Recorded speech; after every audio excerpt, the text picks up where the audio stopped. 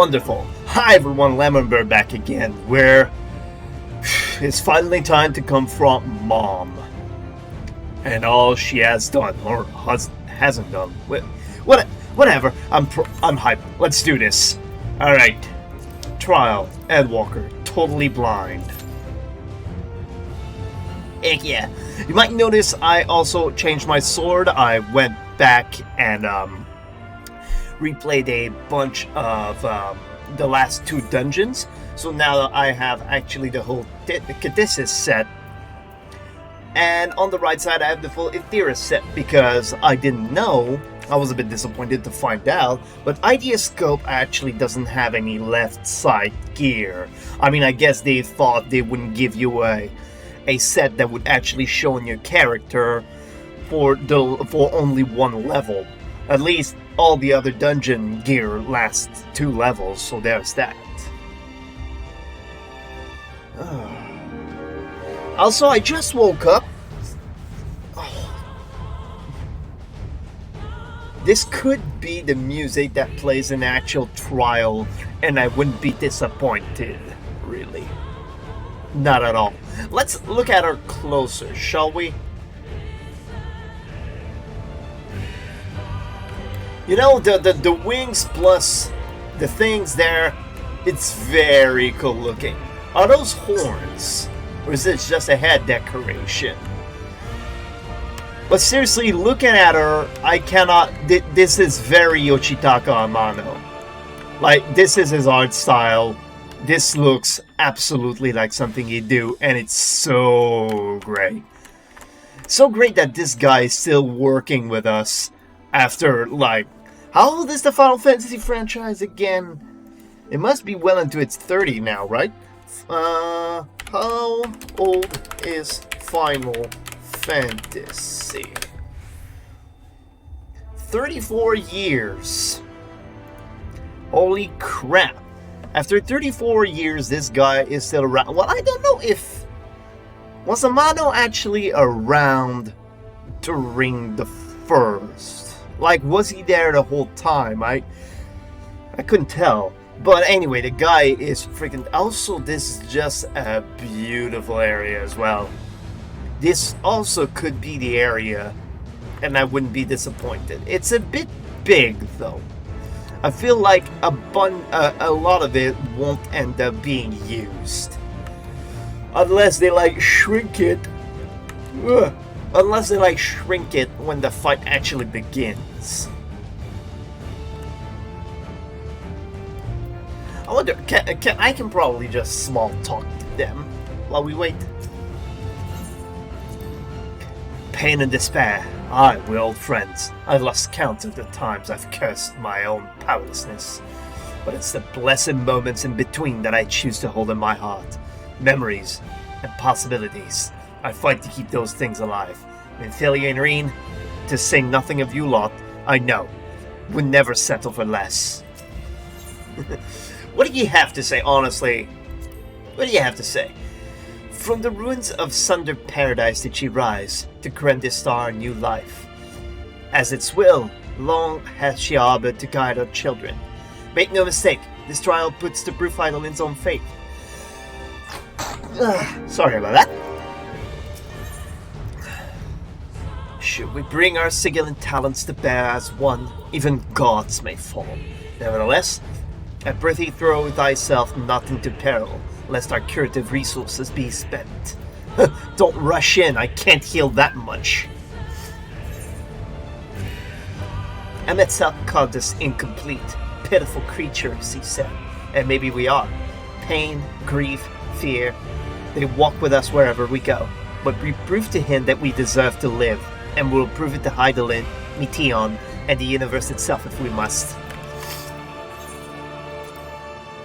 If strength is the courage to confront your failings and accept that you are worthy of another chance. Oh, sorry Alphano, looks like we're gonna pick this up another time. Alright, let's do this. Totally blind. Oh.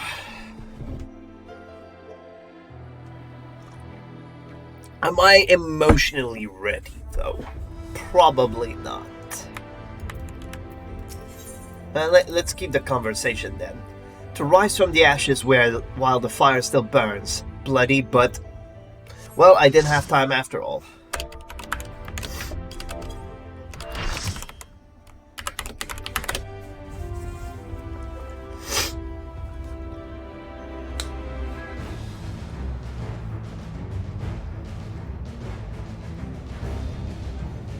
Divine light, Heidelin.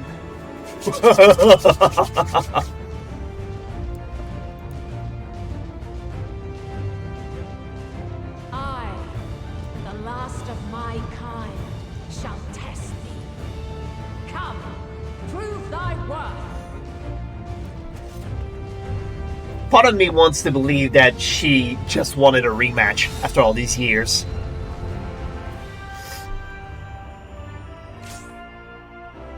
Alright, let's do this. Wait. Oh, there we go. Okay, countdown. 10 seconds. Let's do this. Have you the strength of will to alter man's fate? Okay. She's armed with the spear for now. Well, with the sword, but the tooltip is a spear. Hero's Radiance. May the test continue. Okay, now she's changing weapons. So just like Azael, really. There's some weird lag going on. Okay, and now she's... Oh wait, I missed something.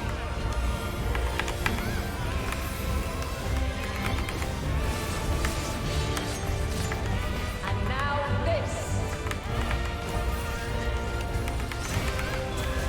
There's some weird lag going on, so I don't know if I'm doing anything right now.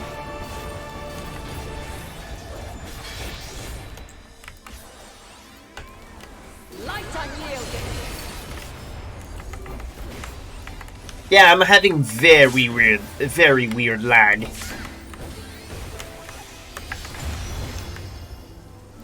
Oh well, oh, we still have a red mage. Oh. Oh, everyone died. Oh, it's an instant death. By blade.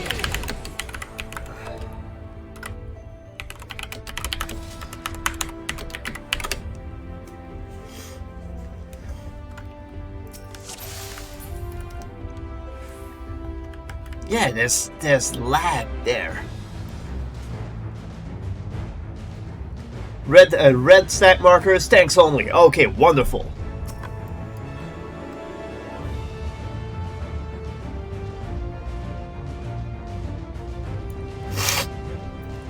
Red is get under, blue is cross, and green is get away. Gotcha.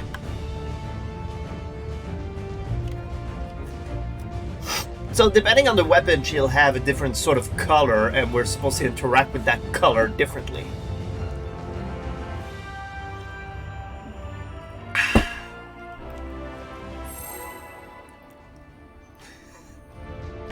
Hi. That was my wallet. Have you the strength of will to alter man's fate?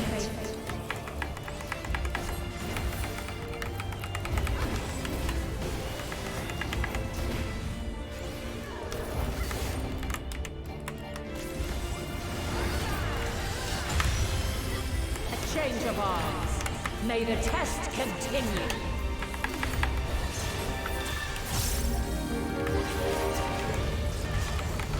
Oh, he said stand under, so it's probably a donut. Where near or far. Okay, yeah, there we go.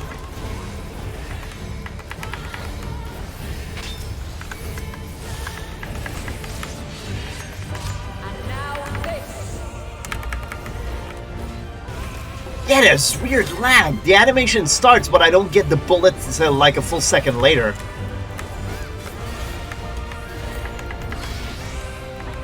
Okay, and that's a cross. No, that's a far away. come on. Probably start putting my stance up though at this point. Okay, so far so good.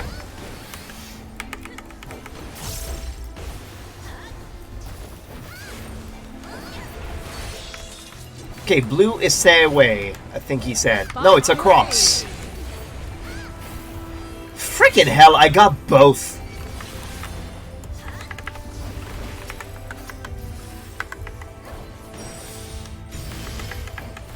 I'm still having weird lag.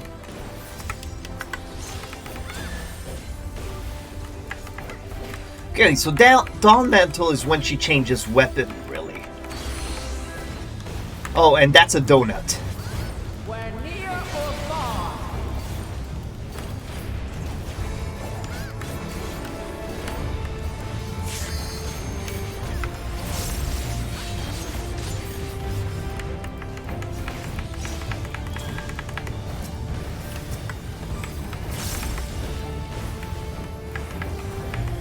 Okay, so blue, so it's a cross.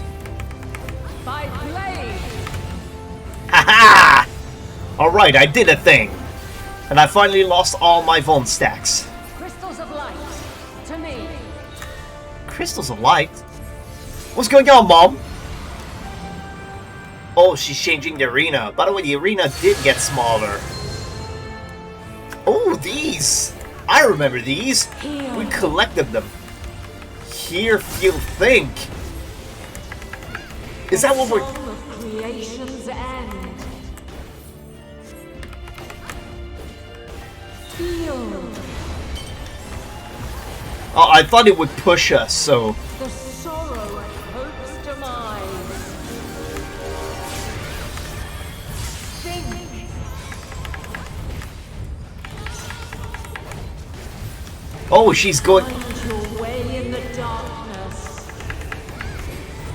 Okay, so you gotta stay far because it doesn't push you. There you go. Wonderful.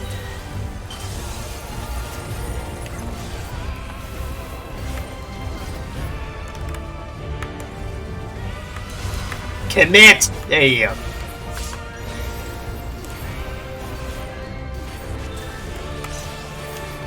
I swear this lag is killing me. No, you're not. Follow your light. I'm pretty sure you were skipping school regardless. Or fly, my children, and never look back. I already used my party thing.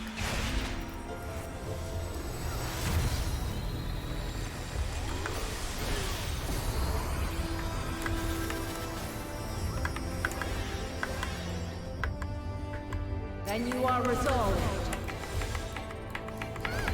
But this test is far from over. By crystal's light. Crystallize, alright? The light of the crystal is empowering Hyolyn. Okay, she's changing weapons.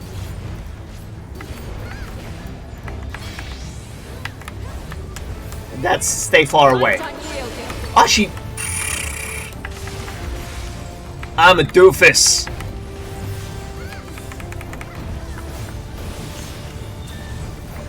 Refulgence eternal. Oh, that's a short... Oh... Oh, I see. I'm learning with my brain hole. Don't judge me. Also, the lag is being really, really weird.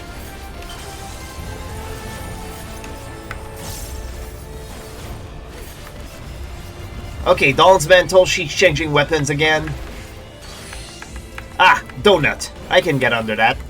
We're near or far. Okay, now we split.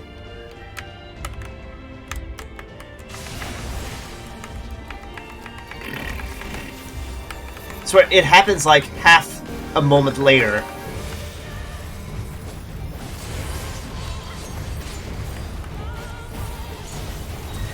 And she's just 57% done.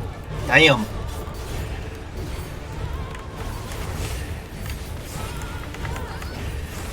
cool. I lost my phone stacks. Wonderful.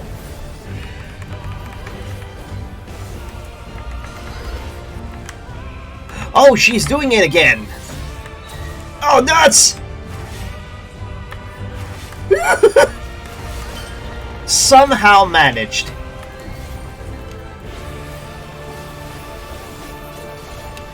Dawn's mantle, she's changing weapons. That's the cross. By blade.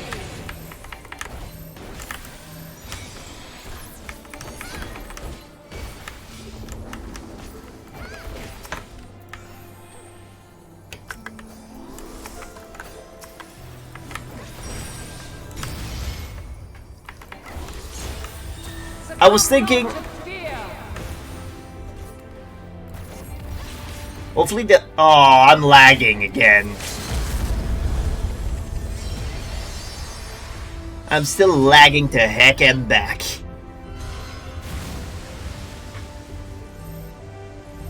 Okay, wait, there's... Ah, well, I guess we won't see.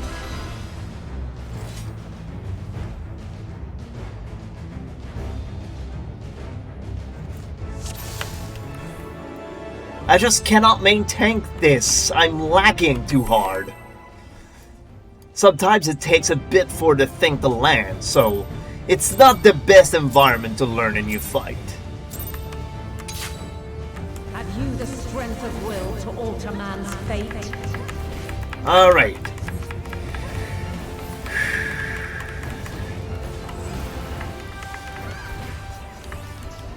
Okay, Radiance, I think, is a raid wide, so that's cool.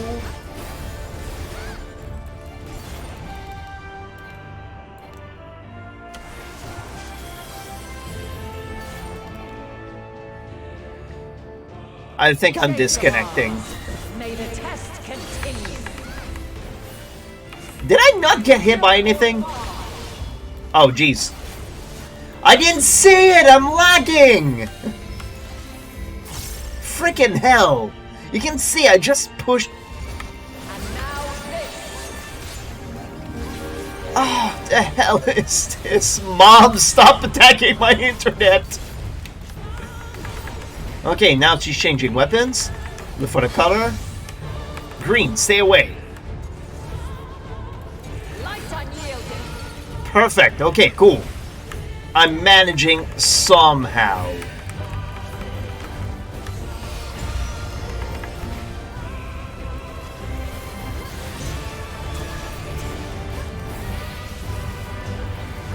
Okay, Dawn's mantle, she's changing again. That's the blue, that's a cross. Perfect, you can stay max melee on this one. Oh, there's the crystal hymn in the background too. Dawn's mantle, she's changing weapons.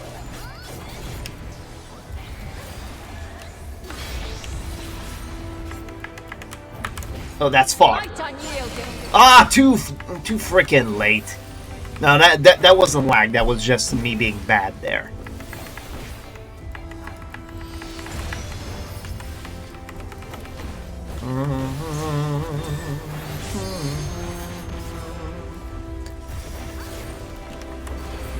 Changing weapons again. That's a cross.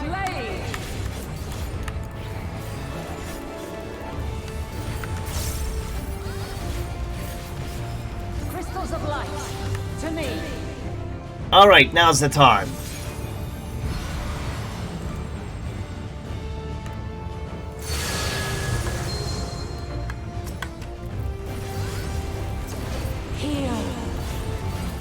Here. The song of creation's end.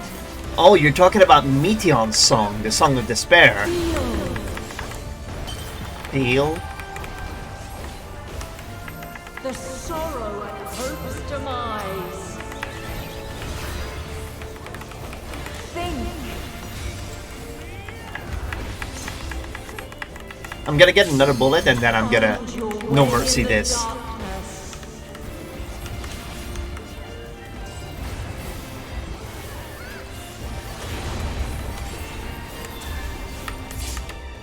I can do it, you know, tank privilege, so I can send this close.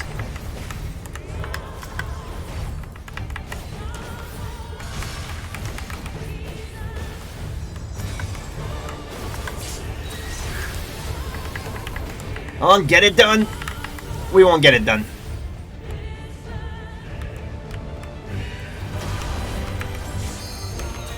Alright. Everyone's alive. Or fly, my children, and never look back.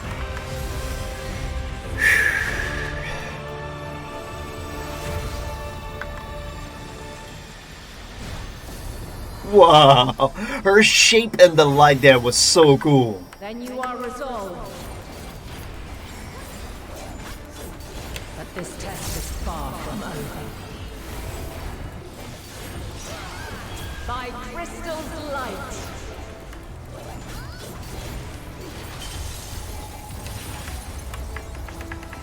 Dawn's mental. Okay, she's changing weapons.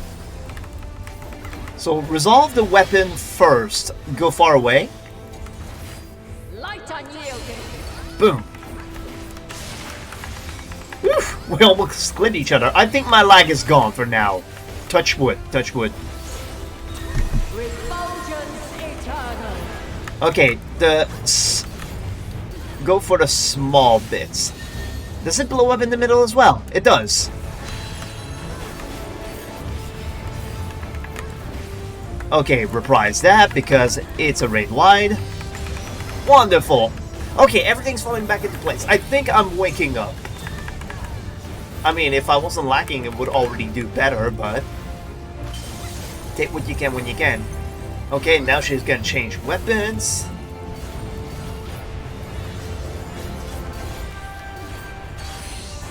Okay, donut and then spread. Donut and spread. Heck yeah! I'm doing wonderful now. Much, much better.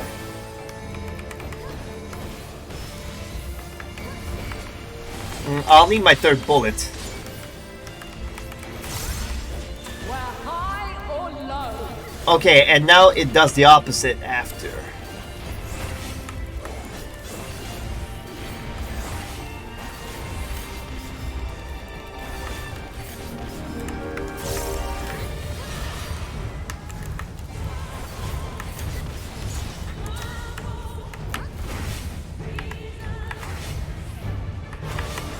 Ah!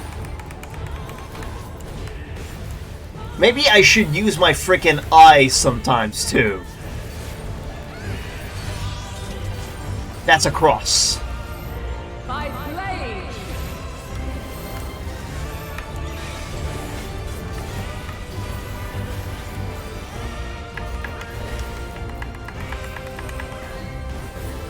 Hero's Sundering.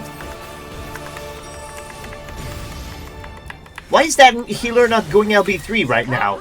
Oh, apparently we can still make it. Hopefully we can still make it. Oof.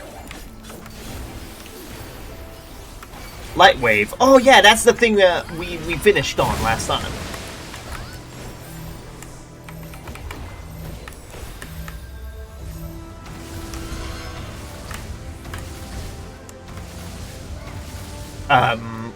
The heck was that?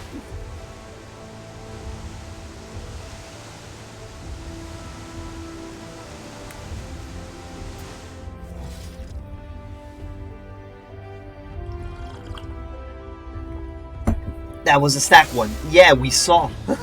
We kind of saw that.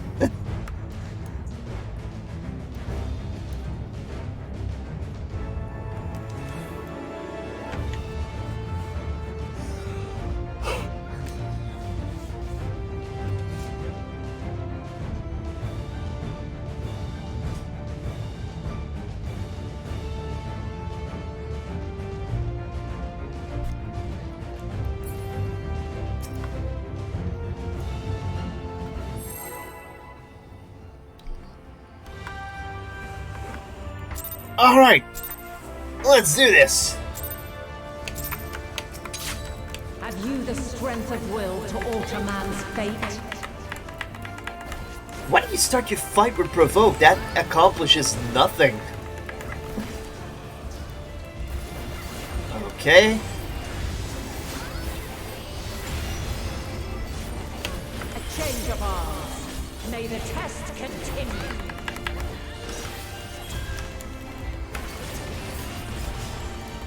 Okay, what weapon are you going with first, Mom? I think it's the same all the time, and I just didn't bother to look. Okay, that's under. Near or far?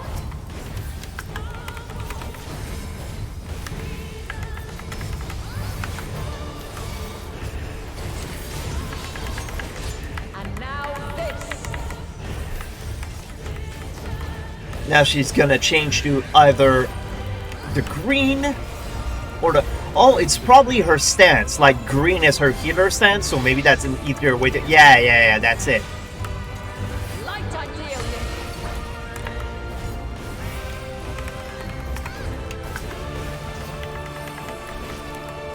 unyielding. Reprise that, because... Ah, crap, I broke my combo.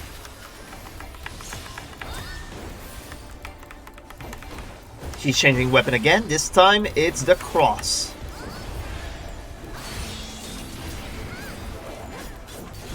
By blade. Yeah, you can just max melee this. So long as you get the orientation right, everything should be good. Hehe. I should pop my tank stance now. It's a safe enough time to do it. Dawn's Mantle, she's changing again. Okay, that's far. That's healer, far. Light unyielding. Boom. Wonderful so far.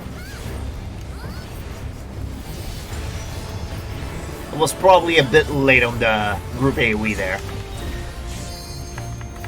Changing weapon again.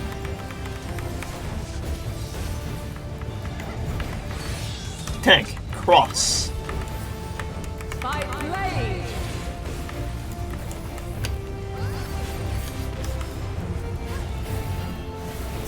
Crystals of light. To me.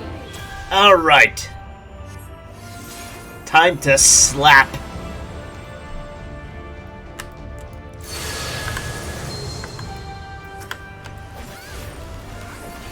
Here.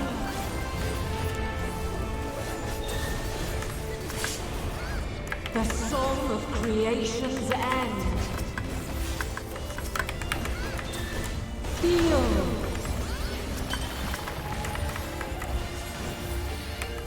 The sorrow at hope's demise. Think.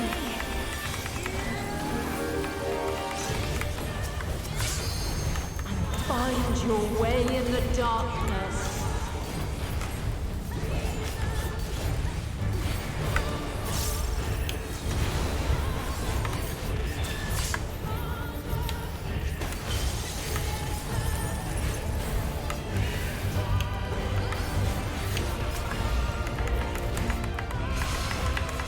I'ma just change target while this happens.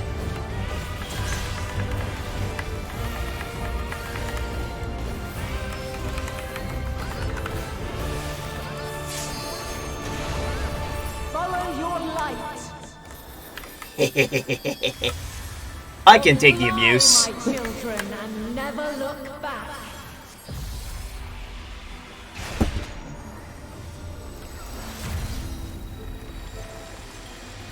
See, the shadow and the darkness is just... Oh, and that the slam that she did on the mural that we saw in Ronka. But this test is far from over. Or, like, the recreation of Shiva in Eden did as well.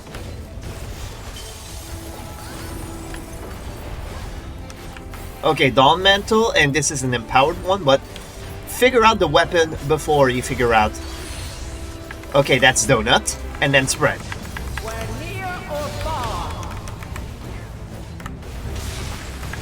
Perfect! I could keep my combo.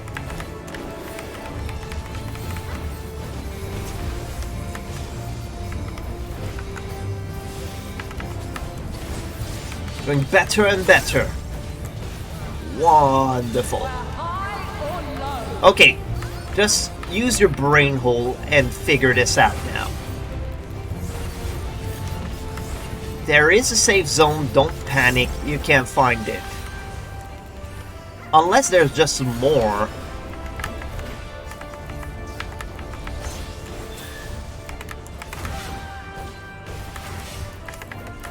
Okay, there is no safe zone, there's just, like, a shuffle, really.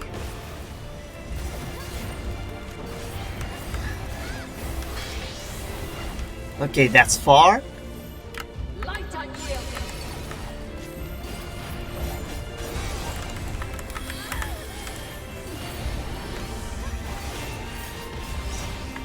I thought it was a spread one, though. Oh, there's absolutely nothing on this one. Oh, wonderful! You could stay in melee range the whole time.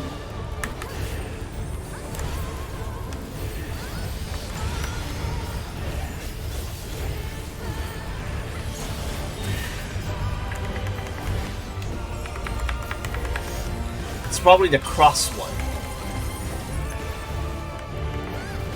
Okay, now she's changing weapon.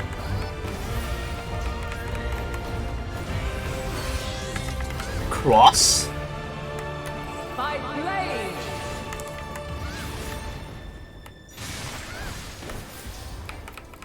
blade. Some of them are taking a lot of abuse.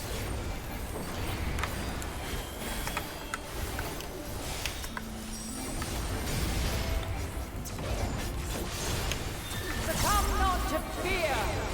Okay, looks like the lag is totally gone by now. So there's that, I'm glad about that.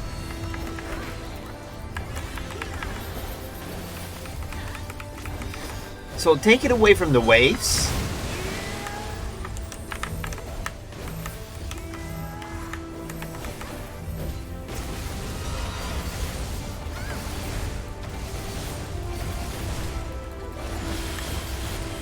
Whew. I don't know what they were talking about. There was no rush to get out of the waves. Oh geez, the waves! Oh, the waves! Oh, the waves! Oh, good folk!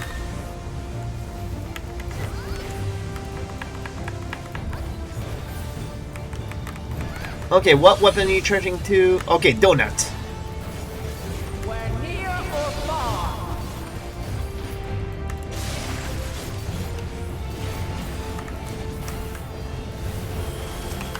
Let me just protect that healer for a bit. Oh, this shit again.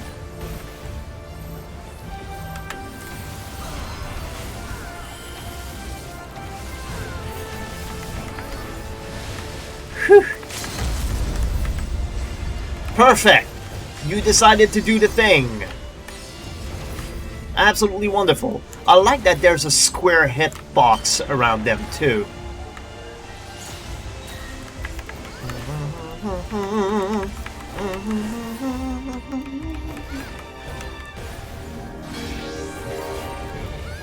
Far? Light unyielding.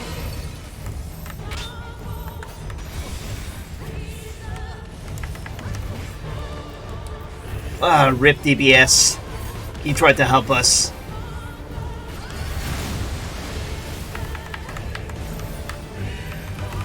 Holy frick, Mom, stop!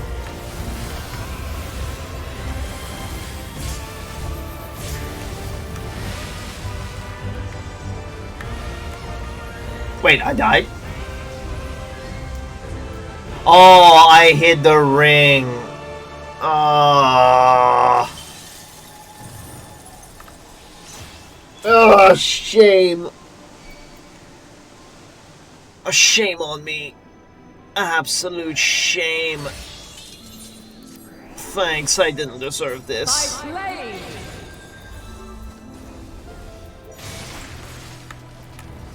I totally didn't deserve this.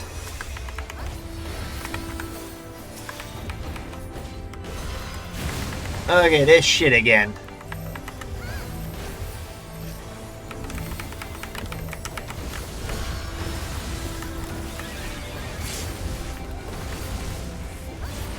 And now the healers are dead. Okay, just don't hit the ring.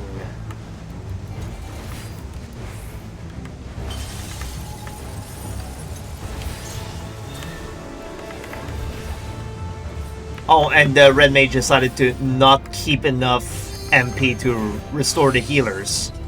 Donut! We're near or far.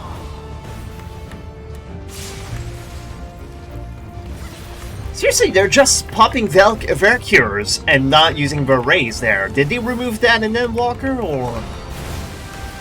Well, I mean, sure, they're low on mana, but, you know... Yep.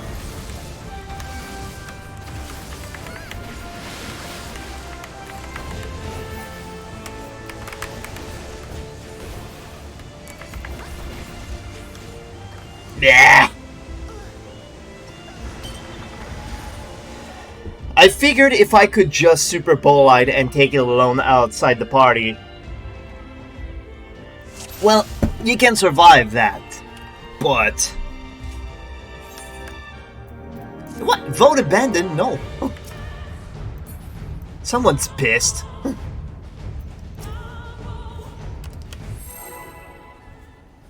It's fine. They'll learn. They will learn.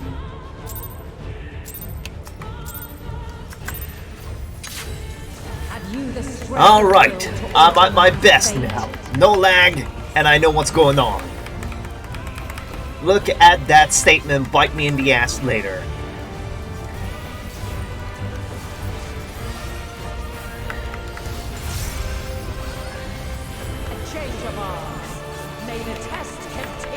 Okay, second. Use that bullet. Dawn's Mantle, she's gonna start a mechanic. That's Donut. So it seems she always starts with donuts. So there's that.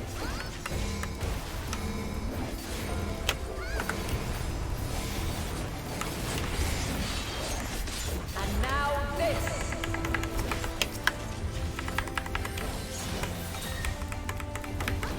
Changing weapons again.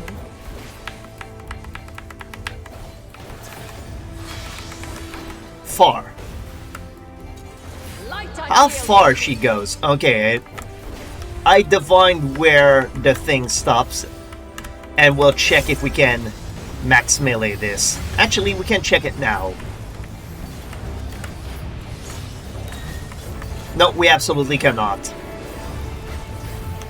It is way too far for that. Alright, so cross. And ah, jeez, I wasn't in the corner enough.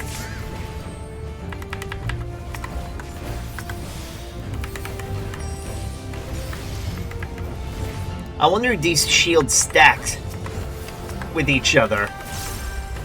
Oh, you know, that will throw my rotation in a tangle there, because the timing don't align like I would expect them to anymore. Stay far, we cannot go full max melee there.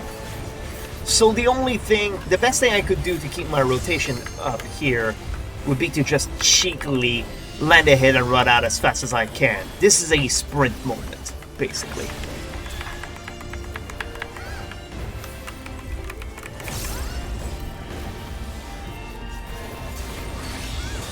Okay, that's the cross.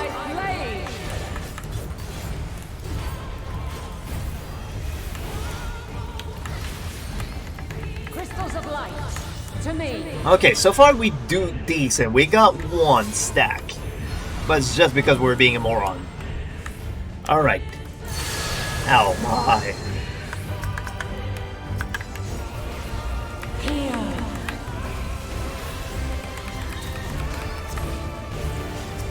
The song of creation's end. Let's keep our... Feel. One of the Reapers is giving up. Sorrow at hope's demise. Think.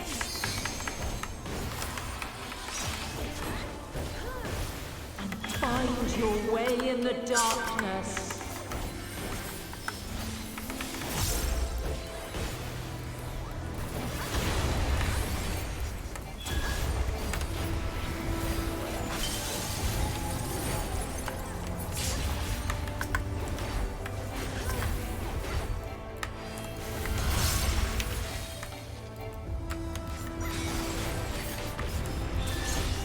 Why did the healers die?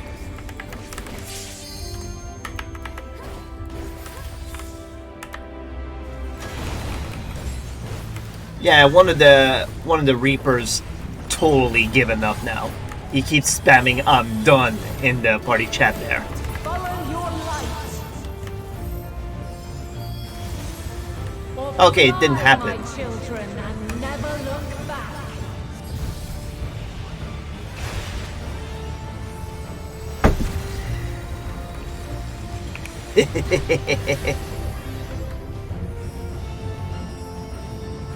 Then you are resolved. But this test is far from over. I hope that guy knows I'm reporting him for gameplay sabotage if he just refuses raises.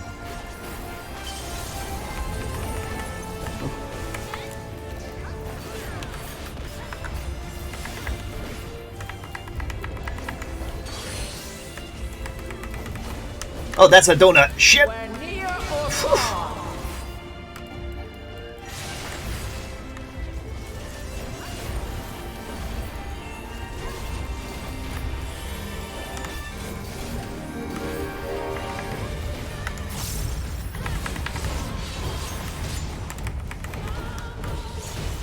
We're high or low.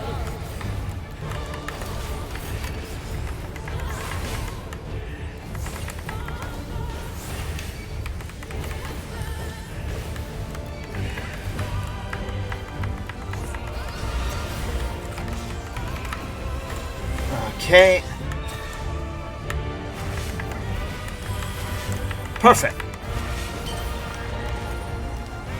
Okay, no, I was using it. Perfect. Oh, and he took one of our limit breaks with us! Light unyielding.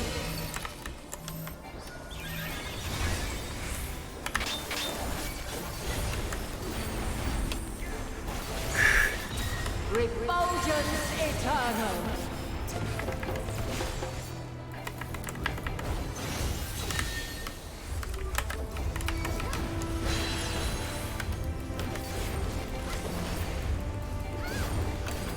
Okay.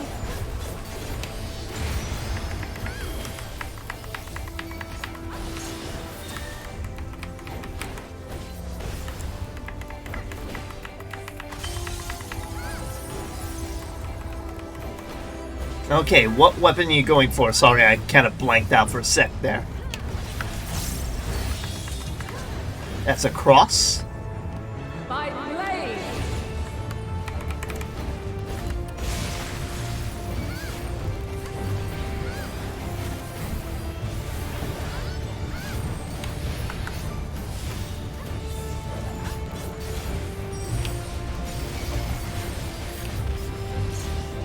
Succumb not to fear.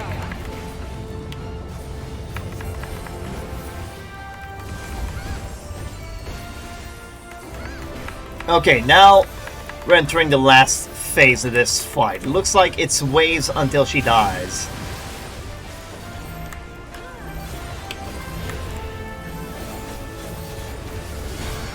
One, two.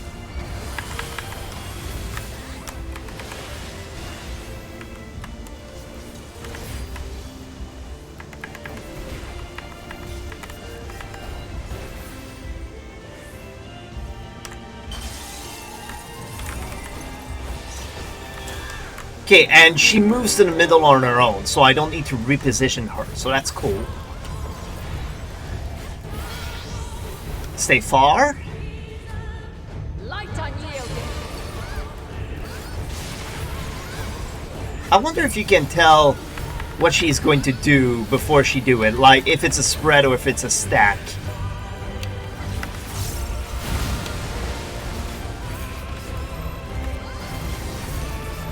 They're reprised. 2, 3, 4.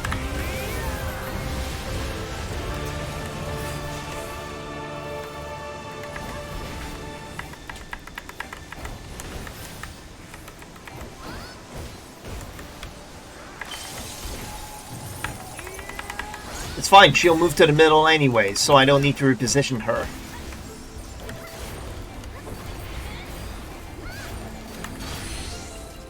Donut. And then spread.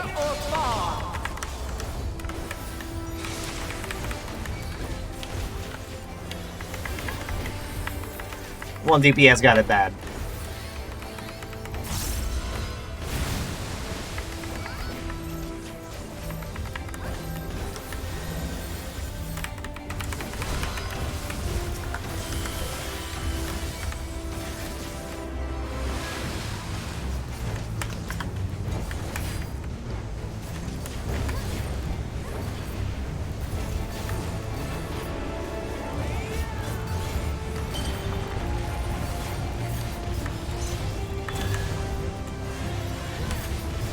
Okay, changing weapon again. So it is the last phase. We're just going now.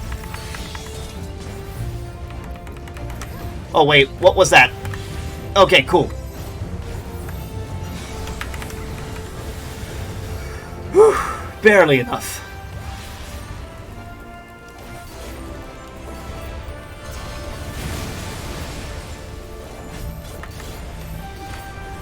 I used my reprise there. I can't mitigate this.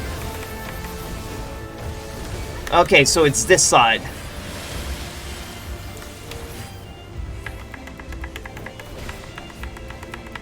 It's fine. I know how this works now. Stay here and you are fine.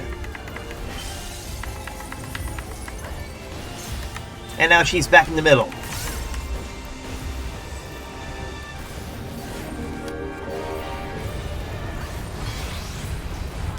Far and spread. Perfect.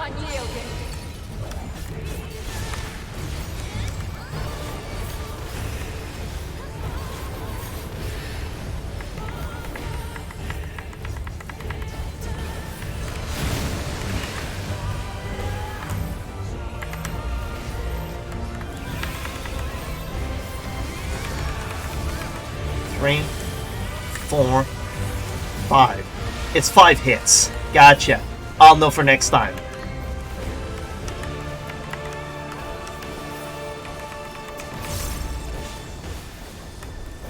I figured out the tells!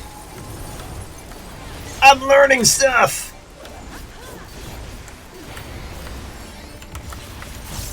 And you know what? I just realized it kind of alludes to the flood of light. Oh, donut! We're near or far. Nah, one of the healers died. At least the race comes quick. Okay, I have my reprise, so we're good on that. Let's see. Okay, so this side is the safest.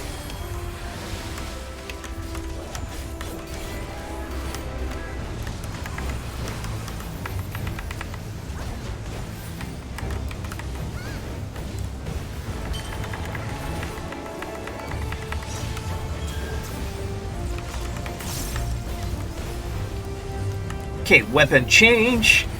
We're doing good. We're doing good. That's a cross.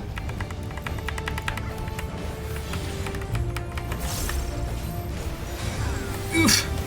Oh, I wasn't here in time. So yeah, she's really just repeating that until the fight is over. I don't have any mitigation for this. 2, 3, 4, 5.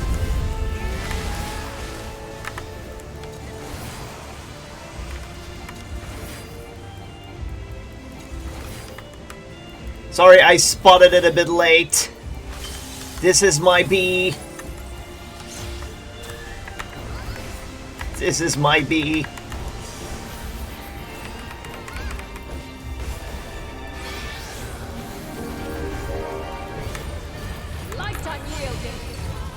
Yes! I hope she doesn't die for this. I hope she's just like defeated, but then again, I suppose the Elder Primals have to leave the world at one time, at one point. I wonder if she rules over the Ethereal Sea. At last, man has the strength to... Oh, ah, that's cool.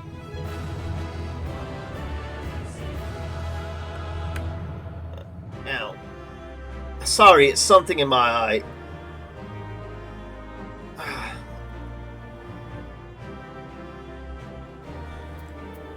Ah. Mother Heidelin didn't bring us to be quitters. Bring us up to be quitters. Yeah! We beat Mom! Alright, let's quit, enjoy the cutscene, and then we're gonna take a tiny break to just report that dude out of principles. Ah.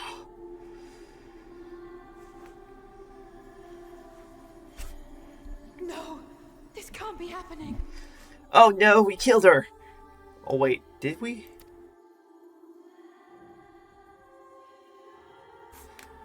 Maybe she wanted to die. Though my power is in constant flux, I have always kept a reserve for this very moment. That explains it. She wanted a rematch very bad. It was a true test of your prowess. You have done well. There is one thing I must ask. By sundering the world into 14 shards, the ether of all living beings too was divided. This reduction would in theory allow us to more easily interact with Dynamis. Like, oh, I know, Mom, that we just about killed you now, but now I have questions. Like, Ishla is relentless.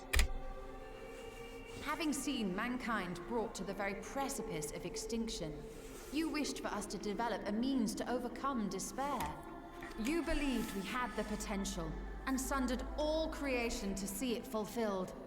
To deliver us to that swirling maelstrom of Dynamis in which our foe hides, and grant us the power to defeat her once and for all. Is this not true? I wanted you to beat despair, so I made you vulnerable to despair. I mean, on one side, that sounds equal parts asshole-ish and,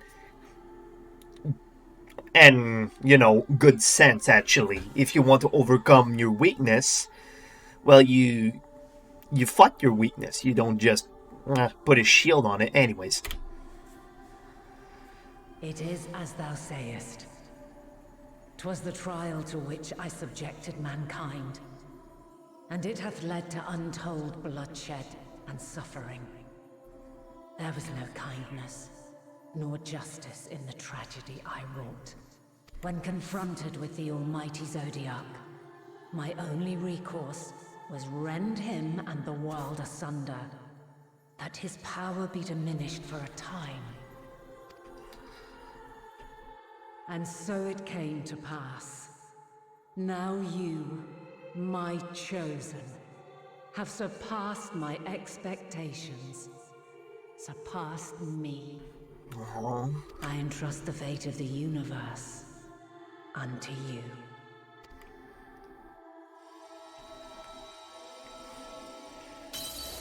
This crystal contains the memory of Meteion's passage through the stars. Is that the mark that you put on her? Deliver it unto the Loperids. They will guide you to her.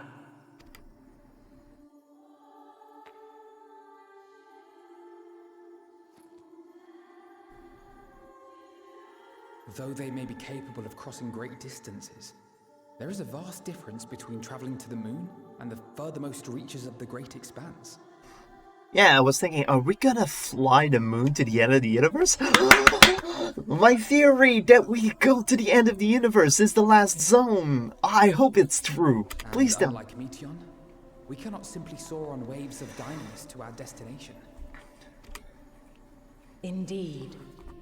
To make such a journey would require an astronomical amount of ether.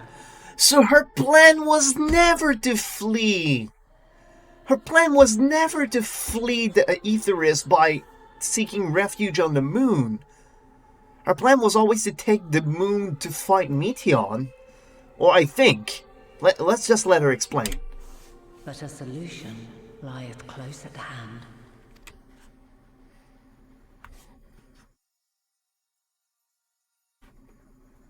Of course. Yes, my child. Ever since I became the will of the star, the ether drawn here had slowly crystallized. Oh, we're gonna use the mother crystal as fuel for the ether burner. They who have answered my call know it well. While I have remained hidden, it hath become the embodiment of the planet's will in my place. A faceless, omnipotent force of nature. So I'm glad they didn't just dismiss the crystal there. It's actually a physical thing. The Mother Crystal. Our final hope. Aww.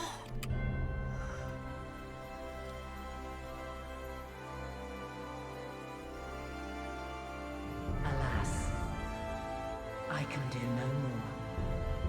The fulfillment of this task doth fall to you, my chosen.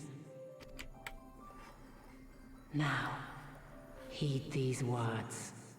Darkness and light, despair and hope. As goeth one, so goeth the other. Become light, become hope.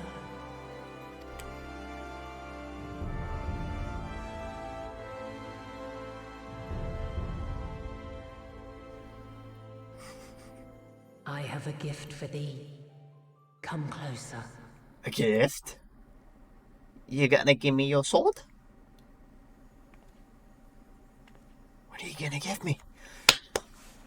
Long have I searched for a means to safeguard the future of this star. Though I knew failure after failure, by recalling thy tales and my promise to thee, I found the strength to carry on. Oh, my tales that I told her in the past. Though the world is ever changing, thy thirst for adventure hath never waned. Thine unshakable resolve never ceases to amaze, to inspire. As a mark of my gratitude, I bestow this final gift. Thou dost possess the crystal of Azum, yes? Oh, she knew. As Heidelin, I reside over the forces of stasis, tranquility, peace. The laws which impart stability to existence itself. I will weave this self-same power into the crystal, granting thee mastery over matter, to give form to the formless. Use it wisely, or it will not last indefinitely. To give form to the formless? As thou hast seen on thy journey through the ethereal sea, souls are drawn to thee. Mayhap this trait will prove to be a boon rather than a hindrance.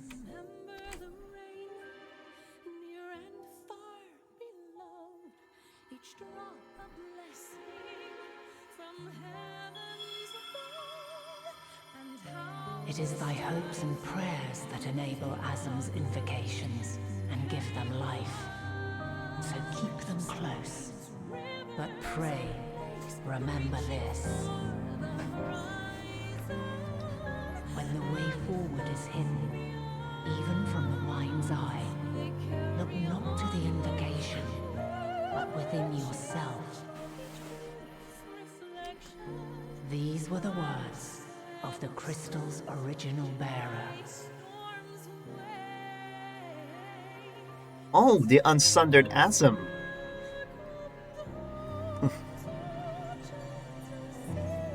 With that, my work is finished.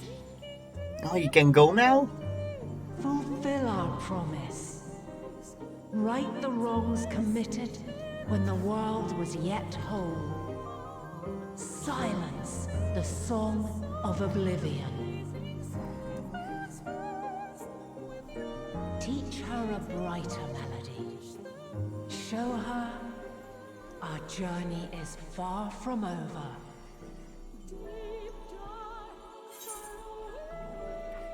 We will find our way, Vina.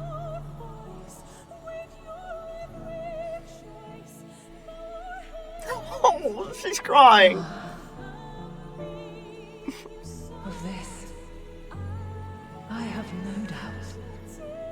For yours is a light brilliant beyond measure. Long after I have gone, though not even my soul remaineth, my love will be with you forever, my dearest children.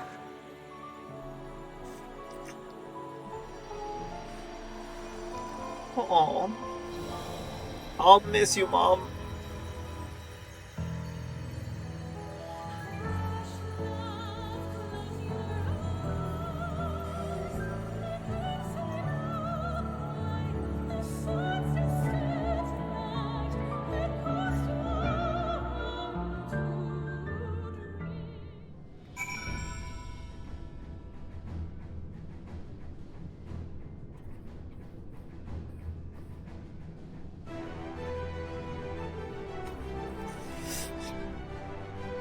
And just like that, the two gods that were like the bane and the boon of our existence since A Realm Reborn are undone. Wow, and we're not even freaking done. All right, as previously mentioned, I'm just gonna take a quick break, refill my coffee, and fill a little report. I'll be back. Yep. Oh, I'm an idiot. My coffee is not even finished. But I can fill a report.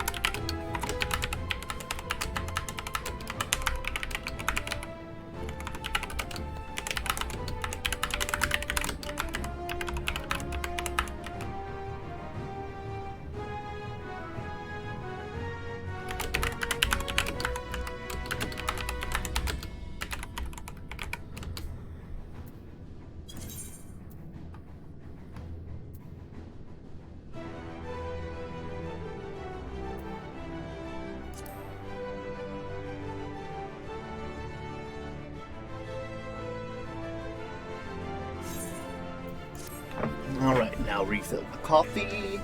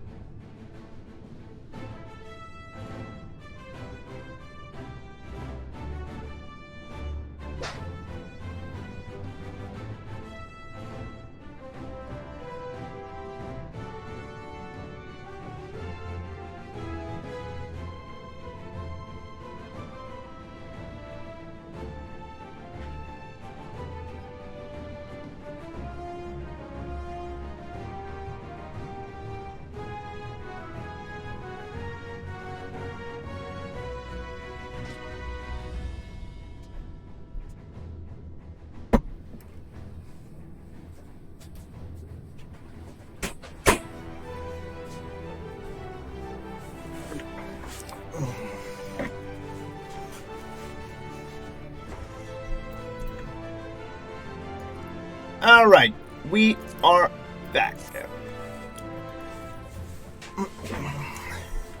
Let me just check something.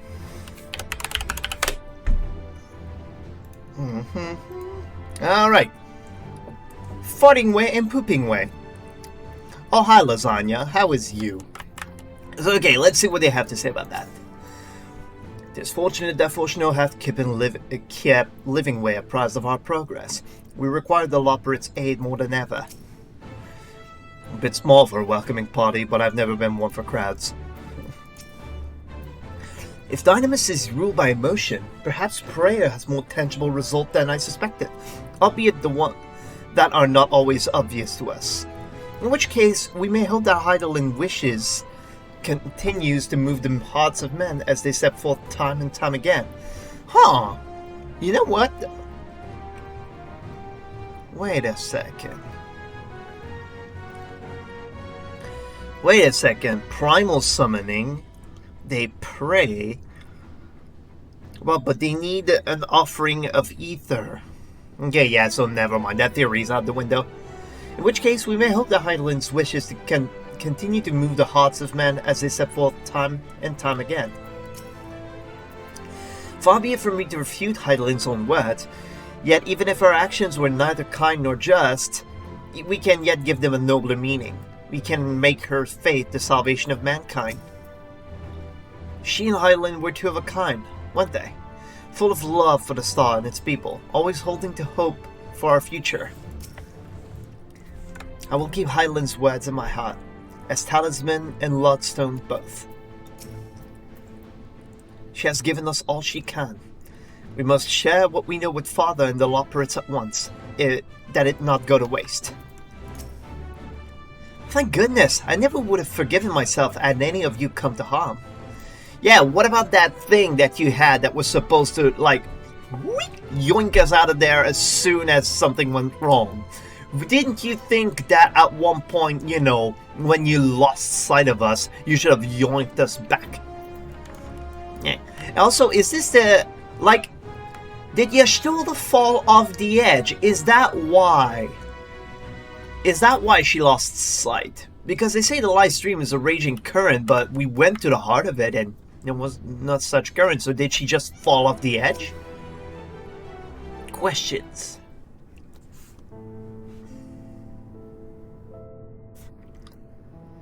Folk, I'm glad to see you well. Though we could roughly place your soul, deep as you went, we could neither see nor hear you. The fluctuations in your ether near the end gave me quite a fright. What in the world happened? We killed Mom! It wasn't fun.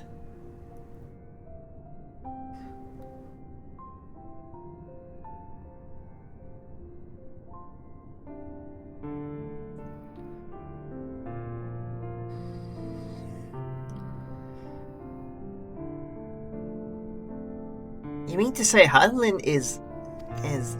Yeah, she's gone.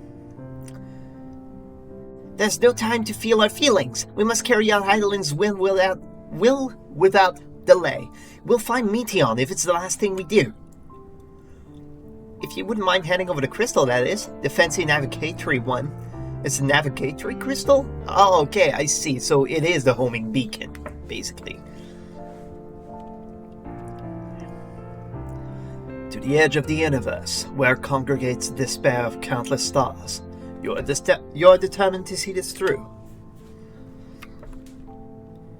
We are. Should words fail us, we will fight to the bitter end. I know that it pains you to accept this. Would that I need ask nothing more of you. Yet we have only two means to travel the great expanse, the moon and the Shalion's Ark. I am all too aware that without both of them there will be no Exodus, but I nevertheless beg you to honor the agreement we made. The forum's decision will be honored. You have earned the right to use the ship as you see fit, and I could not rescind even if I wanted to. As it happens, I do not. I would do all within my power to aid your cause. Aw, he came around! I suppose killing a god does that for a father's ego, right? With that settled, might I suggest you rest a while? Proving oneself to Heidelin is never easy, and despite our unparalleled genius, we'll need a day to make the necessary calculations. You may as well take advantage of it. You can chart a course through the Sea of Stars in a single day. Ye gods!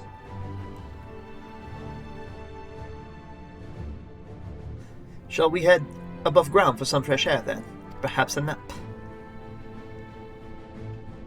Oh yeah, let's go to the nap room. Will I have like another chat with whomsoever I choose?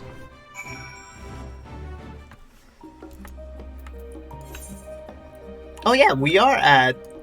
Where are we? Oh. We're right outside the rostra. Oh, we are going to the nap room. I said that as a joke. I assumed something would happen in the in-between. But apparently, no, we just go to the Valdesian Annex. It is the time. We still have a full zone to see, too. That's amazing.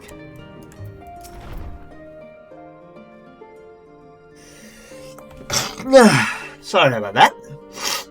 Haha, I've been expecting you. I heard about your foray into the ethereal sea. The students have ventured far and wide, but never quite so deep as that. Are you experiencing any after effects from your prolonged exposure? Nausea, dizziness, hauntings? Well, have a pleasant sleep, and if you do experience any unusual phenomena, please let me know. I shall add it to our records. Yeah, because I'm the only one they know that went so deep into the ethereal sea.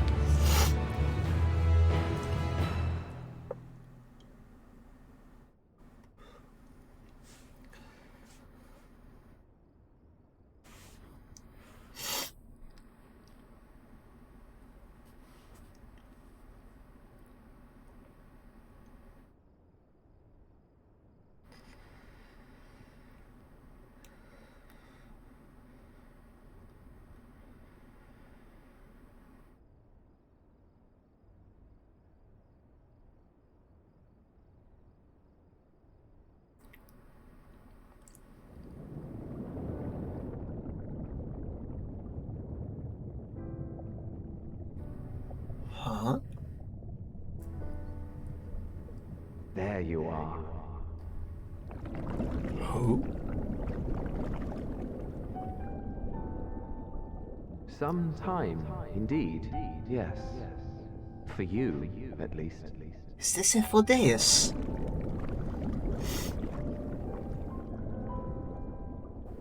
Believe me, I'd meant to get some proper sleep. But here we are, drifting along instead. Well, well, you too.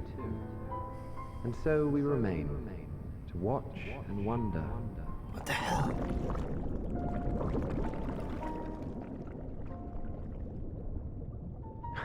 Yes, indeed. To begin, we first must see the end.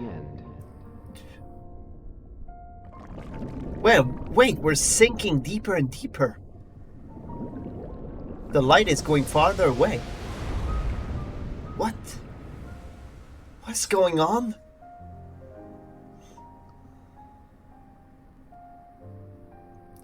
I had a dream of drowning at sea. That was refreshing.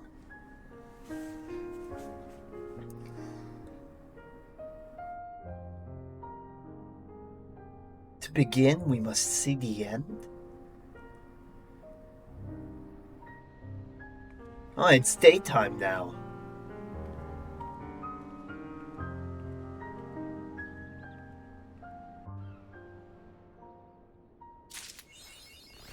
So are you telling me that you'll tell me...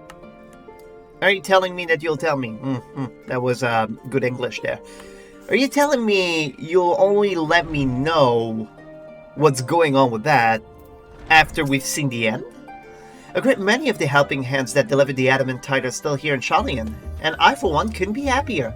Between the ether burner to be refurbished, supplies to be transported, and meals to be prepared, we need all the assistance we can get.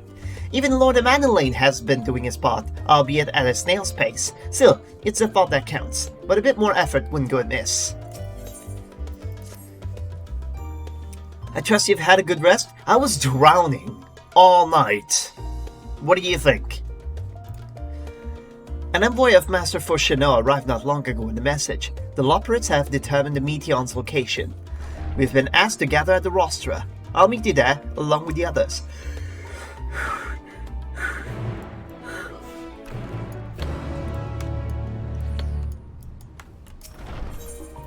Oh. Okay, you just click on the map and that's done. Then again, I could just double-click the name too. I'm just used to the Ethernet being just names and no maps to come with it. We have to meet in the middle of everything.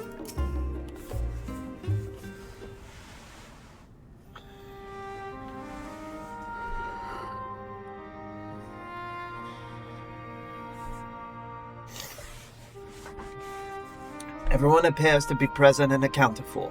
Good.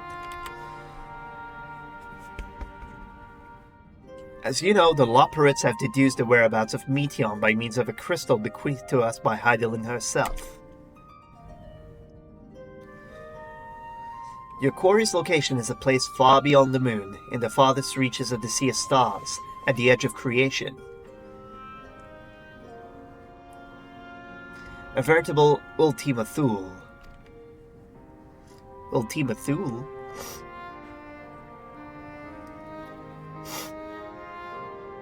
Indeed. How then are we to reach it? An excellent question. Luckily for you, I have an equally excellent answer. In theory, with its advanced propulsion systems, the moon is capable of delivering you to Ultima Thule, but a myriad other facilities housed within would greatly impede travel through the Sea of Stars. Huh. Even the Mother Crystal may not possess ether enough to bear so massive a vessel to its destination and back. However, if we integrate our hyperhopper into your ether burner, we should be able to fire things up and jump our way to the end of the universe in no time. Father, does this mean...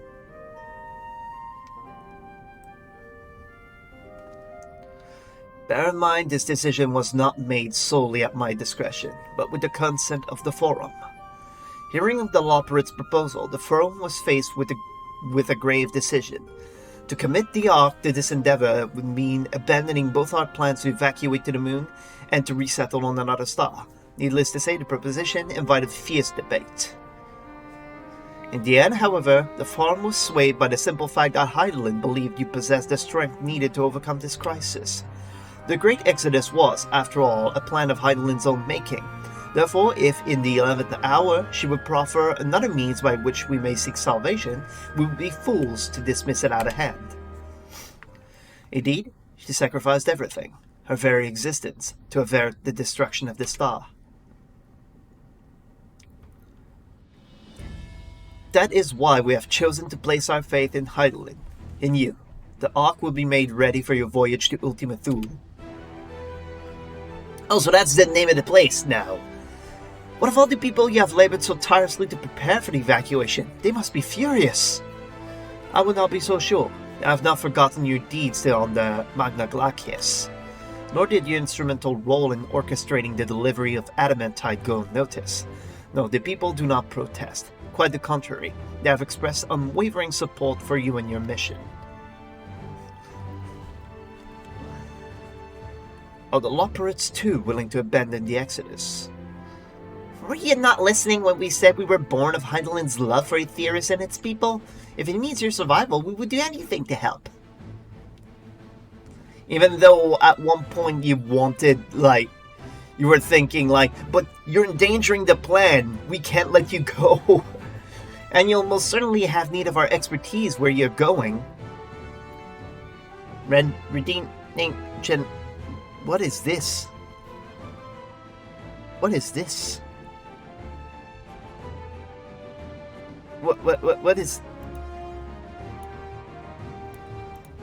What is this? Hold up a sec.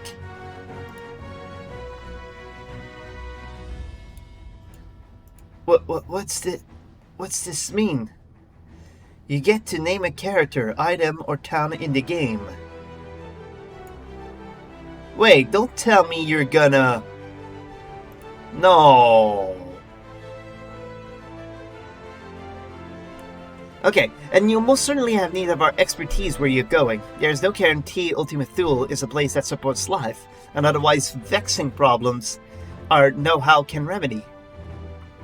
Besides, Hyland chose us to lead the way to Meteon. Why else would she give you a crystal that only we can decipher? But more importantly, we were perfectly content to evacuate Icarus until you brought us here, Urianger, and now we're so enamored with the place, so what choice do we have but to save it?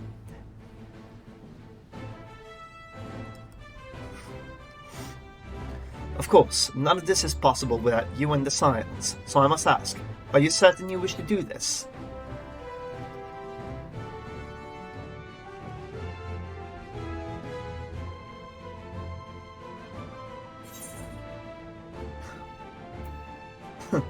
You couldn't stop us if you tried.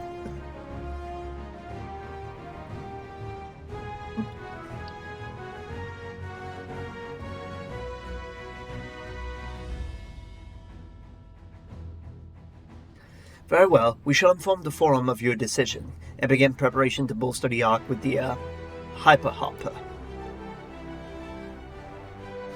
The Loporits will coordinate with the Elzebah contingent to have the necessary components transported via the Tower of Babil.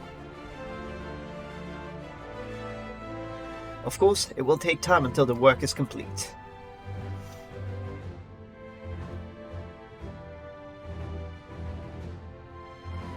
For now, pray take your ease. Another nap? 'Twould seem there is naught to do but rest and prepare, shall we?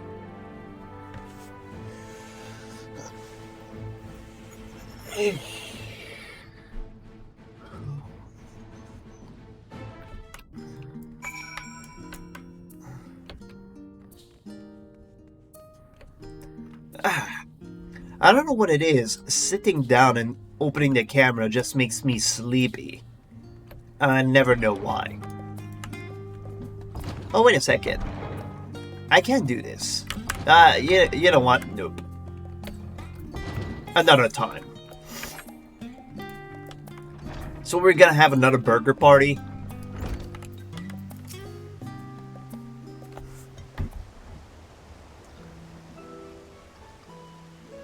With the pot, we must leave nothing undone. Quite, though it is difficult to conceive how one might best prepare to brave a domain where Dynamis governs all. Nevertheless, Hydaling deemed us worthy of the trials that await. For lack of any other feasible option at this late stage, let us trust in our judgment and face Meteon as we are.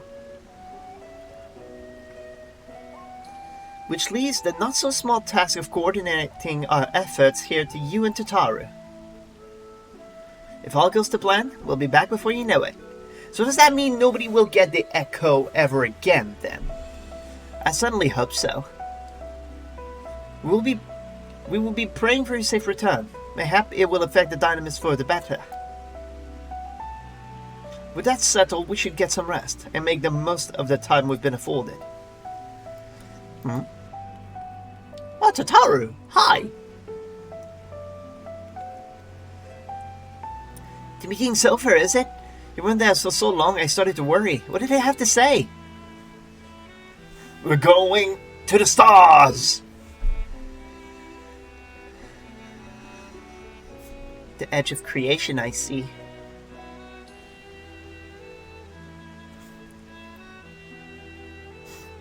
Rest assured, everything will remain in order until you return. And you will return to Taraway. Actually, could I borrow you for a moment? Looks like your plans for the interim are decided. When the two of you have finished, meet us back at the Baldessian Annex, alright?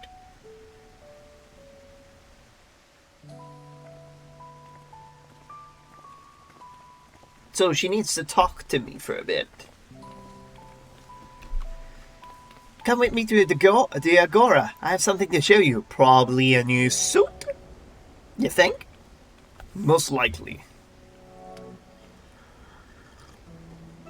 The Agora is the mark here, right? Oh, my knee! Oh, my ankles! Oh, my spleen! Yeah, that's what I thought. It's kind of the market, is it? Yeah, it is. It actually totally is. I sorta remembered. Welcome, Anzu, to Taru's boutique. Oh, she has her own shop now. I've always done my best to provide the Scions with fashionable attire, but in your case specifically, I make an extra effort to strive for the most functional yet stylish clothing one could ask for. Not that I'm playing favorites, but you are the warrior of light. Faced with this unprecedented crisis, I knew you would need an ensemble unlike anything I've created before, and that I wouldn't be able to do it alone. And so after enlisting the aid of the world's finest artisans, I finally completed my career-defining masterpiece. But then an inspiration struck! I saw a golden opportunity just begging to be seized. With the help of some Thavnarian refugees, I decided to set up shop here in Shalian. Of course, I would never charge you for any of our works. Perish the thought. Vasharud, how are things coming around? Everything is in order, Mr. Sataru. We'll be ready to open shortly. Is that... Yeah, we met her at Palaka Stand. I'm just gonna crack a window, it won't be long. Oh. It's getting a bit hot here, and hot makes me sleepy.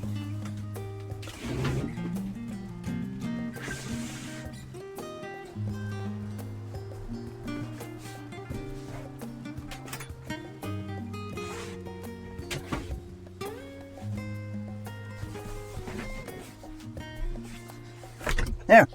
Hopefully that doesn't bug the neighbors. And hopefully that refreshes me a small bit. I'd have a fan on me, but I didn't bring it with me when I moved.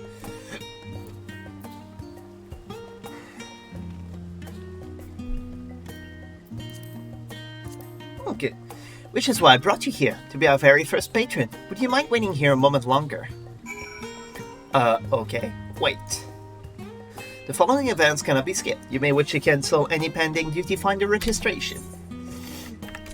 Wait for Tataru's boutique to open. Aww.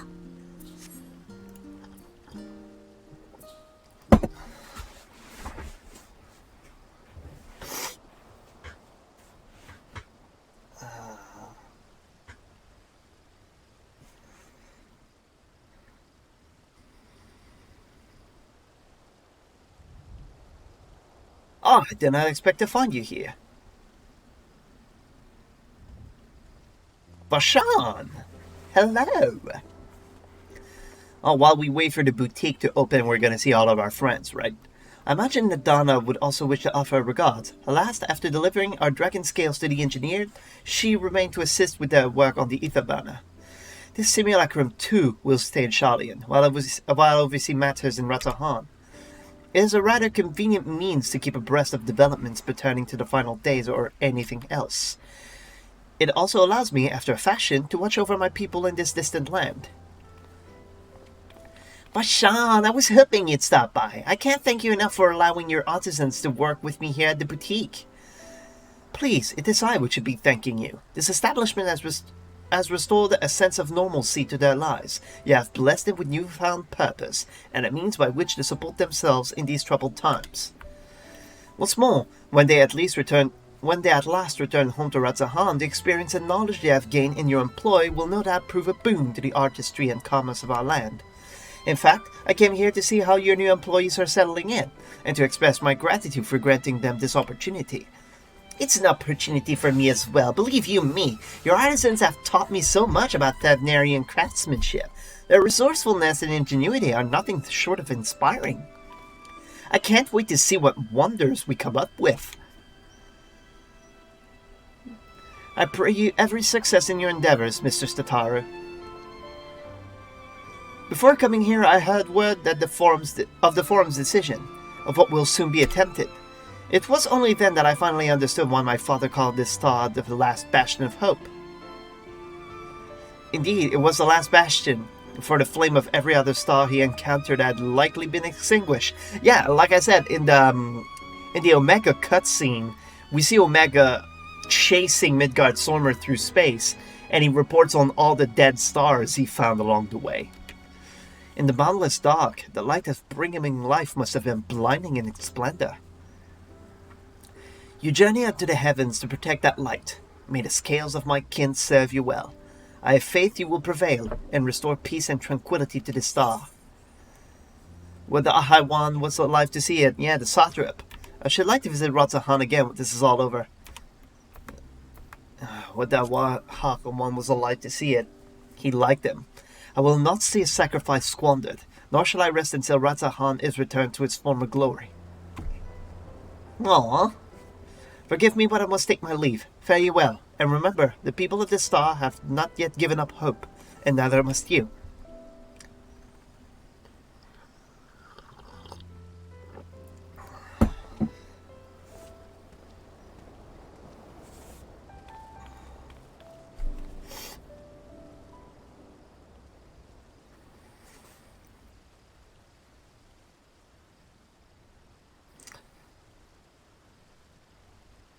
Oh, there, he's still going.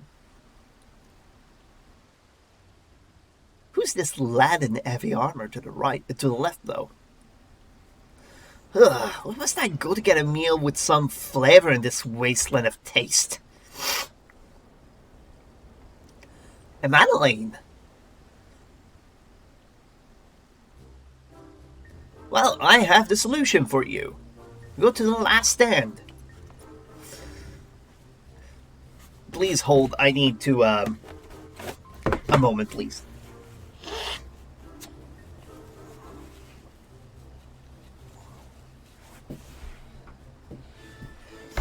Alright.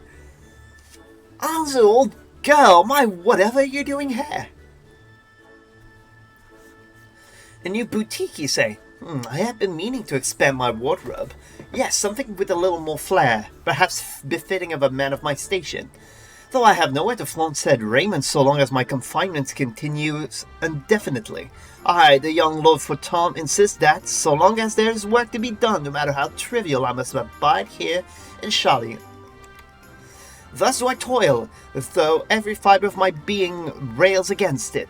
Why, I've even suffered the company of that brute Sickard to see supplies transported in a timely fashion. Yet he was the one granted leave this morning to participate in some supposed covert operation. So I suffer instead of his otherwise welcome absence, now burdened with extra busy work, and without honorar here, there is no one to prepare my meals. I came here in the hopes of finding a nice cafe, perhaps. Alas, the Shalian delicacies I sampled were lacking in every aspect. Have you tried the Arkham loaf? You can find it in all the shop. That would be asshole-ish to say because it tastes bland and awful, but it's great for you. If a hearty meal is what you're after, I suggest the last stand. Let's be a good host. The cafe over on the pier, their cuisine didn't appear all that appetizing, but if you vouch for their cooking, then perhaps I will give it a try. Thank you for the suggestion. Ta-ta for now, old gal.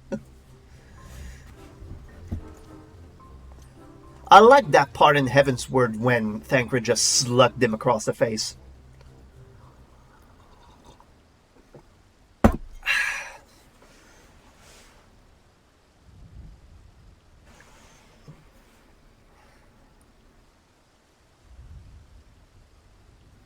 Her boutique opens in the middle of the night, does it? Who is this lad in heavy armor? Well, is that answering to Taria, I spy? Oh, Hancock!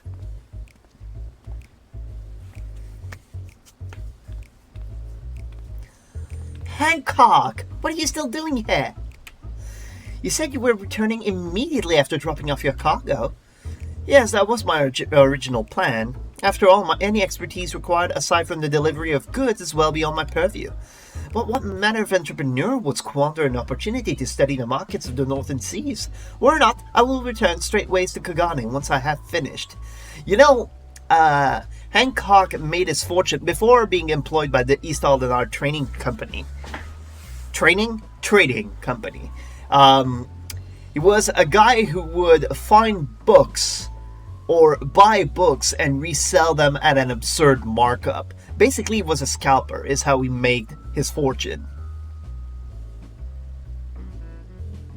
Anyways, of course you will find a way to turn this crisis to your advantage.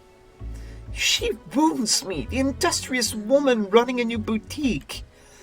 I am not blind to the travails of those who fight on the front lines to deliver us from ruin. Indeed, I have every confidence they will succeed, and I will make myself and my business ready for their return. I swear, he reminds me of Rin and Final Fantasy X, when you're about...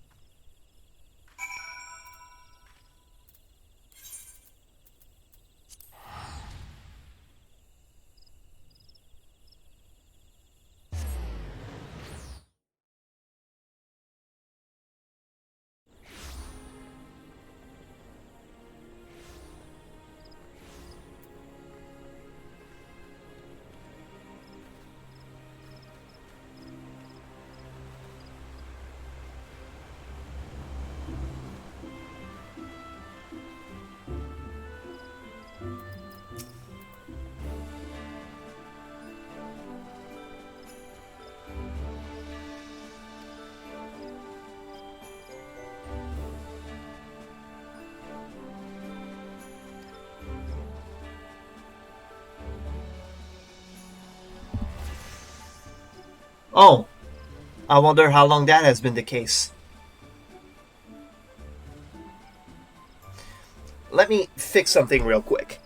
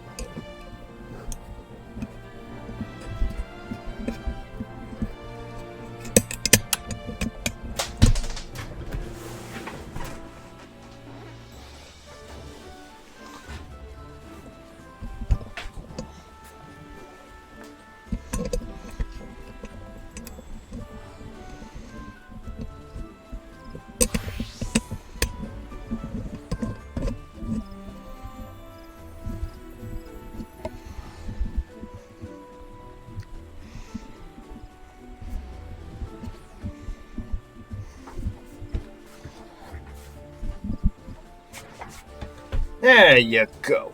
So now I put it so that the little button that mutes it is facing me, so that way I can see if it's gone off. She is preparing for a communion with the Great One. When the time is right, she will call upon both of us. Until then, my friend, stay strong.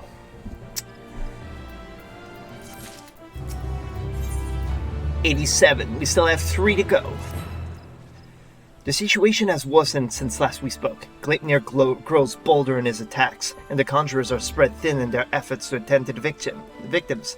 Moreover, we're no closer to finding a means to counteract the blasphemy's poison. With no choice but to wait until death claims them, some are overwhelmed by hopelessness, becoming mad beasts that lash out to their former countrymen. Such tragedies are too easily beget further tragedy, as bereaved of loved ones are in turn overcome and share in the horrid fate. The people speak of these incidents in hushed whispers. Where? What? Okay. Hushed whisper, afraid that at any moment a monster might appear within their midst. We must slay Gleipnir. They will give them hope again. Hopefully. Indeed, let us hope that the Elder Seedseer's effort to enlist aid of the elementals are successful, and that united we may at last cleanse the Twelvewood of this evil once and for all. How's my gain gauge? Should be good. Urgent news! Gleipnir has ambushed a party of wood whalers. They are engaged with the blasphemy near the Guardian Tree, where the Great One slumbers. This bodes ill. Has it divined the Elder Seedseer's intent? Is it attempting to prevent her from communing with the elementals? Bah! In any event, we cannot let Gleipnir harm the tree. The Elder Seedseer bade us rendezvous with her at Sorrel Haven. Leave at once. Sorrel Haven? Where is Sorrel Haven already?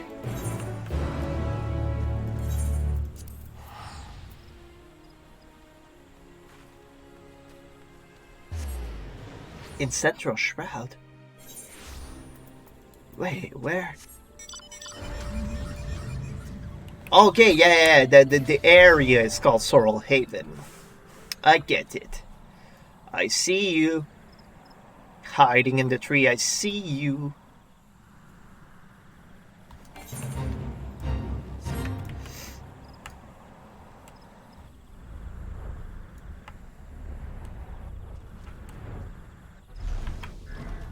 Alrighty. So where is she now? will she get slashed? Battered arms and armor are strewn across the ground. Oh yeah, you're right. But there is no other trace of man or blasphemy. Oh, well, yeah, there they are.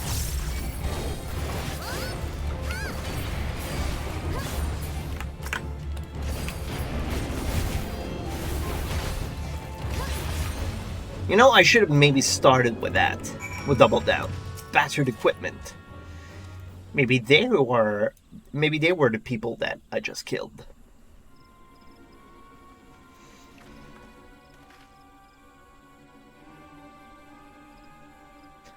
I see. I think I know what happened here, though I pray that I am wrong.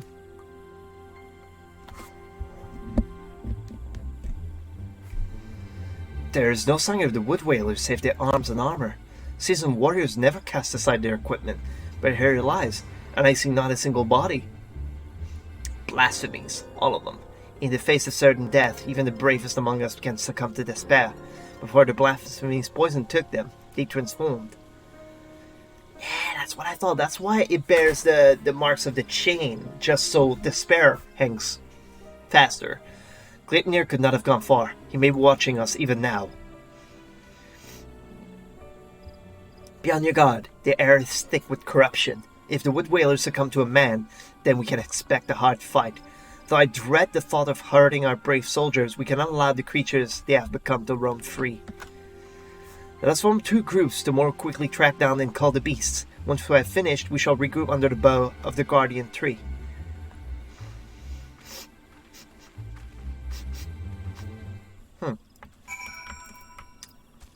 Right, so I'm guessing I'm my own group, most likely. Because I can find gods, you know.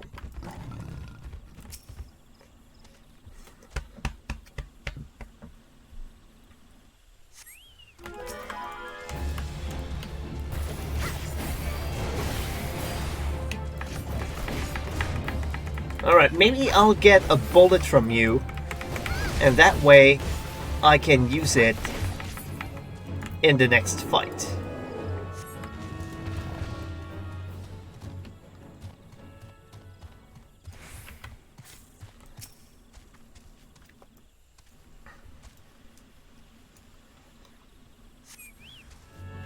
Ah, there you are.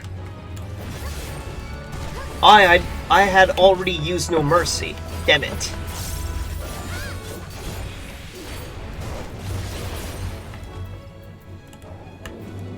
Alright, I still have 1 bullet, so that will come in useful for the next one. Hit. Yep. Yep. So wait a second. They can have... You know, it's a funny concept. They have weapons that are synced for now. They're synced to 89 and they will unsync to... That's an interesting concept. I wonder if it will be expanded as we go. Maybe that's what they'll do for the relics going forward.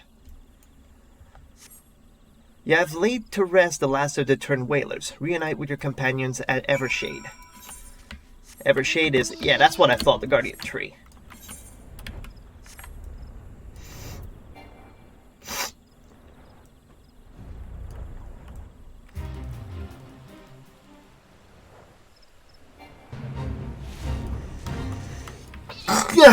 Oh, that brings back memories.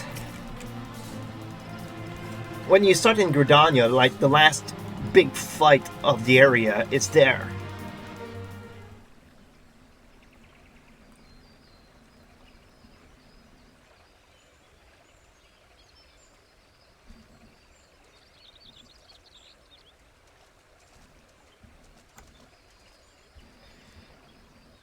Our work is done then. The loss of so many brave souls is tragic, but now they are at peace, and the Guardian Tree is safe. Let us take comfort in that. But I pray that the Great One will hear my plea. Hopefully. I mean, its life is at stake. It should listen.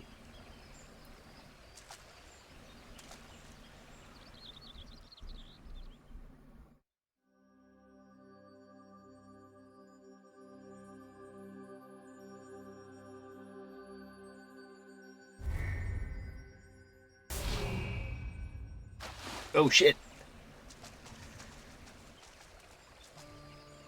Elder Seedsir, are you hurt? The Great One is filled with fear, an all-consuming fear unlike any I have ever felt. It spoke unto me, and its words were clarion. Drive the evil away. Drive the evil away. It can think of naught else, and so we will not receive the aid we seek. Not until we can dispel the dread that claws at the forest's very heart. Can the forest become a blasphemy? No, this was our last hope.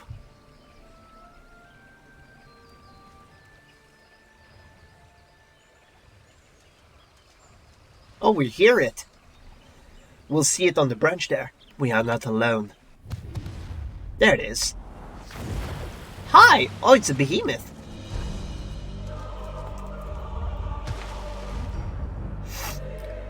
Oh, that's what they mean by the chains. There can be no mistake. This is the profane beast, the blasphemy that has mired the Trell's wood in despair. Gleipnir. Stay back! But I'm the tank. It makes for the Guardian Tree. We must stop it.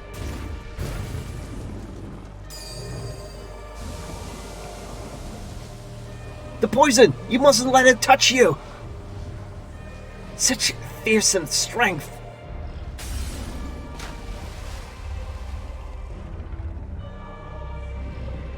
Yeah, but I can't fight, you know? I'm the tank. I'm supposed to fight it.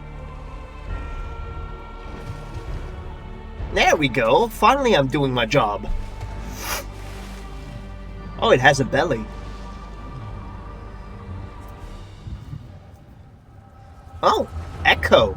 Now of all times. A person's memories. Esumian. In accordance with our covenant, we Pachal have been blessed by the elementals. From the moment we are chosen, we are bound to act as mediators between man and nature. Oh yeah, it never occurred to me that Kane mentioned a friend she used to escape with. So I was thinking, like, down below, like, maybe it's the same friend, but then I thought, like, they'd be long dead by now, but now I just realized Kane isn't dead, so her friend shouldn't be either. The most skilled among us are honored as Sageseers, and it is our duty to guide Gridania through times both poor and prosperous. Is this at all cant? I cannot say which of you will be found more worthy. In my estimation, you both have the potential to become Sageseers. Of that I become more certain by the day. Well, it looks like it. No, it doesn't. They don't. I'm just talking out my ass. But I don't want to be a Seedseer. I never wanted to be a Pajal either. I never asked for any of this. Why can't I live a normal life like everyone else? How come I don't get to grow old? Why was I cursed with these ugly horns? I like them. And maybe we didn't choose to be born this way. But I don't think it makes us that different from everyone else. It's a rare gift, a blessing even. And if we can use it to help others, then we should. Don't give up on becoming a Seedseer, Kane. We'd be all the worse for it. So that's the friend. We still have yet to learn her name. A blessing? I never thought of it that way. I suppose I just hated not having a choice. But maybe you're right.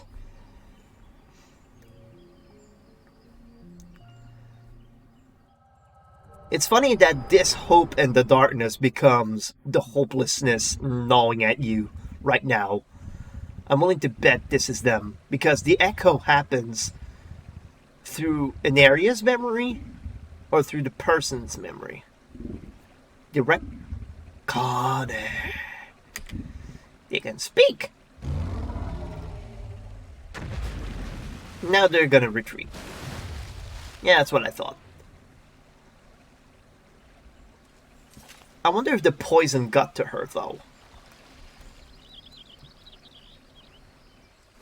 We didn't get to duke it out now. Oh, she took a beating, did she?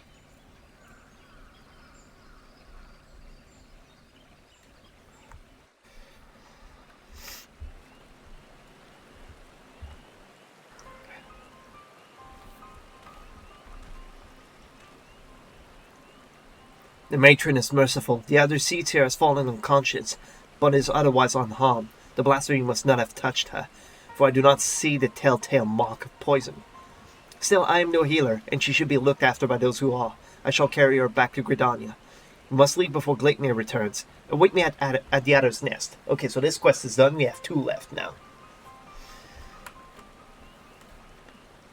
I sort of saw that coming. Sort of. I just didn't say it out loud. Like, suddenly they mention a friend, and suddenly a monster appears. So, you know, Link, maybe. But then again, we've yet to see what led them to that. Allow me to thank you again for your assistance. The Elder Seats here has been delivered unto the care of Esumiyan, and by the grace of the elementals will she make a full recovery. In fact, she has already regained consciousness, but is not yet allowed to receive visitors. We can but wait for now. God damn it, I was useless! I could do nothing while the Elder Seats here faced Gleipnir alone. I was to be her shield. That I stand before you while she lies abed is proof of my failures. She lives still, and she still requires your protection. Like she's not dead. You truly are the hero of whom bots sing, aren't you? You suffered terrible trials, yet still you stand tall and resolute. Well, I mean, you do what you can while you're still alive. Thank you for your counsel. How close I came to forgetting the lessons of my past. I've spoken of it to few, truth be told. It brings me shame to recall it. I fought at Cotino, not as a soldier of the Osean Alliance, but as a conscript of the Guardian Imperial Army. Clad in armor and magitech, and not a drop in the sea of pitiless metal, you grow numb to the violence and the killing out of necessity. It becomes routine. Work to earn your next meal. But then the moon shattered and the dragon emerged, and when the dust had settled, I was another body clinging to life amongst the fallen. I remember staring at the burning sun above, growing weaker, wondering if the heat or Neorzian blade would finish the job. But it wasn't death that came, but salvation. I was delivered from my well-earned fate by Elder Seatsia. She deigned to save a man who once bared steel against her people. Her kindness didn't end there. Once my wounds had healed, she welcomed me with open arms. Never did she regard me in distrust, nor did she ever make me feel obliged to repay my debt. So he's a guardian. She fought not to take life, but to safeguard it. Through our friendship, I came to see the wisdom of that distinction, and pledged my remaining years to her service. It would have accomplished nothing to throw myself against Gleipnir in vain, and even if there was profit to be found in the sacrifice, she would not abide it. Your words served to remind me of this. We will defeat the blasphemy, aye, but we will do so without forsaking that which we hold dear. This I swear. Huh, so you haven't been around forever. You've only been around since A Realm Reborn, then.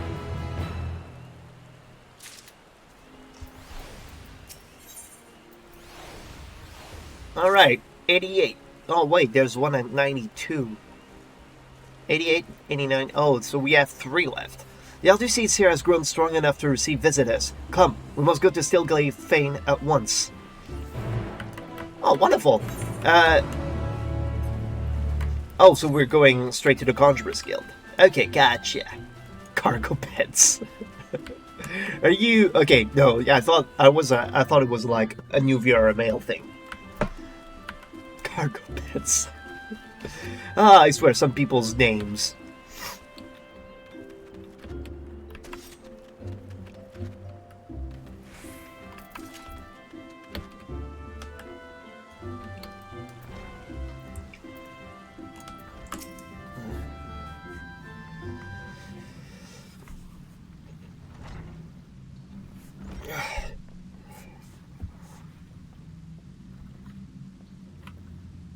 Elder Caesar, it fills my heart with joy to see you in better health.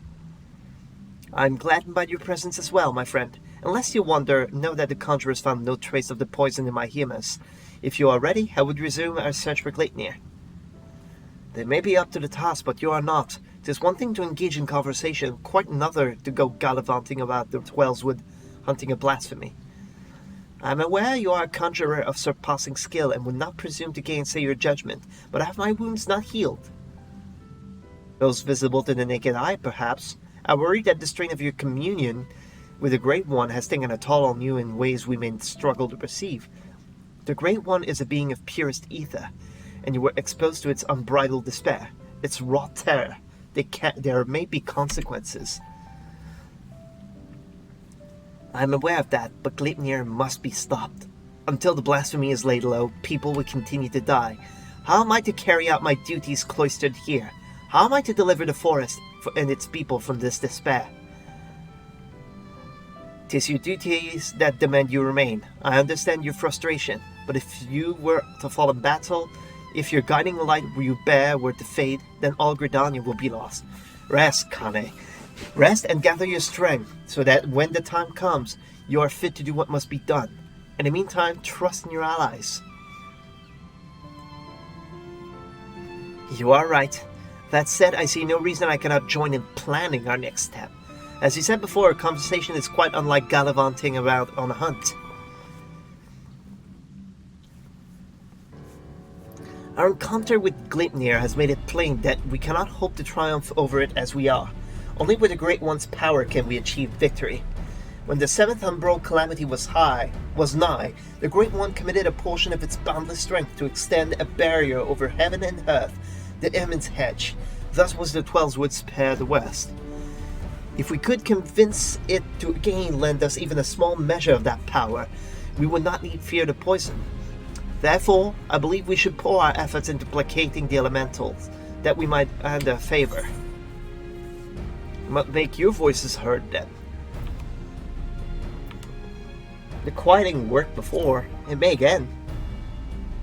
Yeah, we did that as White Mage. Ah, of course, you are the inheritor of Altoa's will. It's nice that they mentioned that. Like, because I leveled White Mage, they mentioned my deeds as a White Mage, not as a tank. Raya O and Arun praised the wisdom and bravery you displayed that day. Indeed, we were nearly overrun by creatures the Great One called to its defense, but this time is different. The Great One quakes with such fear that it cannot even bear to behold its enemy, let alone fight it. And so we must first find a way to dispel this fear that binds it, and reassure it that together we can defeat Gleipnir. Only then will it hearken to our words. So find a way to calm it then. I think too that we must gain a greater understanding of what drives Gleipnir.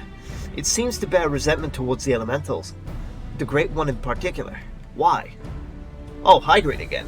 Thanks, Lasagna. Up.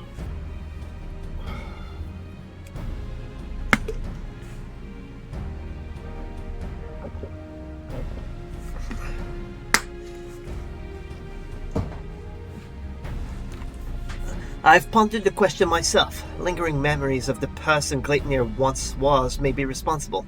Reports from Ratzahan suggest this is likely the case, in fact. If we could but ascertain the original identity of the blasphemy, but where are we to even begin our investigation? I actually saw you in his past. You were granted a vision of Gleipnir's past, and I was there? Then I may know who he is, or was. As do I. The boy who trained alongside Kane in her youth. Ea Sura Supin. Ea Sura Supin. After all these years, is this what became of him? Ah, you mentioned him briefly before. Were you close?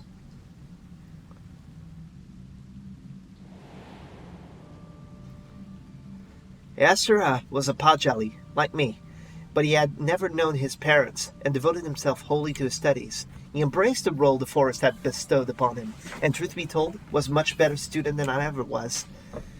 A fair assessment. Despite your esteemed heritage, you never took to my lessons as well as he, ever dreaming of the outside world. stealing off into the woods more times than I can count. I could not keep watch over you at all hours, not even if I tried. The Alducitsia, a rebellious spirit? I can scarce imagine it. I resented being a Pajal.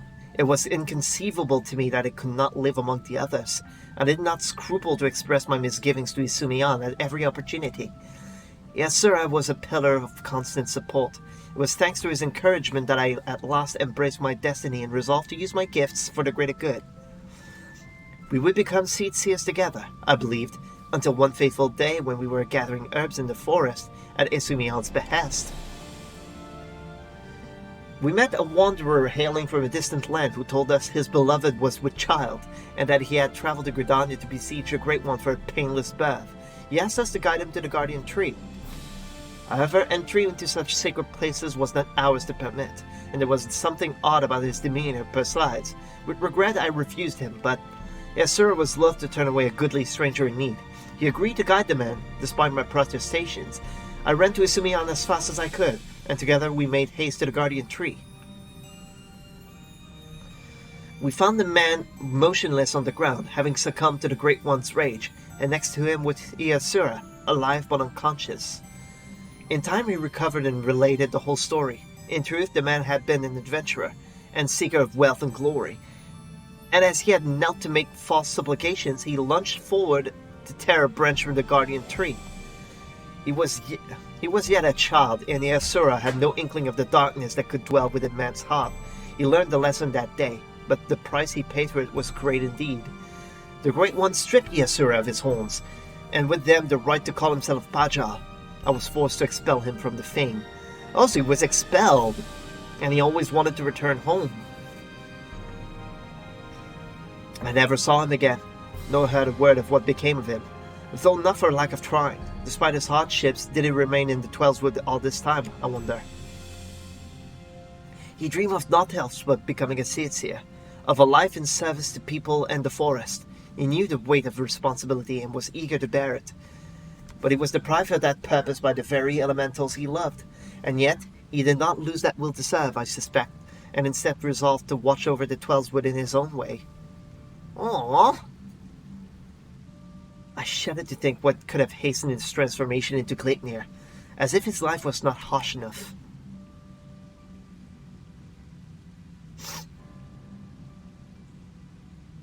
In our final conversation, Yasura confided in me that he would search for a means to calm the Great One's rage and earn absolution.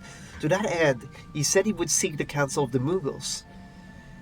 They have called the Twelveswood home for far longer than we have, and so none are more like to have knowledge of its most hidden workings. That comes as no surprise. He would not give up so easily on his dream. Even if the Mughals know naught of Yasura, they may be able to help us in other ways. Will you travel to Bramble Patch in my stead? I have faith they will accept you with their characteristic aplomb. Okay, so we're going back to King Mugglemog. So I actually know where Bramble Patch is. We're going into the East Shroud.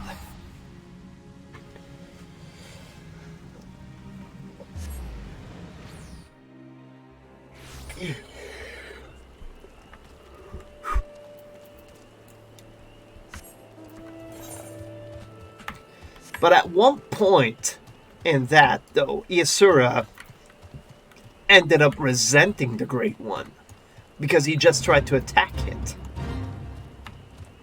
And he relented when he saw that his friend was protecting it. So is there some trace of humanity left in the blasphemy, I wonder? What is the piece we need from this role quest that will be useful in the Great Beyond?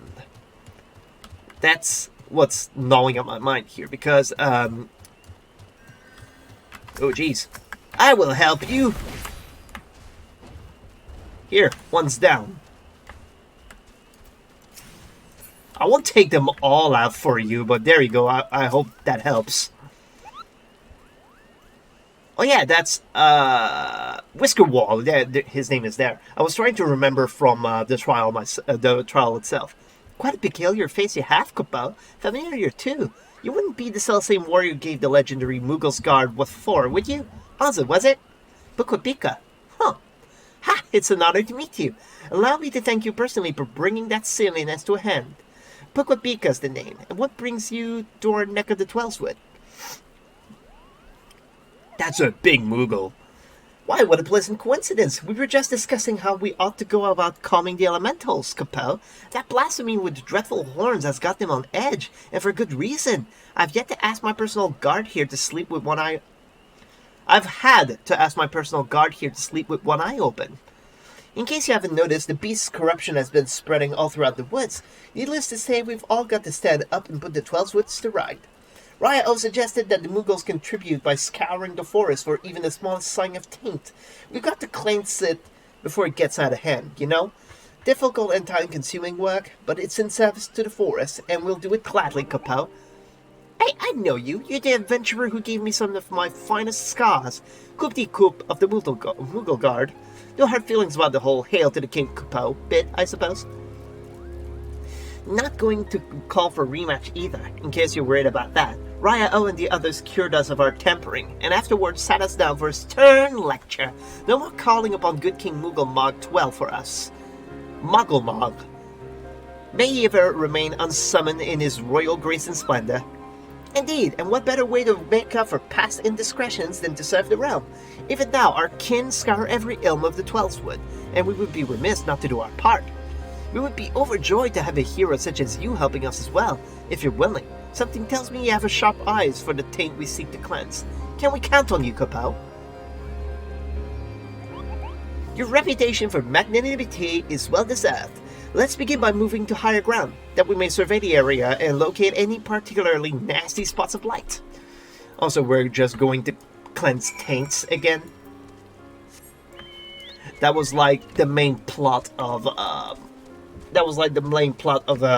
White Mage there. Of Conjuring, I mean. Cleanse taints. It was a thing you did. Wait. What the ass? It says it's over me, but I see nothing.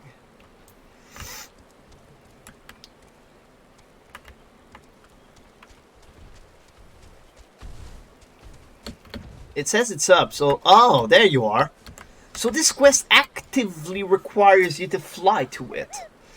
Oh, you were able to make your way up here after all. I was worried you'd be stuck. Apologies for leaving you behind, but it's so easy to forget that your kind lacks wings, Capel. Now then, where is it?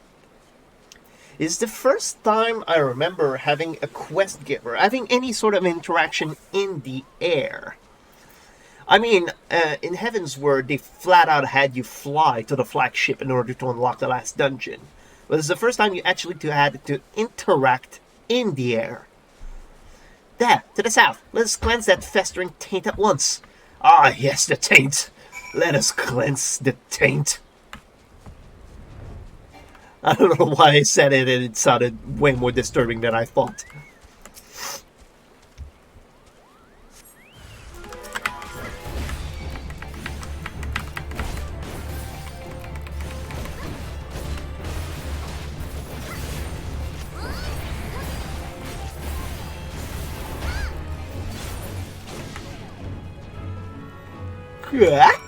Sorry about that. There we go, we cleansed the taint. Oh yeah, I should redeem those hydrates. That was some fine work, Capel. I dare say it's in even better shape than it was before. The others are doubtless flittering about stamping out the corruption, wheresoever it rears its hideous head. If I were the Great One, I would be applauding our efforts. Well, insofar as such a being without hands can clap, I suppose. Well, your arms are not big enough to clap either. I guess the closest you'd get is like here. Anyways, how goes the taint cleansing, Coop-de-Coop? I did what I could, but I swear, as soon as I finish with one area, two more starts manifesting a fresh taint. Ah, yes, the taint. Can you stop using that word? The forest's ability to heal itself is waning, and this sickness is spreading too fast for even a legion of Moogles to manage. If we don't come up with a better solution soon... The situation is more grave than we imagined, Kupo. Oh, what do we do?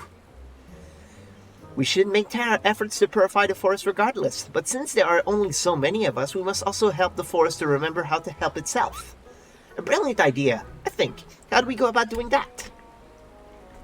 Well, I was just getting to that part, Kupo.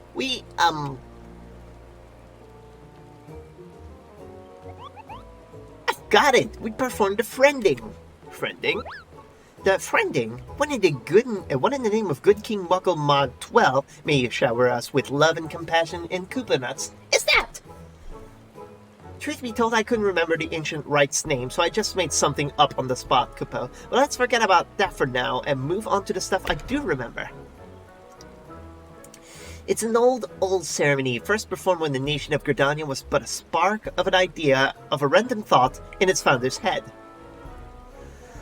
They knew that if they were to establish a home within the Twelveswood, that they would first have to entreat the elementals for permission. So a mage in their company found and cleansed a few sources of foul ether, planting saplings in their place, and consecrated the soil with a prayer to show the forest the purity of their intentions.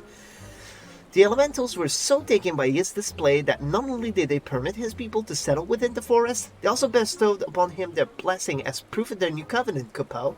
Is that how they became Pajal?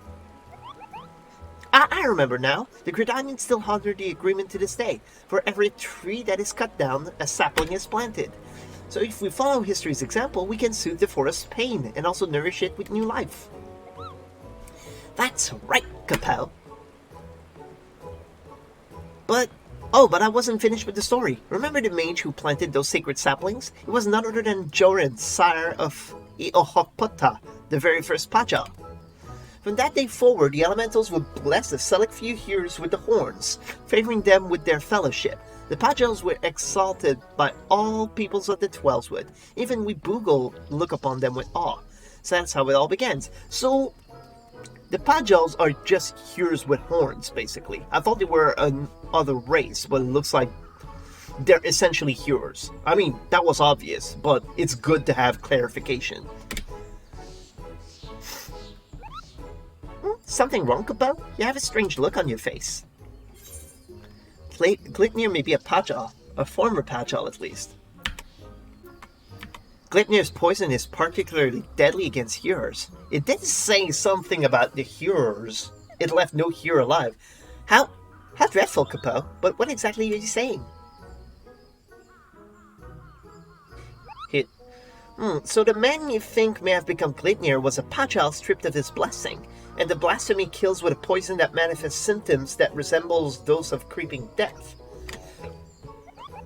I feel sorry for this Iosura, to love the elementals only to be shunned by them, to be surrounded by the beauty of the Twelveswood and know that he was forever an outsider. All for a child's mistake.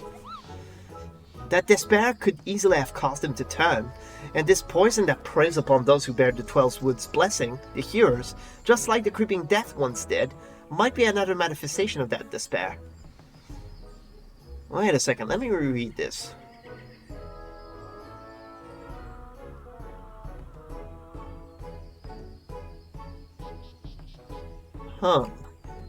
So it's just a manifestation, basically what I thought. It only looks like the creeping death to instill despair. That would explain the elementals' unease, Kupo. We must redouble our efforts to plant saplings, or they might never speak to us again. Indeed. Well, first things first, we must gather as many saplings as we can. Wait for us at the Adder's Nest and make ready for a long and back-breaking day. Also, the solution to this is just plant trees. Okay, I get it. And so only 2 quests remain now.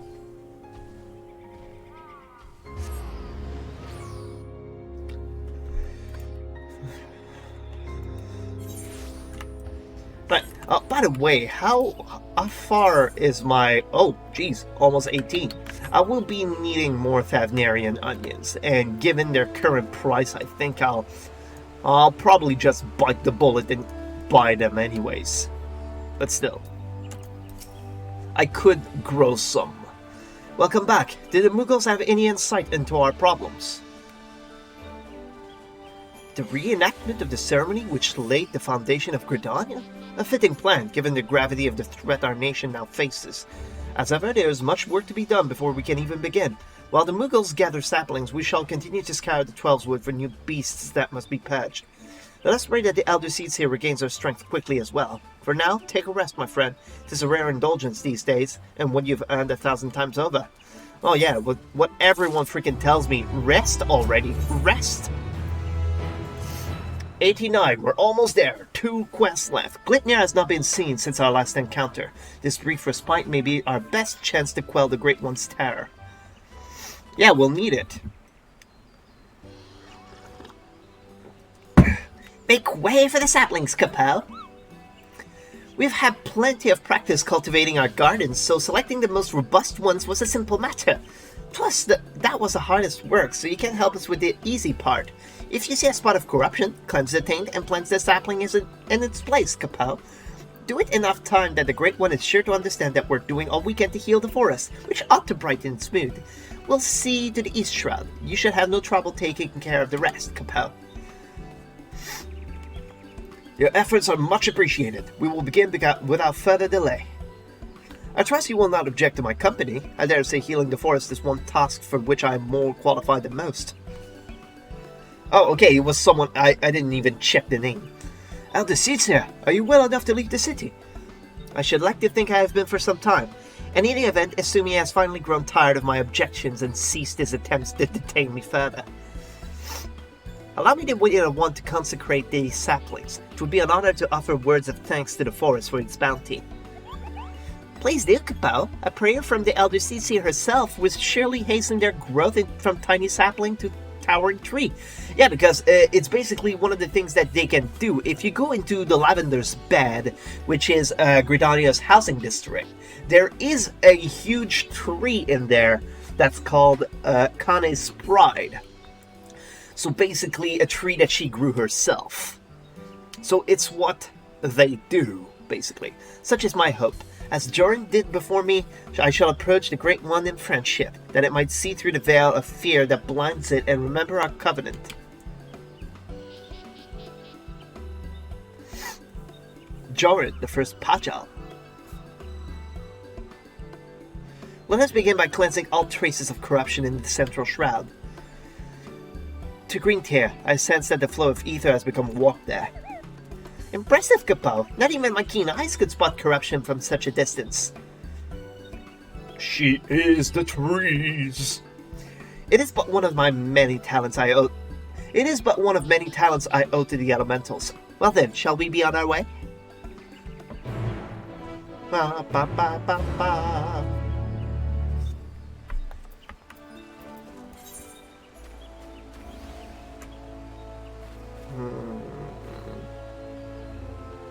Okay, the closest would be Blue Badger Gate.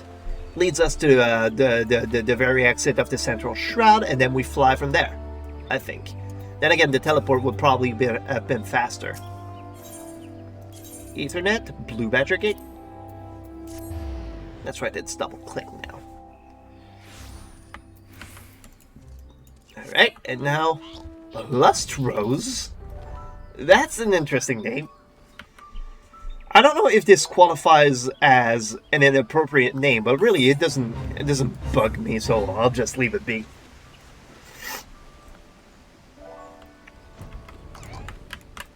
Oh, there they are. The blight upon the forest must be cleansed. When ye have finished, I shall consecrate the sapling and soil with prayer. Dynamis! Metal Gear!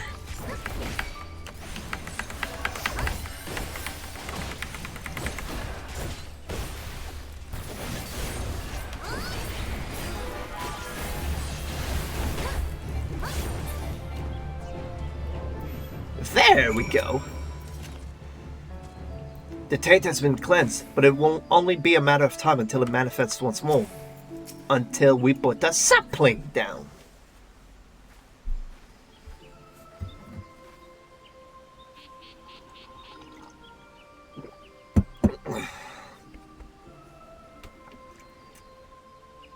In gratitude for your boundless blessings, do I offer this gift. May it nourish you as you nourish us.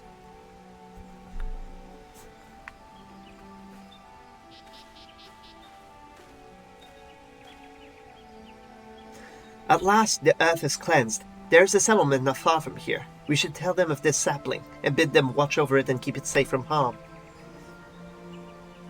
Of course, Elder Caesar, I shall relay your words forthwith. It will give the people hope to know that they can aid in the restoration of the Twelvewood. Thank you, and now we must go. Where's the next one?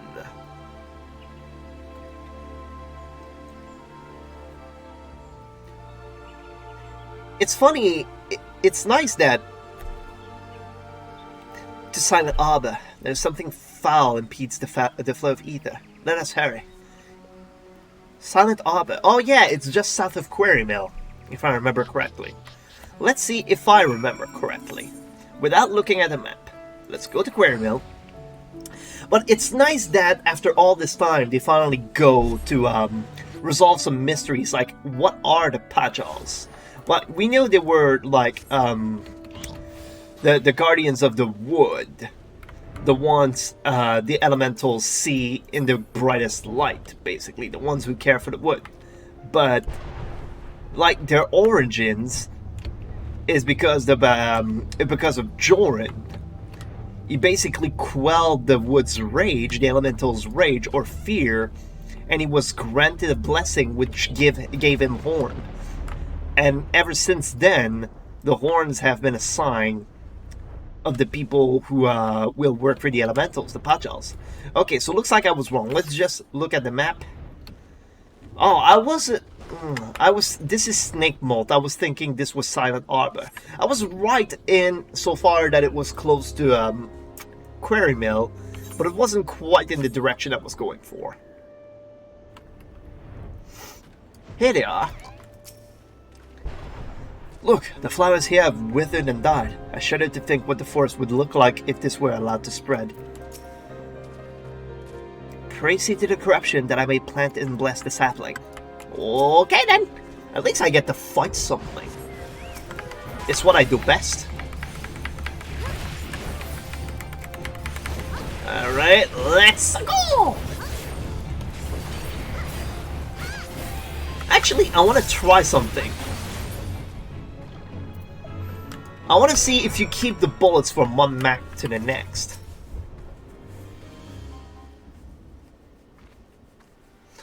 After this quest, I need to go to the bathroom, so we'll take another quick break. Just the bathroom this time, though.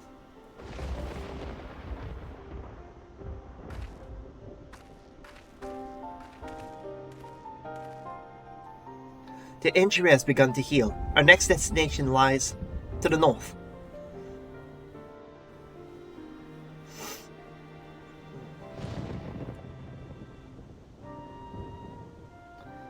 Near Hurstmill, I believe. 'Tis faint, for we are far from the source. Nevertheless, I am certain it is there. Come. Oh, where Geralt fixes his kettles day in and day out. Now, normally these quests last for about 3 objectives. 3 or 4 objectives at most. It's rare that it goes beyond that, so this might be the last one of this quest. Then we'll get some exposition. And then we'll get to do other things. Or maybe I'm just talking out my ass. You know, there can always be exceptions.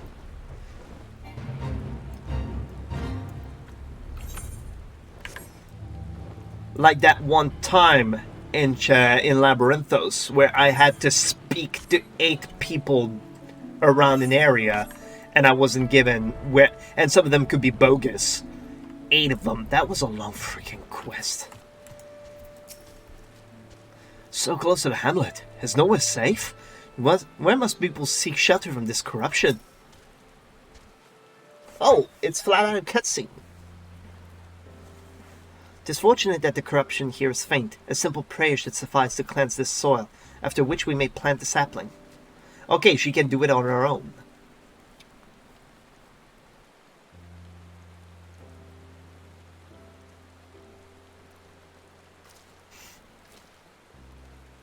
I sense no other disruption in the etheric flow, which leads me to believe that the Mughals have already seen to the remainder. Indeed, the Twelvewood sigh with a contentment I have not felt in a long while. But will it serve to placate the placate the Great One? I cannot say. Not until we visit the Guardian Tree. Okay, so we're going back there. Excuse me, but you're the Elder Seedseer, aren't you? What brings you all the way to our village? Corruption has upset the balance of ether, but that we have since cleansed with prayer and saplings. Thus has the Twelveswood reclaimed the measure of peace. You've been planting trees? We have. The elementals have suffered much of late, and with these offerings we endeavor to raise their spirits. Elder Seedseer, I've got to protest. What of your people's spirits? We who dread every step we must take out of doors. They think that she's been spending time planting trees rather than dealing with Gleipnir. That terrible monster is still out there, preying on innocent folk without rhyme or reason. And if it doesn't strike us dead where we stand, its poison will finish the job. I know that you are afraid, that you and yours suffer still. However, 'tis under the auspices of the elementals that we may call the Twelveswood home. And they too cry out for deliverance. Even the Great One quakes with fear for the blasphemy's continued existence. To ignore their plight is to invite greater tragedy for us all. Rest assured, however, that I have not forgotten the needs of my people. We bring comfort to the elementals and renew our sacred ties that we might enlist the aid of the Great One in combating Gleipnir and the suffocating despair it spreads. And so I pray you continue to put your faith in your guardians, and in me. Would that we could, Elder Seedseer, but we've been dealing with death and sickness since before Gleipnir's coming. They say the creeping death's nothing to fear these days, but we know better. One of ours caught it not long ago. We gave her the cure, had plenty on hand, and for a while we thought it would be alright, but by the time we realized it hadn't done a damn thing, it was too late to call for a conjurer. Oh, the real creeping death is around now. It was sad. It was a sad day for all of us when she passed, but none more so than her poor husband, Supin. He was beside himself with grief, and who could blame him? And then came Gleipnir to compound our woes. Wait! Okay, Supin. It cannot be. Do you speak of Ersura Supin? Ersura? No, Supin was an odd one, but no one mistake him for a Pajal. Supin wasn't even his real name. That would be Elenya. Oh, so was he just pretending to be a normal hero there? That'd be Elenya, but his wife was fond of calling him Supin for some reason.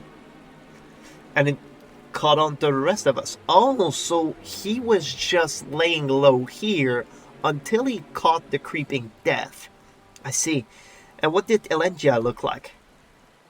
Well, I'd say he'd seen no more than 30 summers, kept to himself, came and went with nary a word at times. Though after he met his beloved, he became more of a fixture, friendly even. His wife was a sickly lass, but she had spirit. But spirit's not enough to beat the creeping death. Pity we can do anything for her.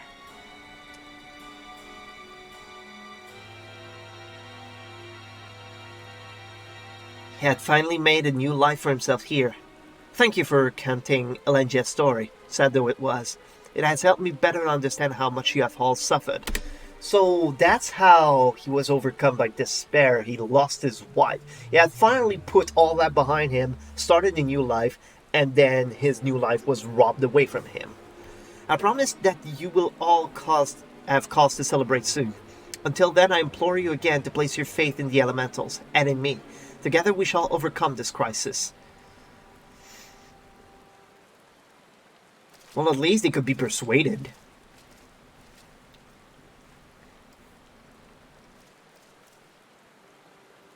Despite what he said, I am certain this Elenya was Ersura Supin. To think that he was living so close by for all these years, searching for new purpose and finding true love, only to be robbed of that fulfillment too. Were he still a Pajal empowered by the elementals, he could have saved her? Could he have saved her? He would have dwelt upon the question night after sleepless night. I know I would have. Mayhap in the end he came to blame the elementals for his helplessness, for her death, and in despair was consumed. Aye, the animosity would linger, endure, and in vengeance would Gleipnir find its final purpose. We have done all we can to show the Great One the purity of our intent. Let us hope that we will be accepted as friends.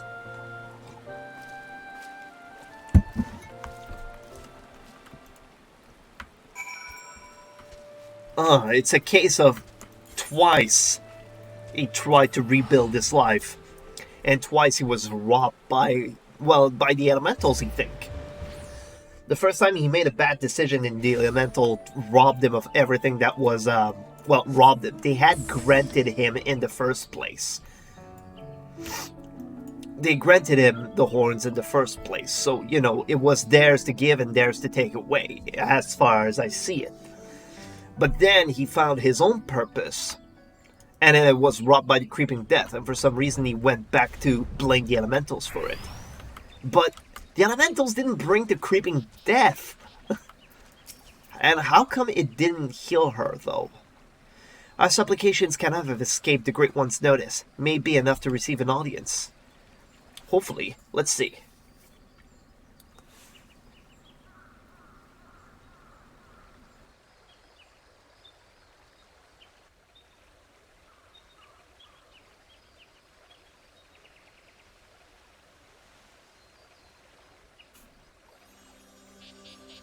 O Great One, may I abide ever beneath your boughs, embraced by your compassion, grace, and wisdom. Bestill the fear within your heart, and know that I am your faithful servant.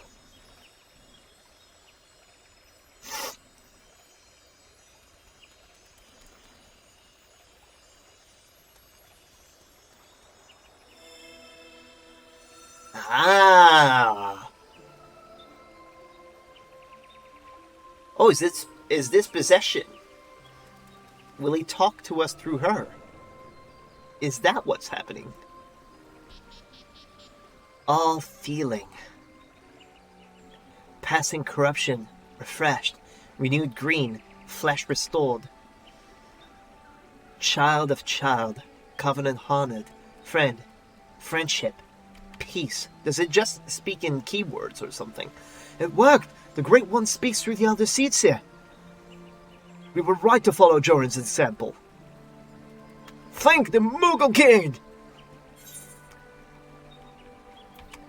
We beseech your help to slay Gleipnir.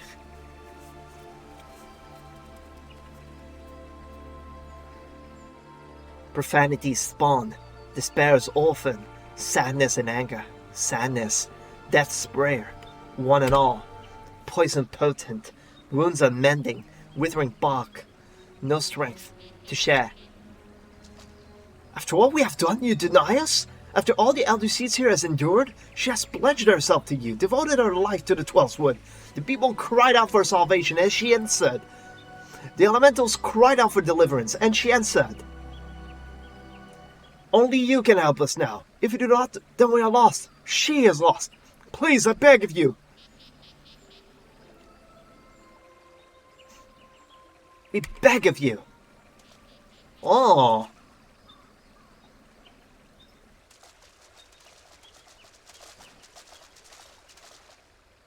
Yeah, but if it says it has no strength to spare, what are you doing here?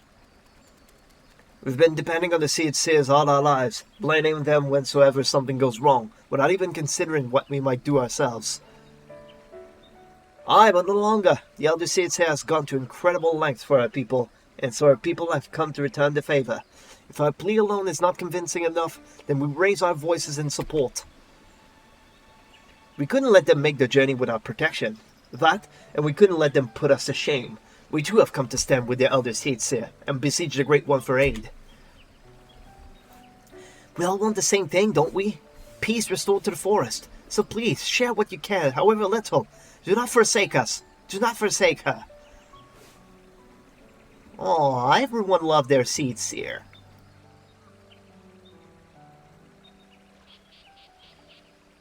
Kane, Covenant's child, walks with men, with elemental, keeper of ancient faith, unbroken, cannot, will not break faith. To men, render up flesh. Then you agree to help us.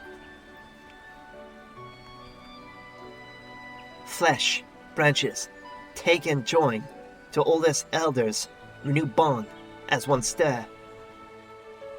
Take my branches, raise up to heaven's confident symbol, our staff, all join, all bloom, all peace. What's he even trying to say? Take my branches is what I got.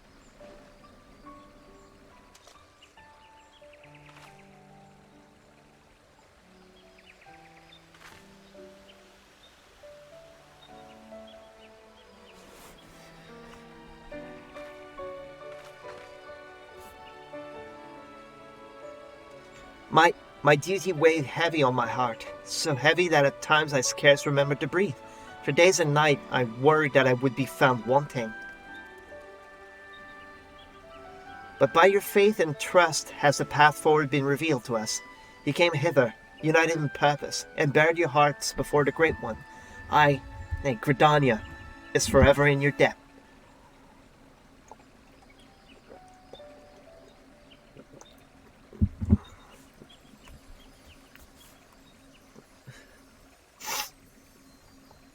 He gives us a branch.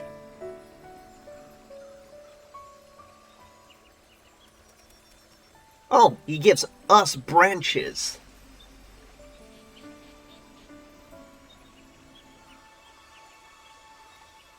Is that... will that protect from the corruption? Is that how it works?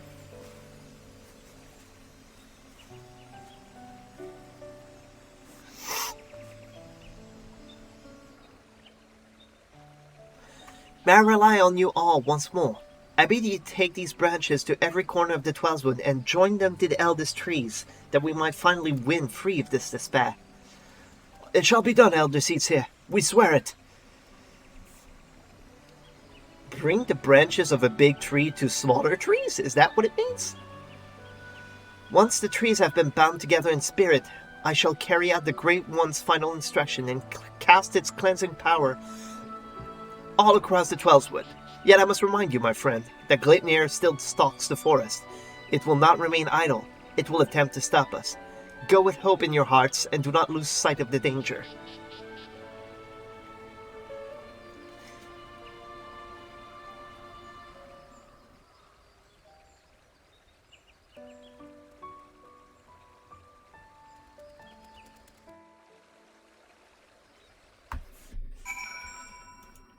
Wonderful. Oh, I have 2 messages. Alright. I'll come back to it later. I admit for a moment I thought it wouldn't work, but the Elder Seeds here moved not only the hearts of the people, but that of the forest itself. Our final task appeared to be a bit more complicated than the Great One made it sound, and so she must scour the ancient texts. Who the frick just made that? And scour the ancient text before the time comes, and consult with the Seedseer Council to make sure that all goes according to plan. It's just as well, we'll still need to wait until the others... Can you stop with the emotes? You're kind of bugging me. We still need to wait until the others have joined the Great One's branches to the many ancient trees scattered throughout the Twelvewood. Then of course there's the matter of Gleipnir. He will not go peacefully as we work to hasten his demise. When he comes, we must be ready. There you go, final one. Actually, let's get this one done before we go to the bathroom. That way we can go fully prepared into the beyond. Impeccable timing as always, but moments ago the Elder Seedseer sent word to go and fetch you. She's already on her way, and we'll explain everything herself when she arrives.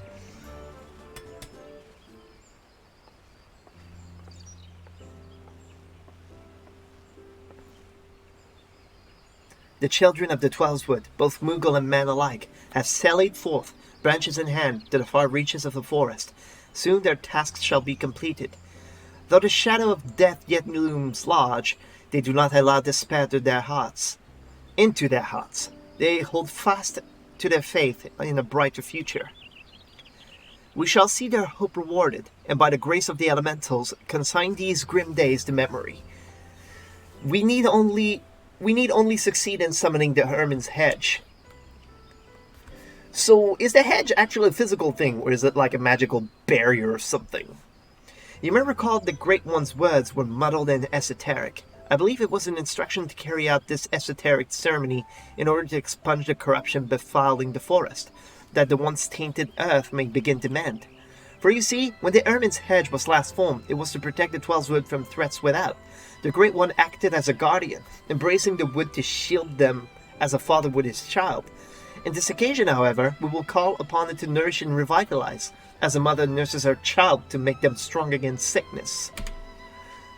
In channeling the power of the elementals this way, we can stem the spread of Gleipnir's poison, and the scars of its passing will finally heal. At least, that was the Great One intended to say, I believe. The Aesir Council agrees with my interpretation and has permitted me to perform the ceremony. To make Ermin's hedge.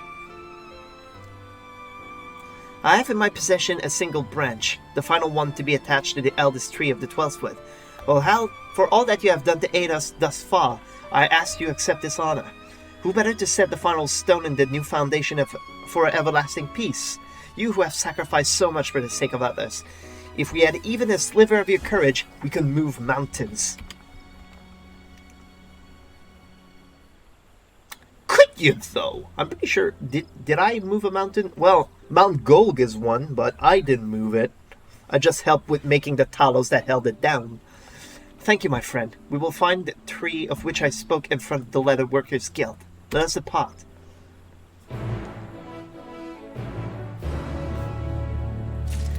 Cat is having a deep dream, but he's just sleeping there, by the way, in case you're wondering. Okay, Leather Workers Guild. So, left here. And then in the new map, turn right. Everything is fine.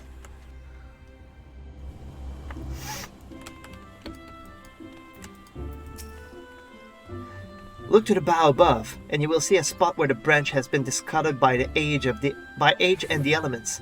There you must affix the branch. Also, it's a symbolic replacement that I'm doing.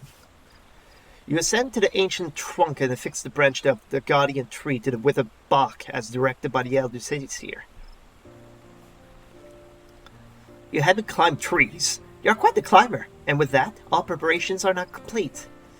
Let's return to the guardian tree, and with the aid of the Great One, deliver salvation to the whole of the Twelvewood.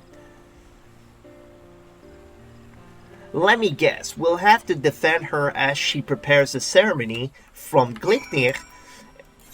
And while we do it, she'll magically, summon the Ermin's hedge, and suddenly we'll be able to hurt it.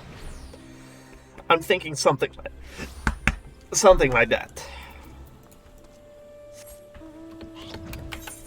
Evershade, which is over there.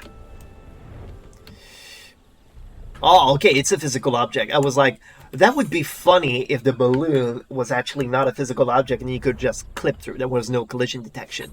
But it looks like there is. Looks like there is.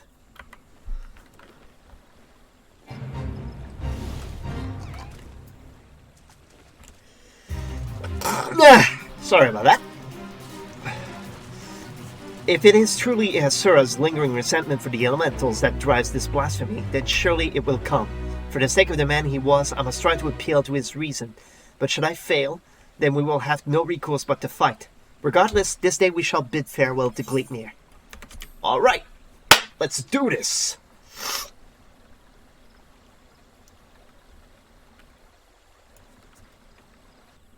Will this be voiced, though? Though through the branches of the guardian tree, the Twelvewood is become as one.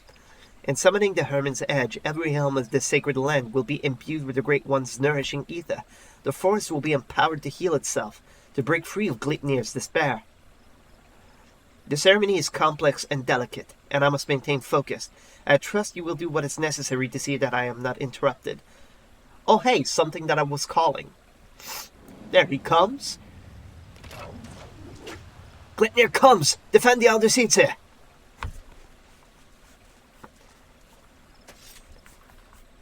And we won't be able to hurt it until after the ceremony is done. I'm calling it.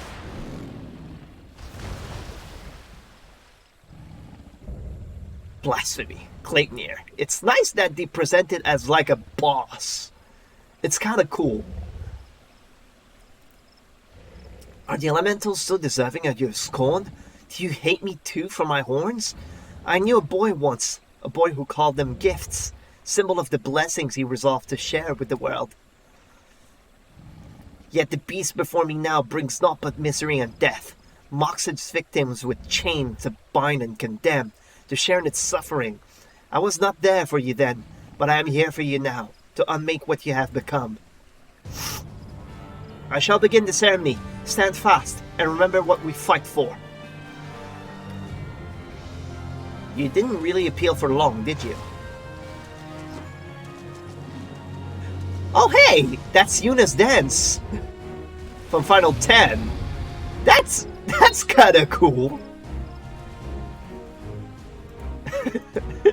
That's kinda cool. Alright, let's do this. Oh wait, Behemoth has a back cone move, I think.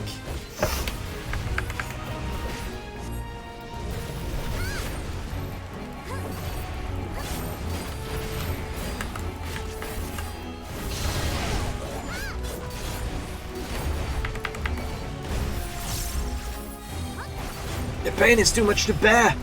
I cannot move.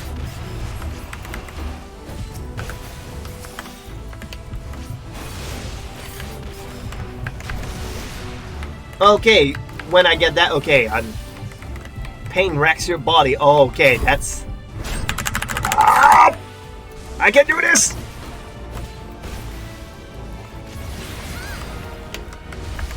Oh, that's kind of cool. They now have mechanics where you have to, like, you know, break free in the middle. Oh wait, I can interrupt that. Yeah, there we go. Summoning the Ermin's Hedge. It shows up there.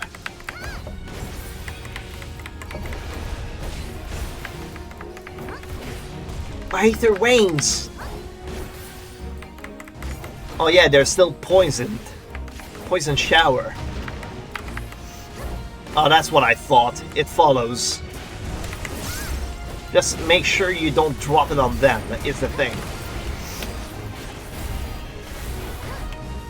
Again, interrupt. Wonderful. We're doing great.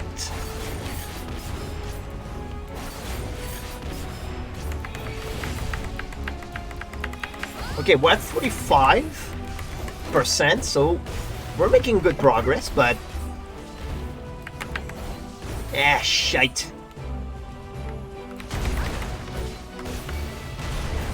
I can't really protect them from that. I couldn't cancel this.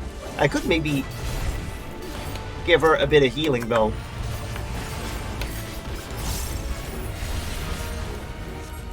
Cloud of Miasma. Oh, I have to collect them. Collect the lasers. And I protect myself as much as I can. Haha! I was well protected. You see, that's what I was... He can scarcely raise his spear. That's what he says. Okay, so yeah, we can barely damage it.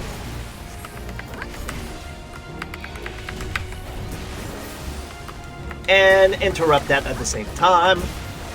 I do good.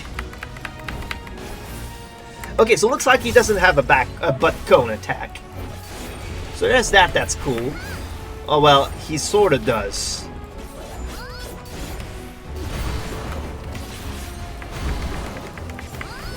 Ermin's Hedge is almost complete.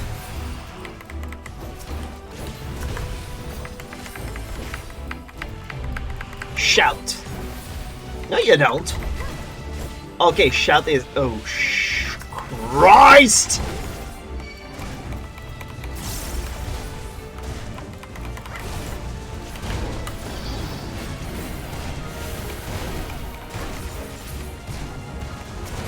Oh, bring them to me, said. I'm coming! I'm coming! There, I got them.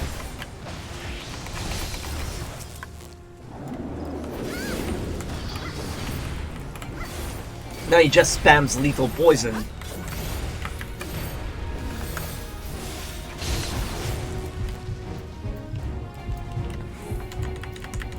Ah, come on! I can interrupt this! Oh, I pressed too many buttons, I think.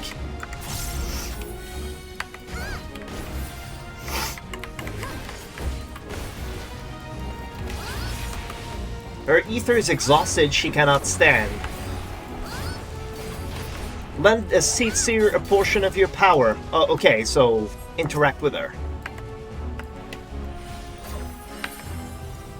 Gift your ether. There you go. Come, you pitiful beast. Let us see the contents of your innards. I was almost there. Come on.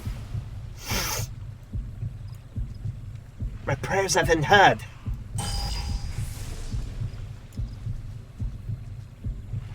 May your embrace shield us and cleanse the corruption from our home. By the grace of the elementals. Oh, suddenly she has a voice.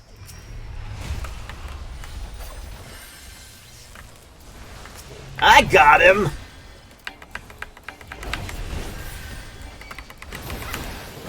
I got the aggro, I'm good. By the light of the crystal. Oh, she learned wings. So long as we are within the barrier, we need not fear the poison. Perfect. But you're not within the barrier, dude.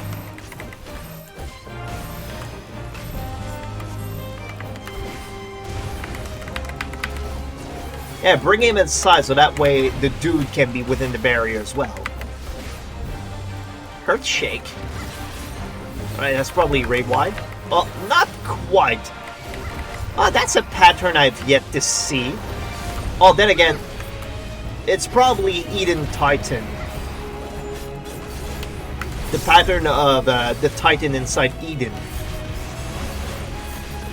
Oh, we actually do have a damage buff from this.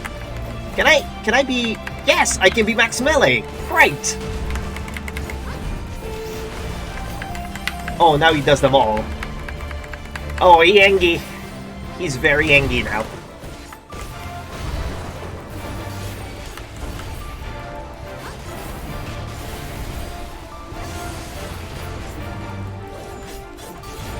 That's another raid wide, if I remember right. I won't have double down ready in time. Alright. Yep.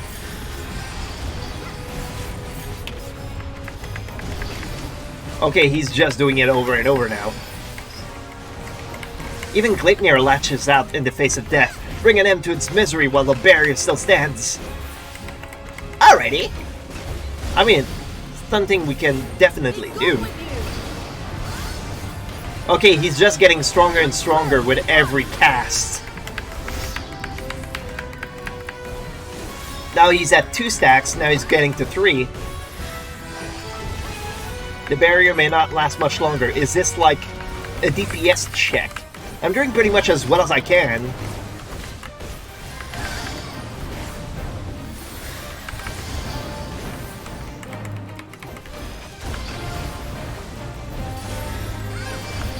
There you go.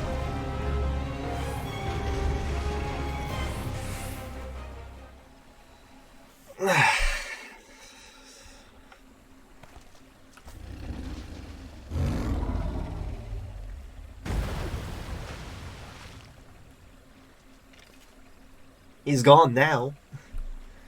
Through the sacred soil and azure sky, may your compassion flow and swell to banish the darkness.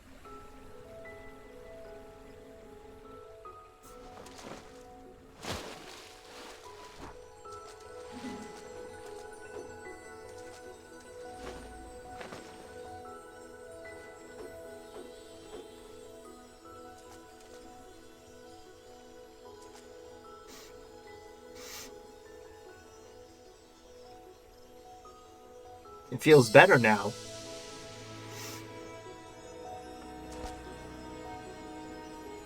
We spread the hedge. Receding terror. Blissful quiet. Blessing. Covenant preserved. Now and always. Child of child. Honor and gratitude unending. It speaks kind of like a dragon. For me as well, honor and gratitude unending. We could not have overcome this blasphemy without your aid. In your everlasting grace, I pray you continue to guide we children of the forest. In your boundless mercy, I pray you forgive the lost and forsaken who succumb to despair. Aww.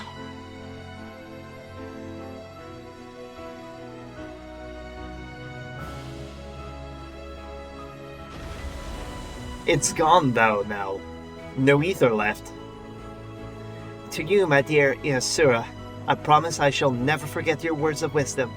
Ours is indeed a gift and a blessing, and a duty to our people I will uphold. Until my final breath, this I swear.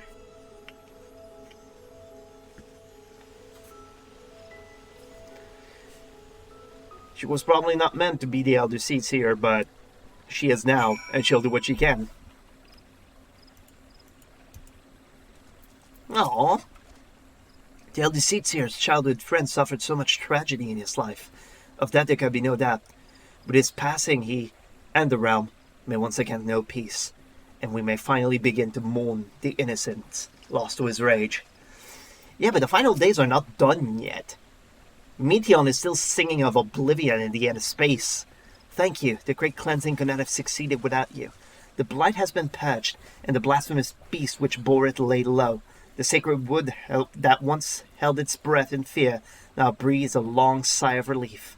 I must return to Gridania and my regular duties as Elder Seer, but I should be glad if you could call upon me there. That is, if I may impose upon you one final time.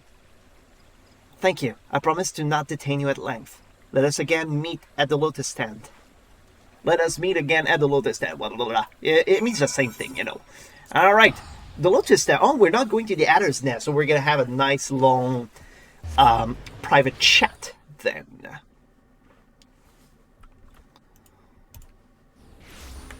I hope it won't last long because I'm almost at my limit here. Why is there a line of them? Huh. Maybe it was just a big coincidence. You know what? I could have used the Ethernet. A bit late now.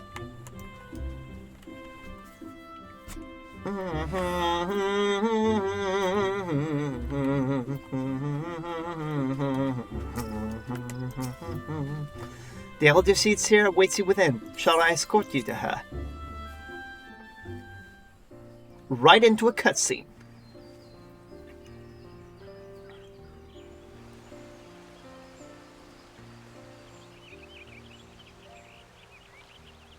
The Great One's ether flows throughout all the Great One's ether flows all throughout the Twelswood, purging the last vestiges of Glitnia's poison. The surviving wounded are no longer in danger and have begun to recover at long last.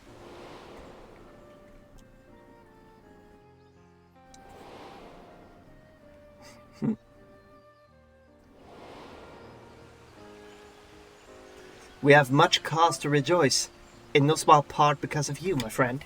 On behalf of Gridania and myself, allow me to thank you yet again for your tireless efforts in bringing Glitnir to heal. You went above and beyond the call of duty for the sake of our people and their homeland. You were inspiring to behold, and not for the first time, I must say.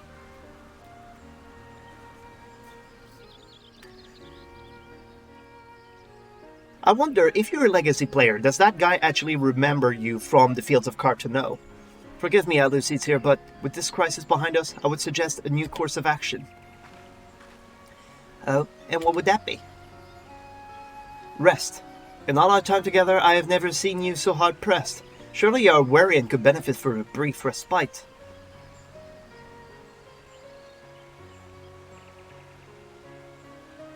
I appreciate your concern, my friend, but I cannot.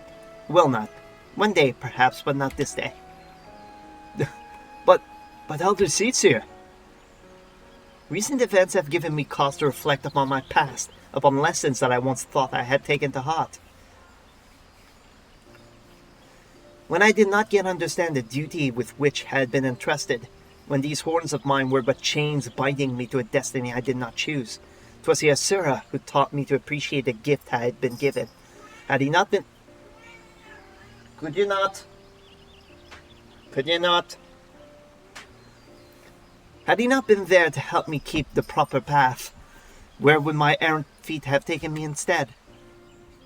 He was perhaps the first, but it would not be the last. My brother and sister and countless other kind souls, through their words and their support, have also helped me continue to find a way forward, even though there was none. Even when I thought there was none. Oh, could you guys please keep quiet? 'Tis by opening our hearts to one another that we, in turn, open new paths, that we can conceive of greater opportunities and brighter futures. All who live within Gridania are deserving of these gifts, and so I must always be there for them, that together we may journey in safety through darkest night.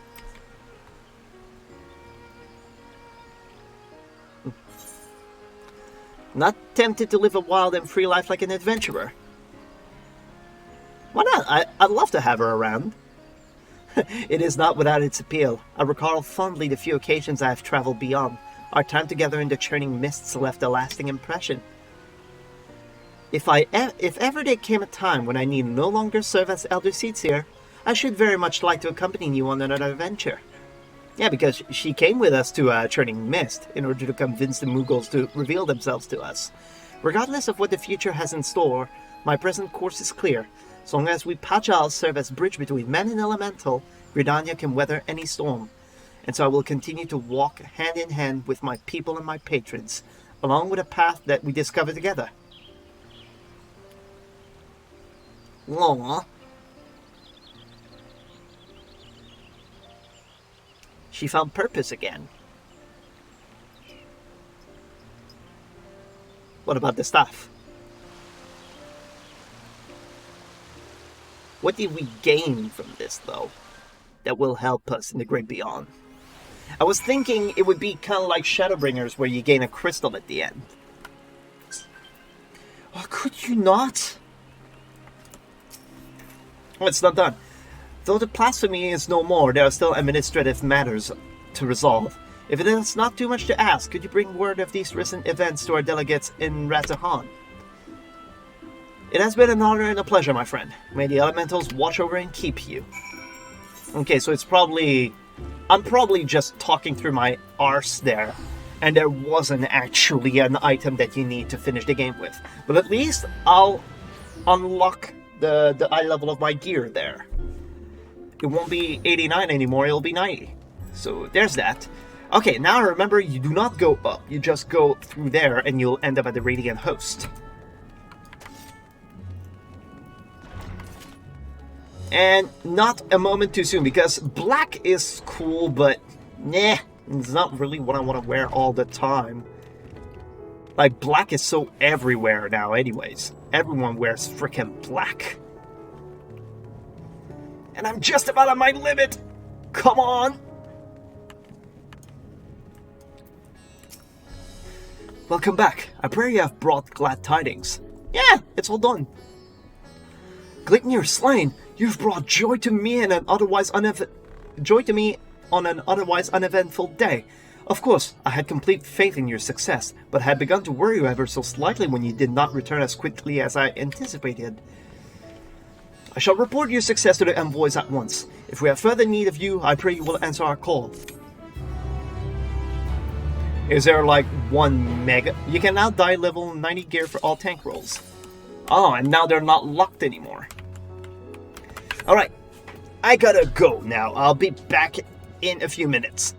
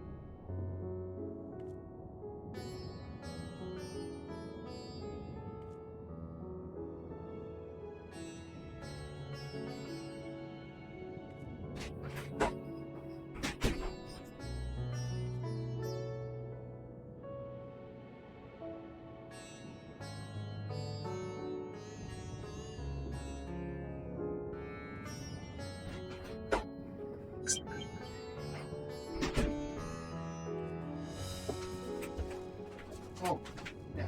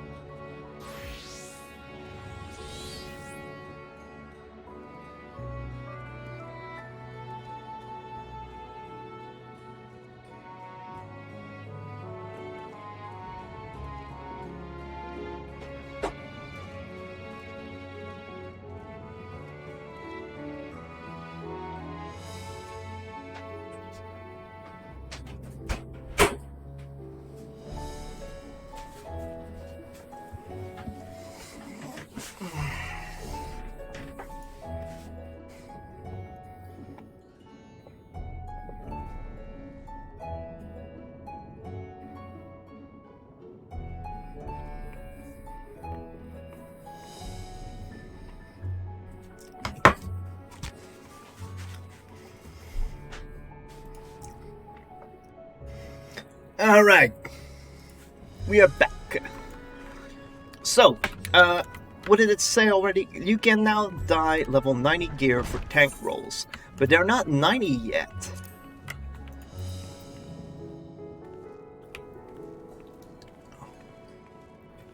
You can dye them, but they're not 90. That's the thing, they're not really 90.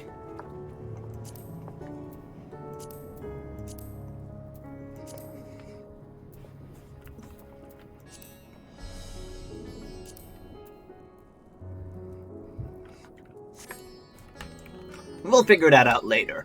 Alright, so... Oh, where's my main story quest? Did I not even freaking pick it up? Oh yeah, I was right next to Totaru. Maybe they sell it there. It's confusing because the gear is still listed as level 89. So I'm given to think that there's probably another, but it's probably the same freaking thing. I thought it would become 90 after the quest, not just unlock the die. I'm confused. Let's just check.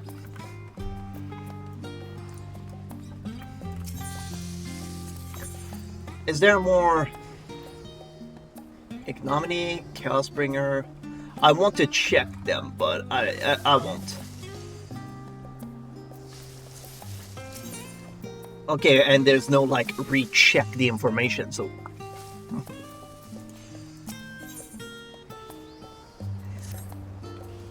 I realize you still got lots and lots to do before you depart, but I won't keep you any longer. I do hope you can find a moment for yourself, and that the others can as well. They said they were returning to the Valdesian Annex, though I doubt they stay for long. If you decide to go looking for them, I'd suggest speaking with Kral first. I'm sure they would have told her of their plans. You got your outfit, now go see Kral. Let's see, what dye would look good on you? Actually, Storm Blue or Void Blue. Void Blue would be great. Do I have any Void Blue? Not far. Let me just search this real quick.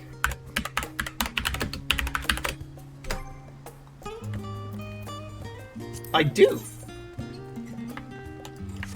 Oh, on 2 different retainers, so that's a good opportunity to actually clean a bit. Okay. Where are the bells? Bells? Oh, right over there. Oh, there it is. Down there.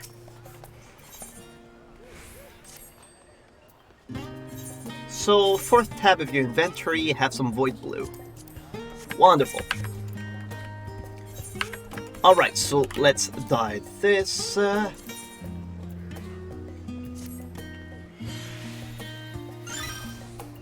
what will the hands look like?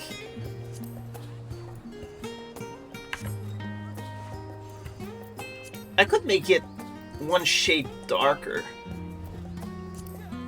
No, not you, the hands, I mean.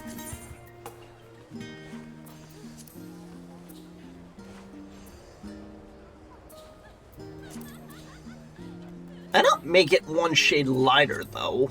Wouldn't that look stupid? Would it look stupid?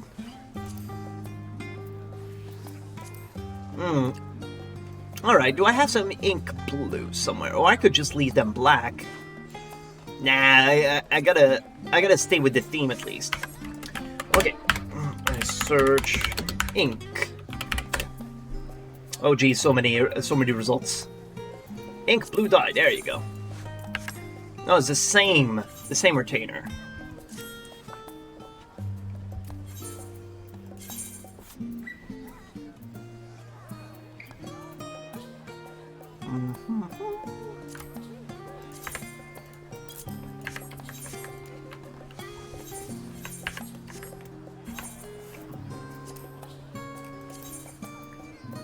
All right.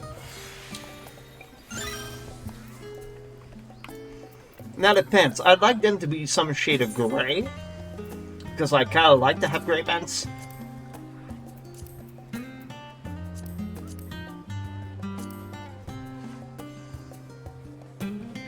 Yeah, that will do.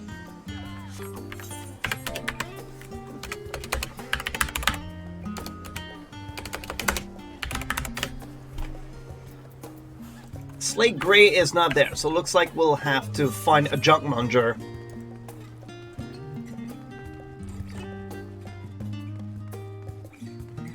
Looks like it's not a thing we'll find here, so it looks like we'll have to go home for it.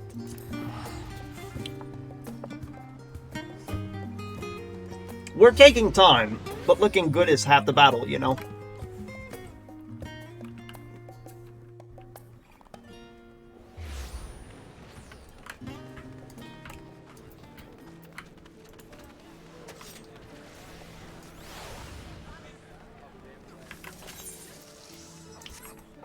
Oh, it can dye the weapon as well.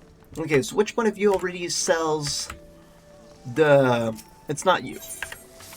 Which one of you sells the dye already? I think there's a dye monger at the very end of Hawker's Alley.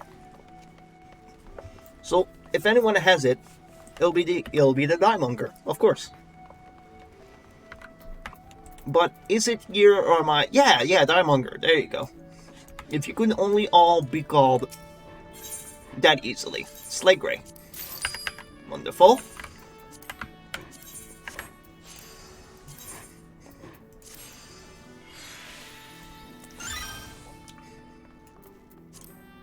And what about you? Do I do you in ink blue as well? Yeah, it would fit with the gloves. Do I have more ink?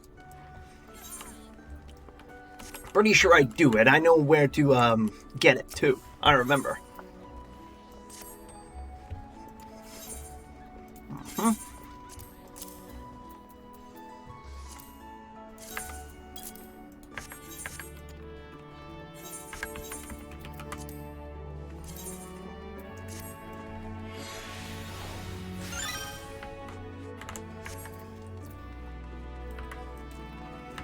And last but not least, I just need the hat again. Actually, you know what? We can do without the hat. Let's go back to Charlene. And finally make some progress.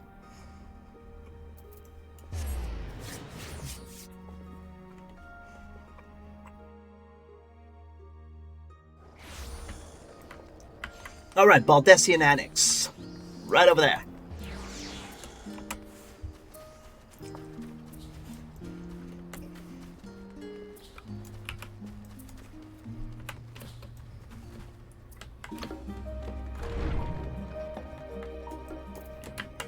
No, it isn't.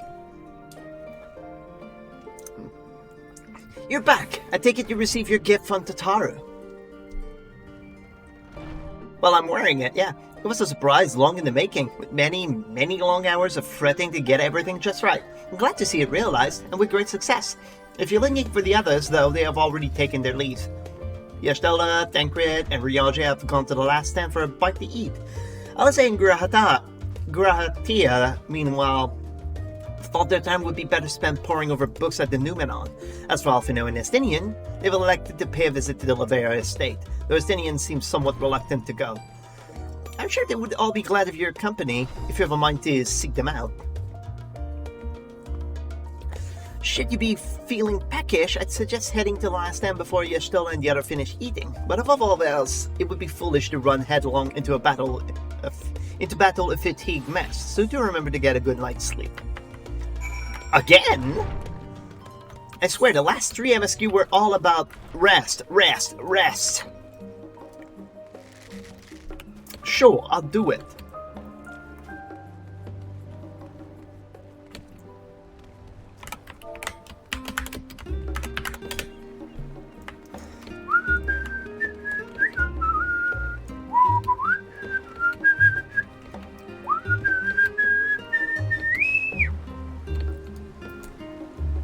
Sorry about that.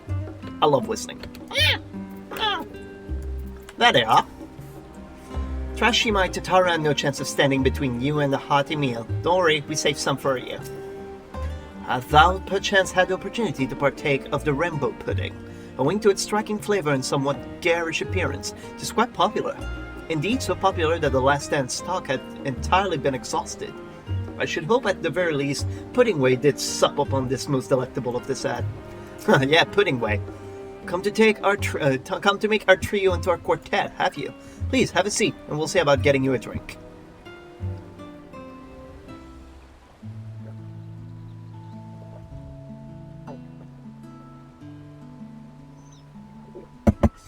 Your business with Chitaru was finished.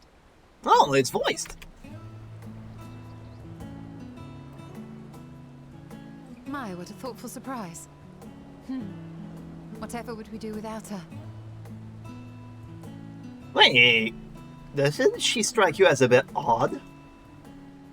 Indeed. And she's right, you know. It hasn't been all doom and gloom. Feels like a lifetime ago that Master Louis Soir gathered us together to form the Circle of Knowing. Since then, we have experienced much. But rather than feeling wiser, the more I learn, the more I find my knowledge lacking. Forsooth.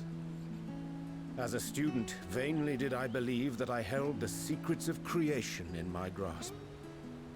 Yet that which I had seized was but an insignificant sliver of what awaited in the wider world. Every encounter, every experience hath served to open mine eyes, enlightening and humbling me in equal measure. Even from those whom I called enemies have I learned many a valuable lesson.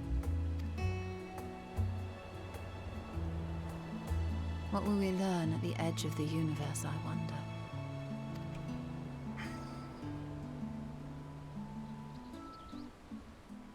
Ultima Thule, where the bringer of the end makes her nest. I, for one, can't possibly imagine.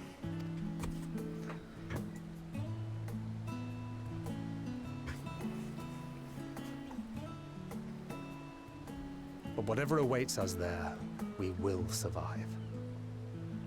We must. For her. Oh, he's still thinking about freaking Minthelia. I swear he'll never forget her. Oh, hold up a sec. I have a message. Oh, everyone's asking about me today. What's wrong?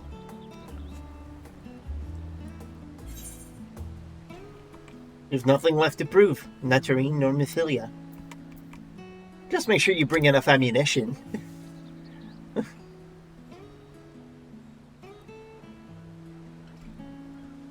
Oh, ye of little faith. I know better than to leave home without ample supplies, thank you very much.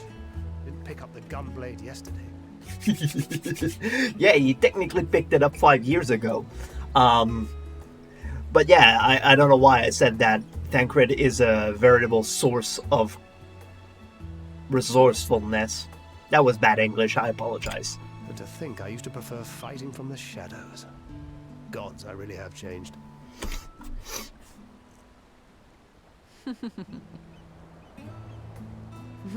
We've come far together, and if we have aught to say about it, we'll go further still.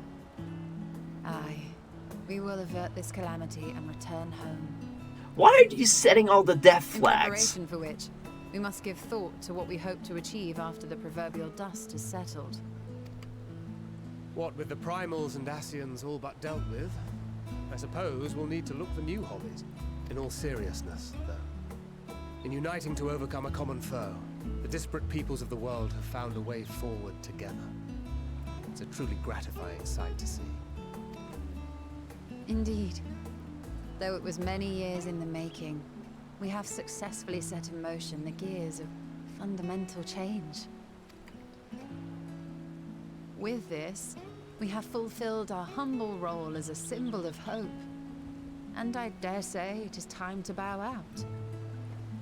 Oh, they're reflecting on all the times they worked together. And now they're saying, like, our work is done.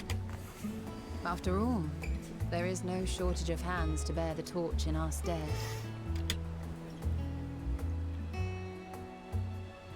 You know, I never really considered I might live long enough to see an after.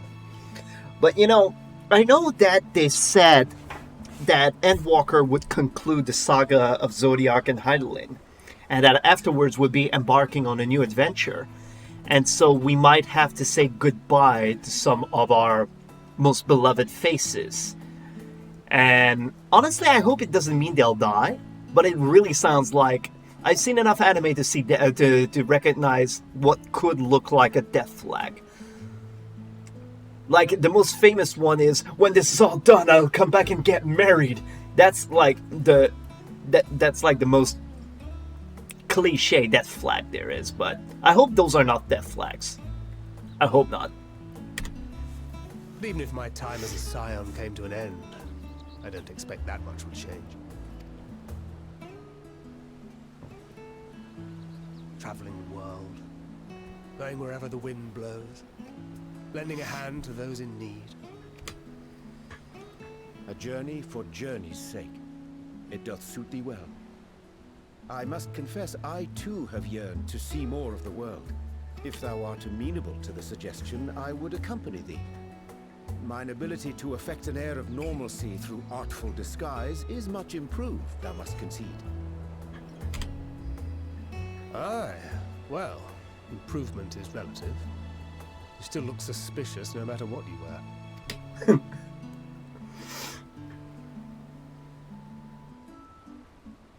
What of you, Ishtola? Any grand plans? They'll go on an adventure. Oh. Why, continue my quest for knowledge, naturally. To begin with, I wish to know the state of the reflections, to which end I must find a means to travel between worlds. 'Tis the least I must do if I am to keep my promise. A promise to Runar.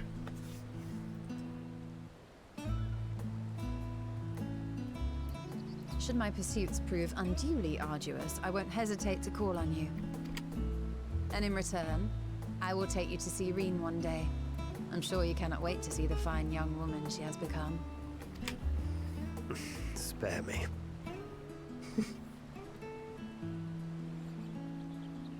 And what of thee? What wouldst thou pursue at duty's end? More planets! More adventure! I don't know. Here's yours. My apologies for the wait. Well, shall we make a toast? Do I have a plan after this?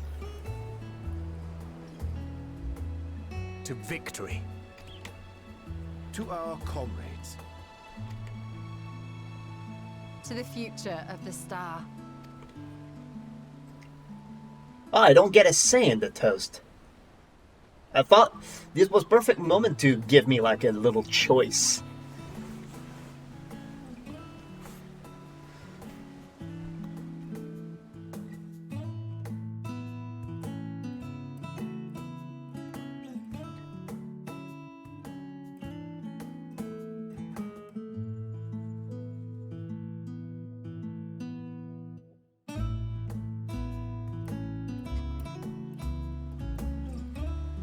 I love these kind of moments when they just give us like a meal together to relax, take stock and everything. That's cool. I like that.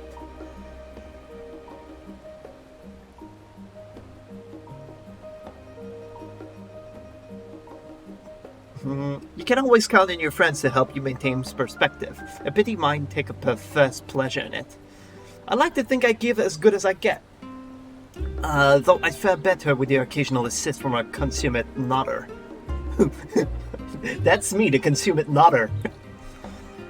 But it's all in good fun. I wouldn't have it any other way. I say, whence came this simulacrum that standeth beside thee? Oh, he's drunk and he see two of me now. I see falsely, but Y'ashtola and Thancred, but moments ago, employed the self-same doubling magic. Alright then, keep thy secrets. Reference to Frodo there. Alright then, keep your secrets. Leaving so soon, I suppose it's for the best, if you'd rather not explore the bottom of a bottle with Urianger. I dare say the others would welcome your company as well, if you can find them, that is. In any case, as long as you make most of your time, then that is all that matters. Yeah, we're just setting the table for what comes after the end, basically. Or at least I'm pretty sure that's what... Okay, we have a choice. Do we get a cutscene for each?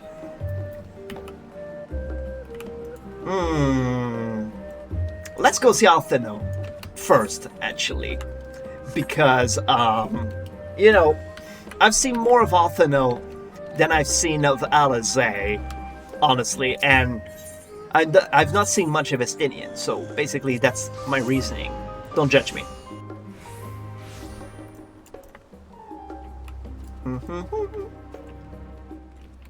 Oh, he's dressed normally. What? Surely this isn't the first time you've seen me without armor. Ah, yeah, I've seen you in your deathbed.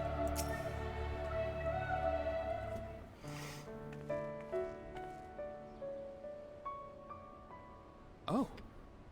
What brings you here?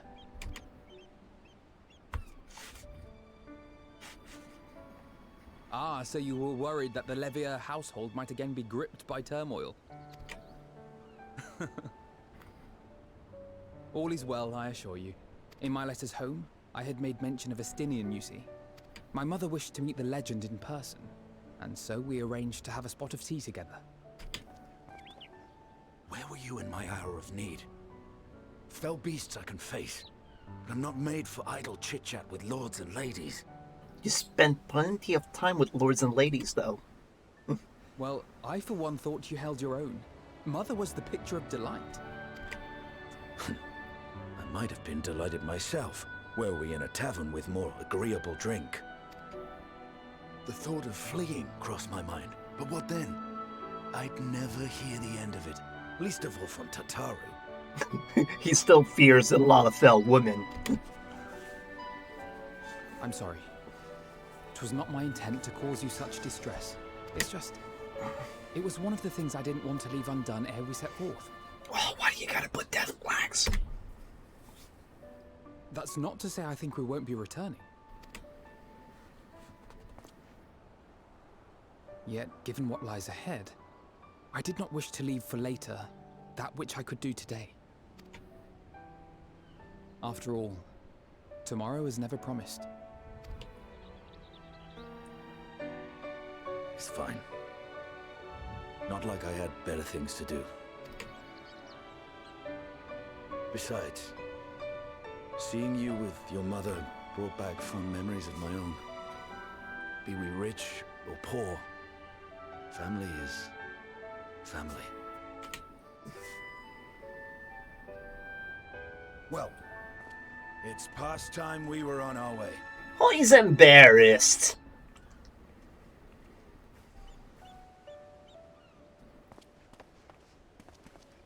Wait!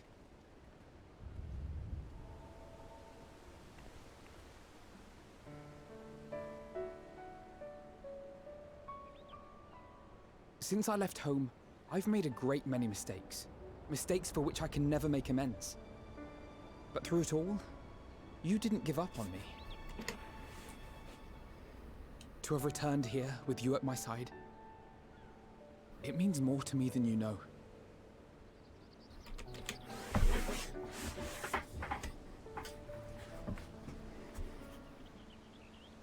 Thank you. From the bottom of my heart. You're gonna embarrass the poor boy. Forgive me, but it needed to be said. I'm the one who owes you thanks. Were it not for you, I would not be alive today, nor come to terms with Nidhogg's spirit. I am ever grateful.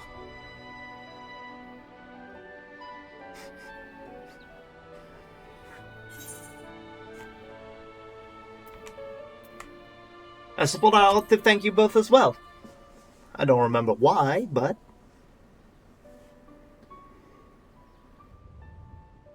do it today. Tomorrow is never promised. Well, we needn't make it a competition. You know, this must be what Heidling meant when she spoke about depending on one another. However treacherous the road before us, together we will prevail.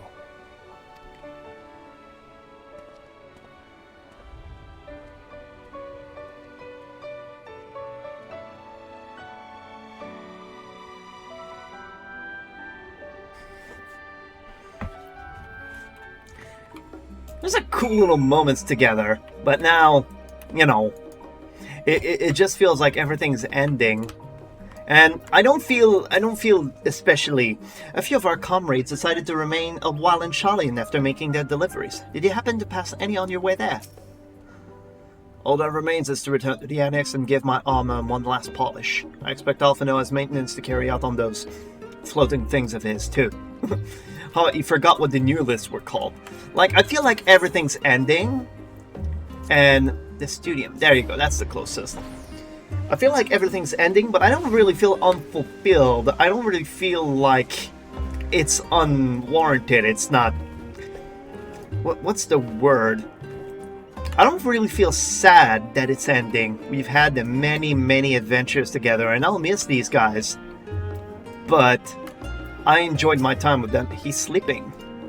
They're both sleeping.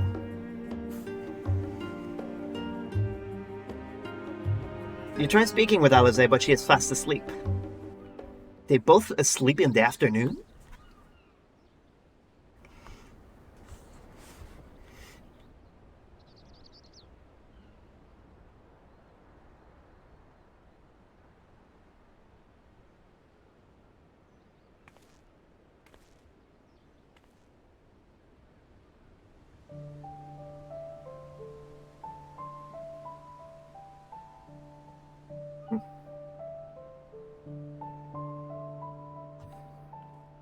Oh, that's a nice little cut. Oh. She sees us all snoring.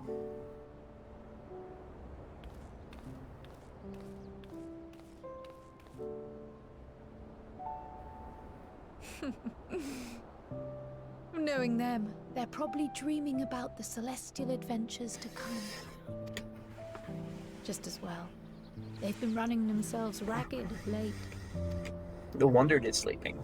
Unlike you and the others, I'm a few steps removed from the danger and excitement. The things you all get up to never fail to impress me. But by the same token, I can't help but worry. Not only for your safety, but for your happiness. After everything you've sacrificed, you earned it 1,000 times over.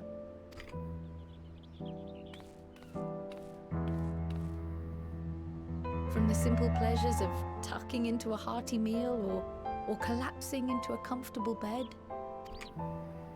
to the grand triumphs of visiting legendary lands or finding true love. You deserve all the joy in the world. And for that reason, I hope you give me my freaking island at the end of this. There is so much that life has to offer. So much to be treasured and shared with those we hold dear. So promise me this. Come what may, you won't give up on your own happiness.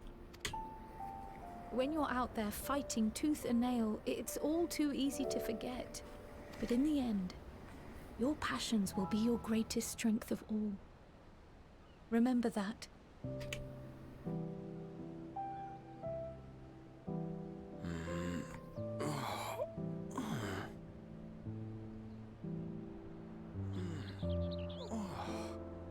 This feels familiar. Oh, remember that time in the first when you woke up and I was next to you? 'Tis good to be Awake. Wait.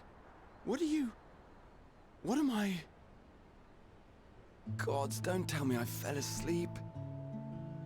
Yeah, you did. Not that there's any shame in it, but you were sleeping like babies. Oh, how embarrassing.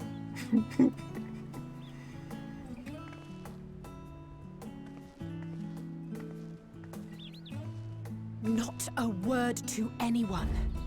Understood? Not one word. I'm told that sleeping in proper beds of your own choosing is a much more effective way to prepare for battle. Who is she trying to intimidate? I slick gods for breakfast. I spat what I said that. Oh, by the way, what are the messages here?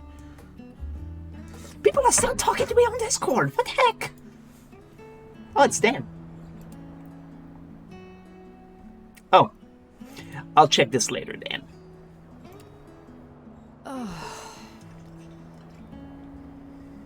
So, what were the two of you doing here? Talking. I had a few books to return to the library. Thought I'd take care of it while I could. And you?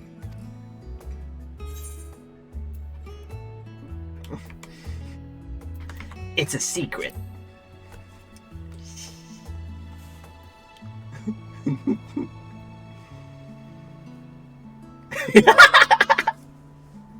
I knew I'd do that.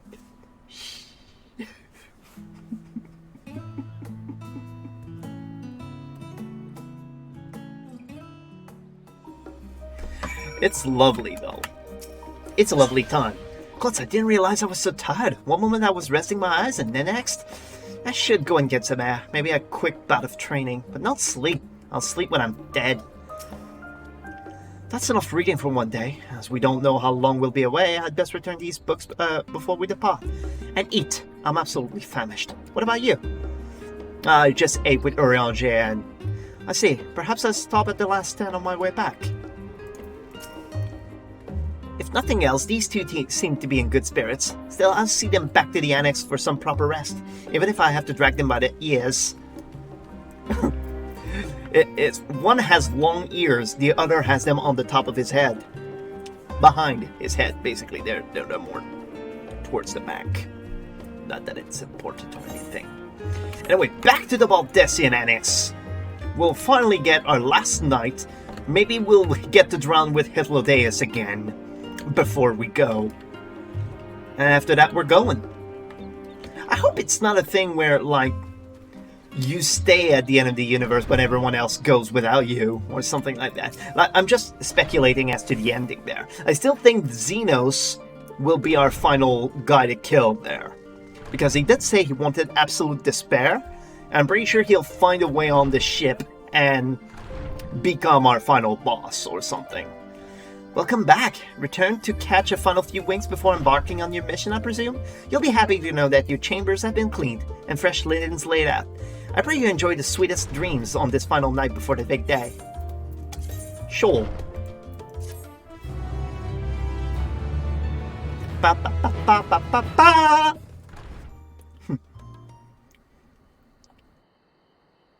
That night at the Royal Menagerie in Alamigo. Oh, we get to see the others.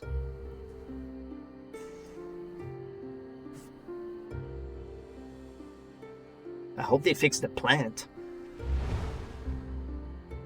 That's Xenos, right? The place where he killed himself. Wait, he's even turning into one. He has horns and all. Or his hair is turning into horns.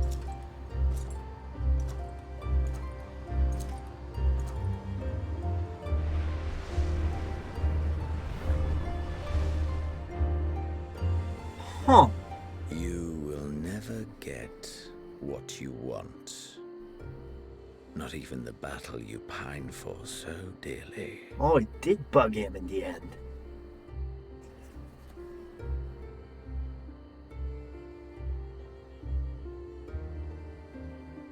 In that transcendent moment, what was it that I sought in you?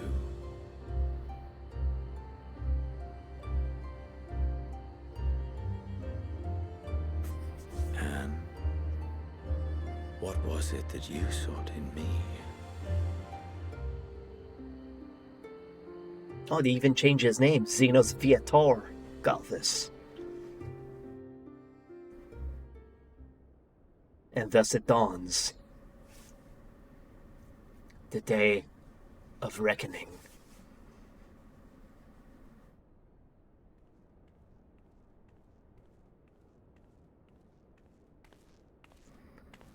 I'm kind of nervous now.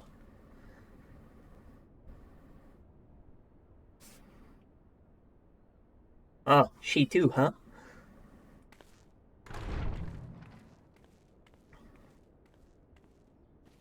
Of course, I'm the last one to arrive.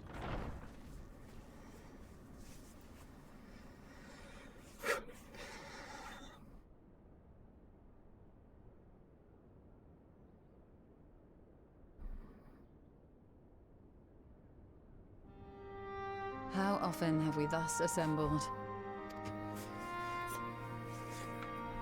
To combine our knowledge and seek solutions to the problems before us. Back at the Waking Sands, it was all we could do to address the most minor of troubles. Who could have realized what we'd find when we began to look to the sources of the realm's woes?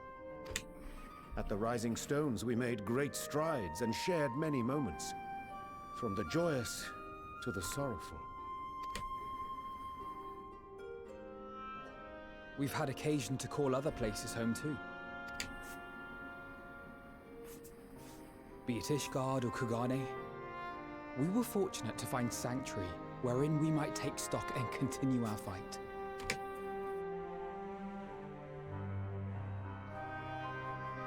Even in other worlds. I was honored to host this company in the Crystarium. To stand with you all as we confronted the truth of the star itself.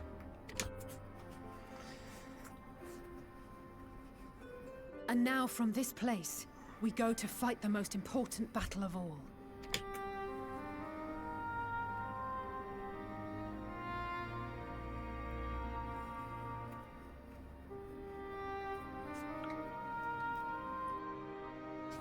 The Forum has sent word.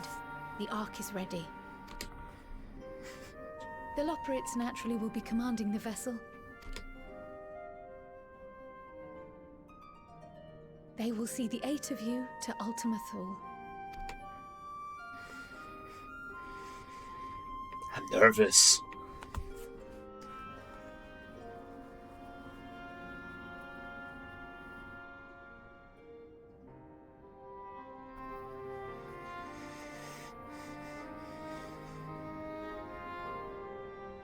Upon arriving, your objective is to find and vanquish Meteon.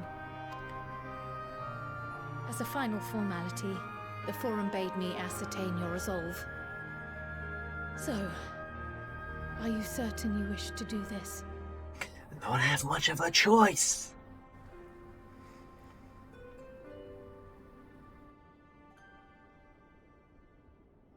We are.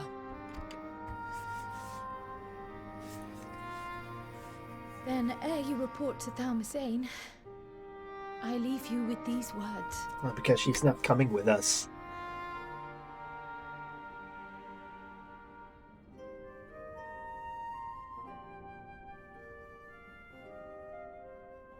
You must triumph. What that means will differ for each of you. To make it back home, or to simply avert doom, or perhaps something else altogether. Yet whatever it is that drives you, I have faith in its power to see you through. So please, triumph.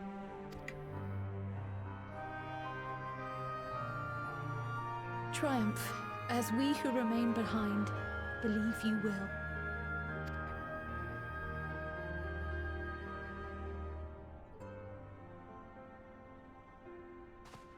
Let us be off then.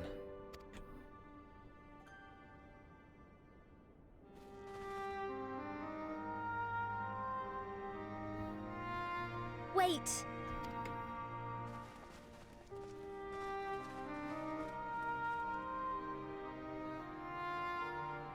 She promised she'd see us off with a smile. Both Kryl and I will be there to see you off, but as your receptionist, I feel I need to say this here. Safe journey, all of you, and be safe.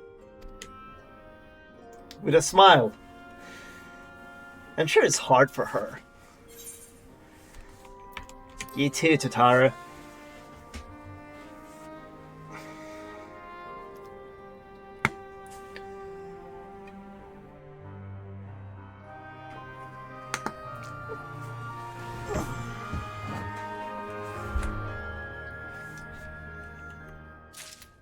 Thanks for the hydrate.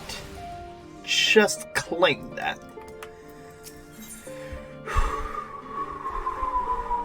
I couldn't bring myself to say anything there. I suppose this is where we part ways, for now at least.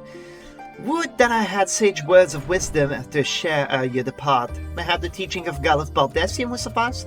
Surrender not to anger or hatred, he said. Look beyond them, and there find true strength. What one sees beyond is open to interpretation, I think. But for me, it would be the things I cherish most in life. Things I believe are worth fighting for.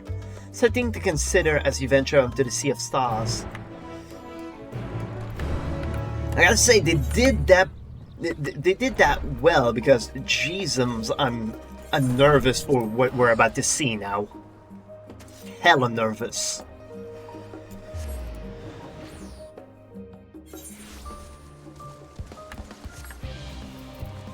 I wonder what answer Xenos found on the Royal Menagerie there.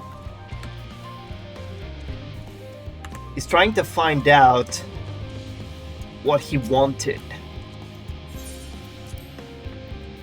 Alright, to the Ark. And full thrust ahead.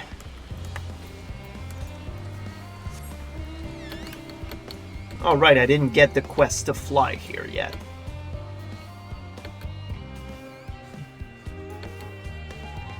I like how the serpent kind of peeks out when you jump.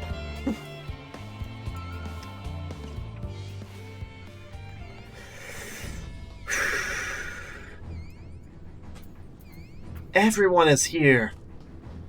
Oh, jeez. Oh yes, I know you. Your reputation and the rumor mill precedes you. At any rate, how might I help you? I'm a researcher, and I've long since been involved in the Ark's construction. I confess I'm conflicted about the culmination of all our efforts. While I am proud of what we have accomplished, it also means the final days are close at hand. Yeah, well, it's more like Alpha appears to be trying to cheer you on. Beep boop. The miniature model of Omega appears to be staring intently at the Ark.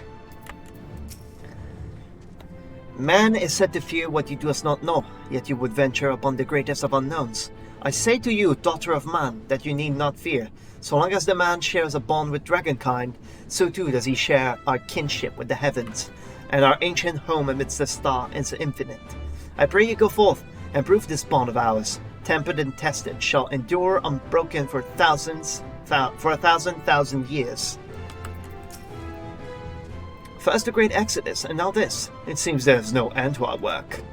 In truth, more than a few gleaners were distressed to learn that their earlier efforts were for nothing. It was no easy task convincing them that the new plan was for the best, I can tell you that. I can't tell you every man believes this is the wisest course, but I can say that all will be forgiven if you deliver us from the coming doom. But if you don't, well, at least you won't get the earful I certainly will. It's troubling enough that brute Sekhard left without warning, leaving me to carry all those cumbersome containers, but that he failed to be present to send you off is absurd. What could possibly be more deserving of his attention at a time like this? It is no easy thing to say leave the star to us, but we must, and we will. As proud members of the Scions, we have a duty to uphold, and we needn't do it alone. Those dark days when we were driven from the Rising Stones and hunted as traitors are a thing of the past. We have allies in abundance now. Which is to say, you needn't worry about us. Go forth in the knowledge that the Scions will labor without rest in your absence. I need to finish my words, damn it. Though our fellow Scions couldn't be here, they wanted me to tell you that no matter what calamity may befall us, they will never give up, and neither should you. No matter how far you may go, we will be with you in spirit, no matter how dark it may seem. Your light will shine and endure. Mistress Krall tells me your investigation into my theories on Akasha and its relation to the final days has made it clear the source of our woes. I'm elated to know my work was of some benefit, but I could not have shed it had you not rescued me from the tower that day. Yet I owe you a great debt, one I may never fully repay, but I shall try nonetheless. Not only through my research, but through my desire to see you succeed, which I believe may influence the Akasha in our favor. Small though the effect may be, so long as we have hope, there is a chance we may influence the outcome of this calamity. Well, all the Scions are there, so yeah, I think it's about time. We were quite fortunate that Loporit's hyperhopper was based on principles similar to those of ethereology. Integrating it with the Ark's existing systems might well have been impossible otherwise. We may have Sharlayan's wealth of knowledge at our disposal, but theirs is technology far beyond anything we have ever studied. You are familiar with teleportation magic, yes?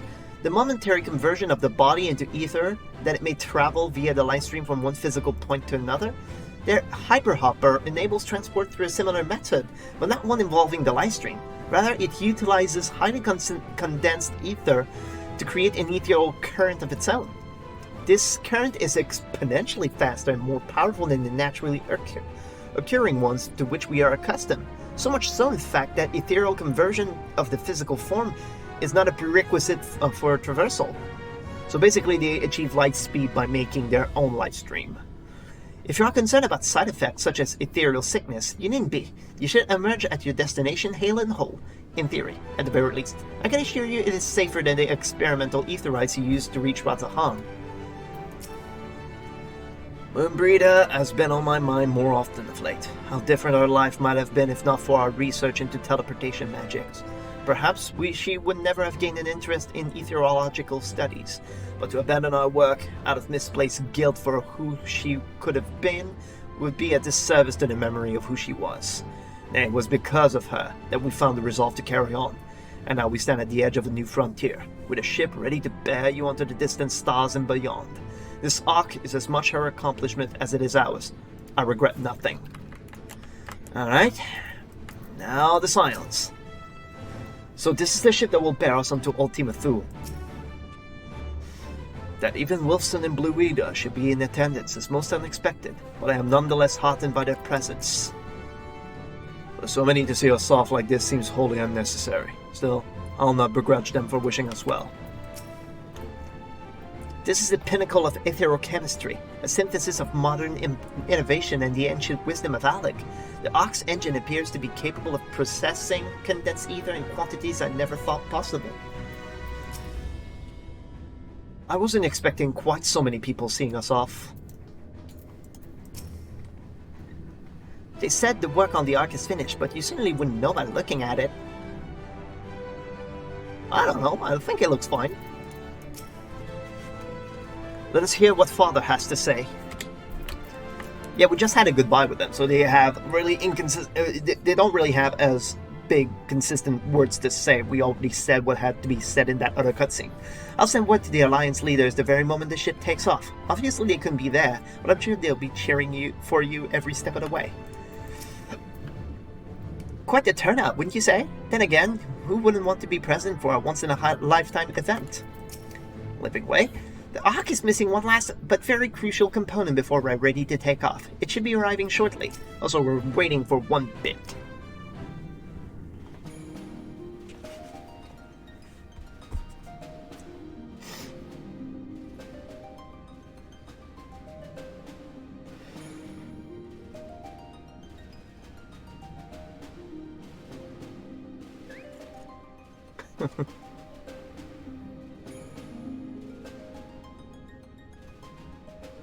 All present and accounted for?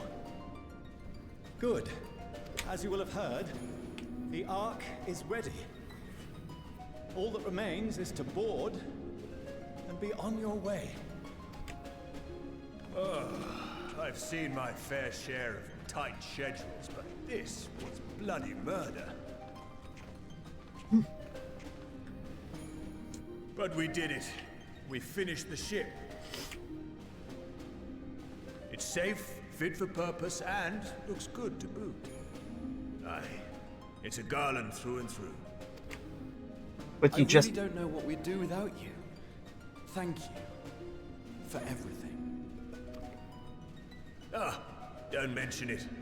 Ever since that episode with Omega, I've been toying with the idea of star-faring vessels. And as they say, necessity is the mother of invention. We've learned a lot, let me tell you. In case you're wondering about payment, the ongoing existence of the world ought to do. But feel free to throw in a colorful recounting of your journey on your return. So, have you thought of a name? A name? Wasn't everyone just calling it Father's teeny tiny toy boat? Let me just check something. Well, seeing as its purpose has changed, I thought a more eloquent name was in order. I suggested as much to Fortuno, who seemed quite amenable to the idea.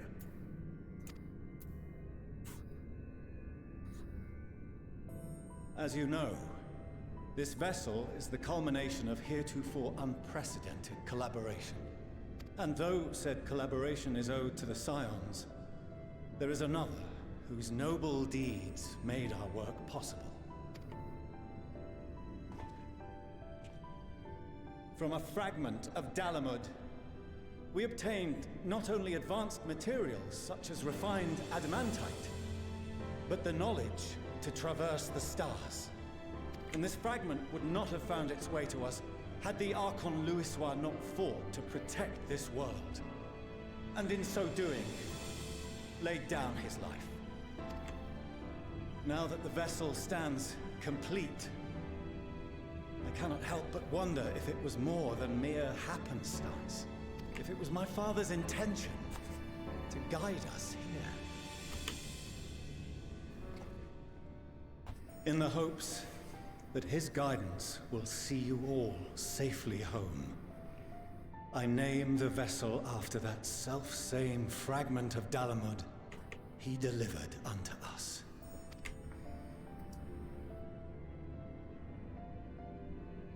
The starship Ragnarok. The end of the world. That's kind of ominous there.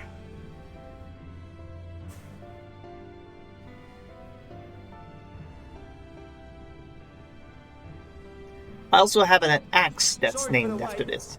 A got everyone you asked for, and not a one less. Oh, he's back.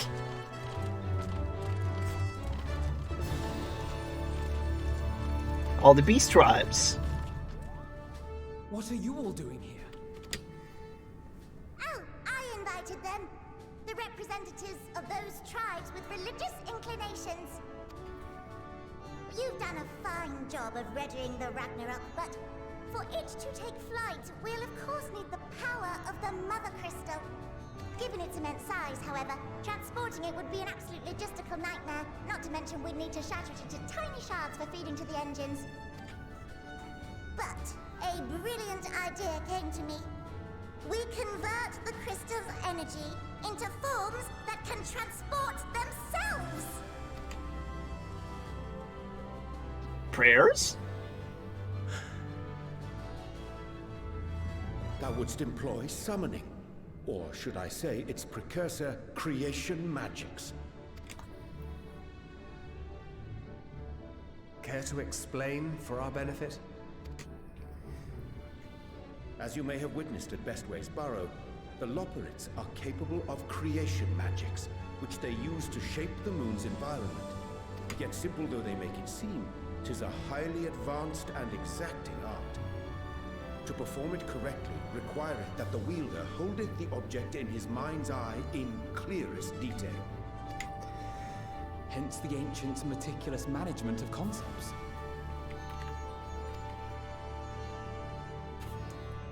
Drawing upon this art, the Ascians conceived of summoning as we know it. A derivative that replaceth the complexity of concepts with the simplicity of zealotry to make manifest a creation. I see.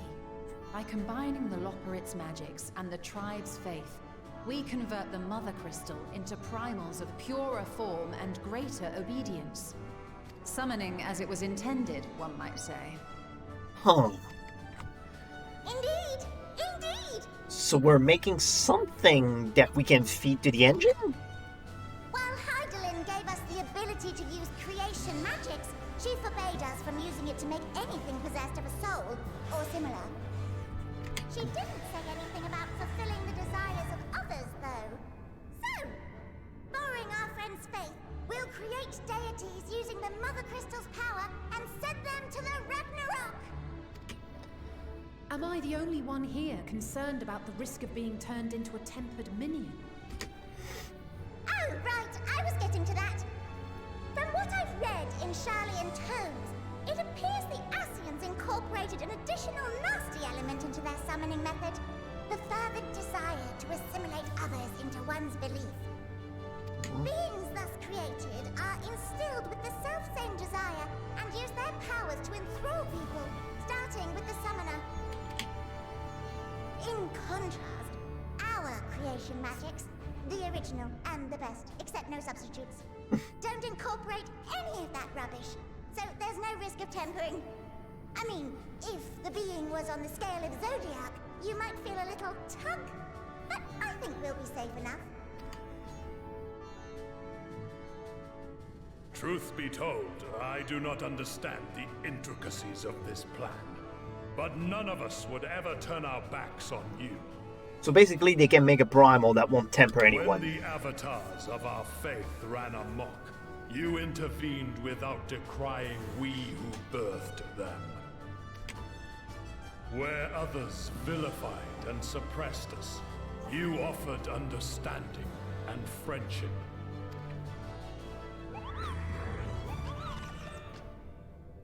In gratitude, we will share with you the true expressions of our gods. Not malevolent deities, but benevolent saviors. Aww. Alright, you lot, we're heading to the ethereal sea.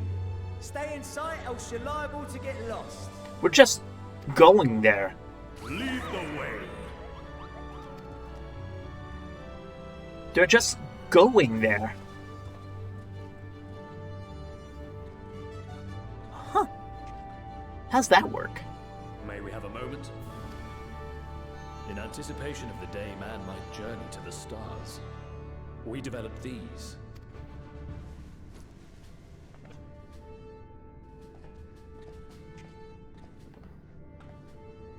Portable teleportation devices. One for each of you, designed to work in tandem. Press the button on one, and in a matter of moments, all 8 will activate and send their owners back to the Ragnarok. There is no telling what hazards you may encounter. If you find yourself separated or lost, please do not hesitate to use them. Oh, okay, so it said teleport back to mother shit. Be safe, all of you, and come back.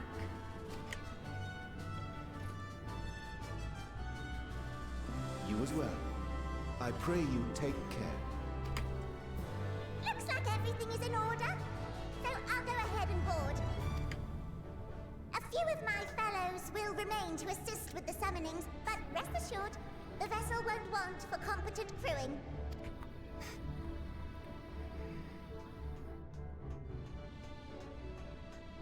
If you are ready, then you should board as well.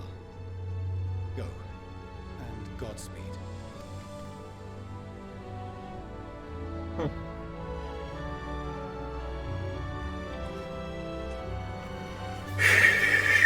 Going to space!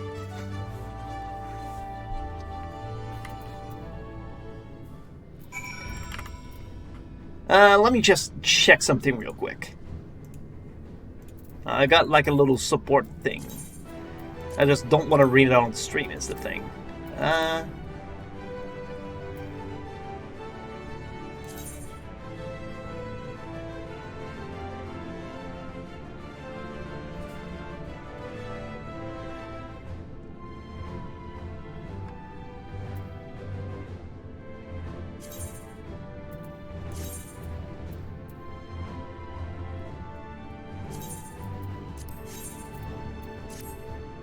Right. Sorry, that has now been settled. Alright, we go to space now. If you'll come this way, I will direct you to the bridge. Bombarding the Ragnarok, several cutscenes will play in sequence. You mean more than already? It is recommended, Yeah, I have all day. I have all day. Oh, stretch and posture check. Jeez. We'll take the first line that I can pause. I will do that stretch.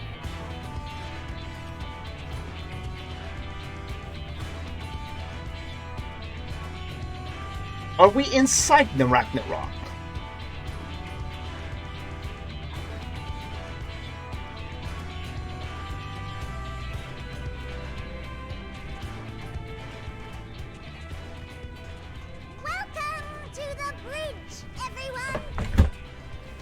You have everything, because I can't be bothered turning back.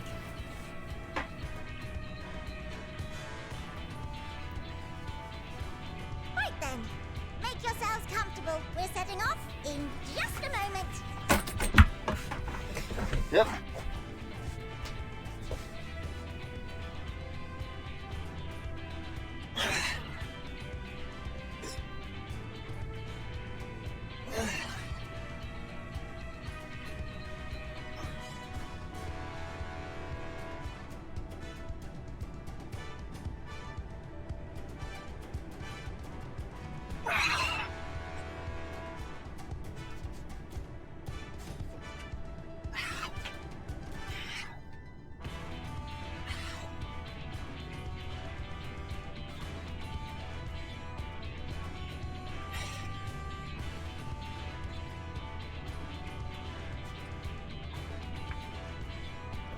All right. That was a good stretch. Right, let's cling this and get going. Oh, posture check as well.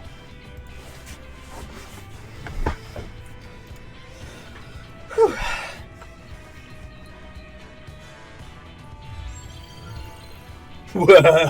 Whoa. It's incredible. Positively techno.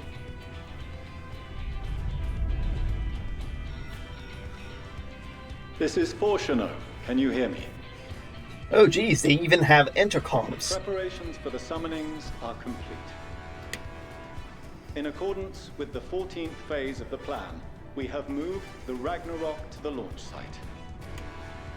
The gates are open. You may depart when ready. Are we ready? As ready as we'll ever be. Let's get going. Oh, come on. The burnt-out star's got more fire in its belly. Try it again, with feeling.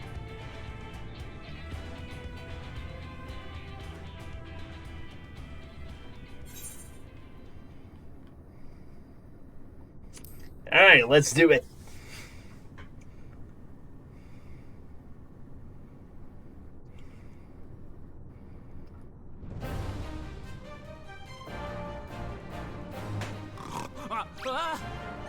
Launch the Ragnarok! Engage! Engage!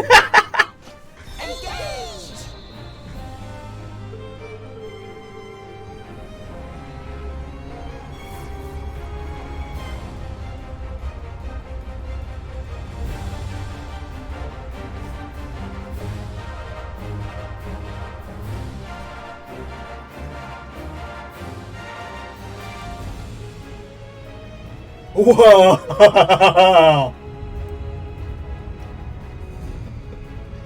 Whoa!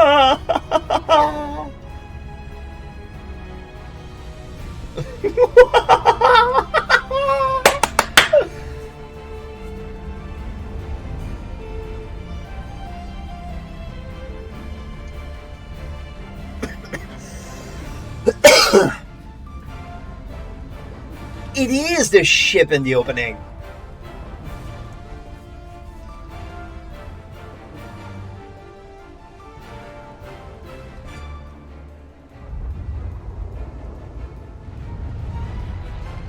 Whoa. Oh, it's just like in the 1.0 trailer.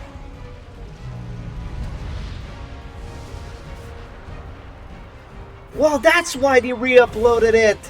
Sri Lakshmi. I didn't see much of it. That's Leviathan. And Ravana. Bismarck. And Good King Muggle Garuda.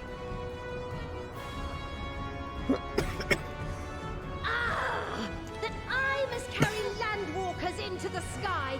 I cannot imagine a greater indignity. Do not sulk so. For thy mighty winds exist not only to buffet and batter. Sasano. Nay, they may serve also to thrust forth with vigor. Thrust forth with This is thy glory, and thus it is an occasion to rejoice. So come, let us revel!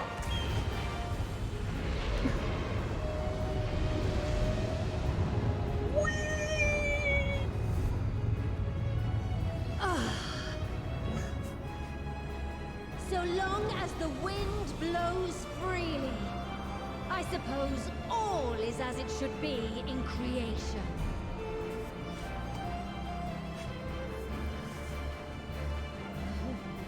I will render unto them a storm, that they may pierce the firmament and fly free! She looks so creepy though.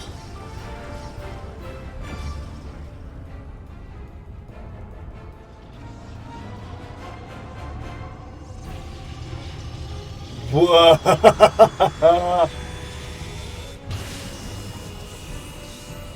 Oh, it's making its own current.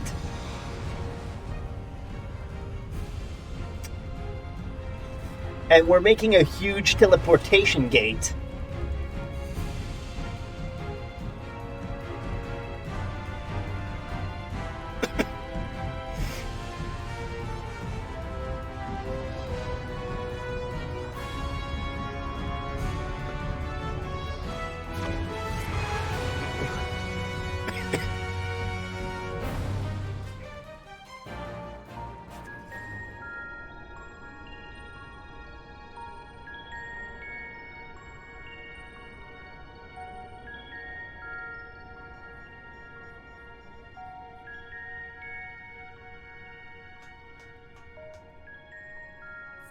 peace? Good. Sleeping Way? Report? All's well. Fantastic, even. What a horrible time to have something in the throat.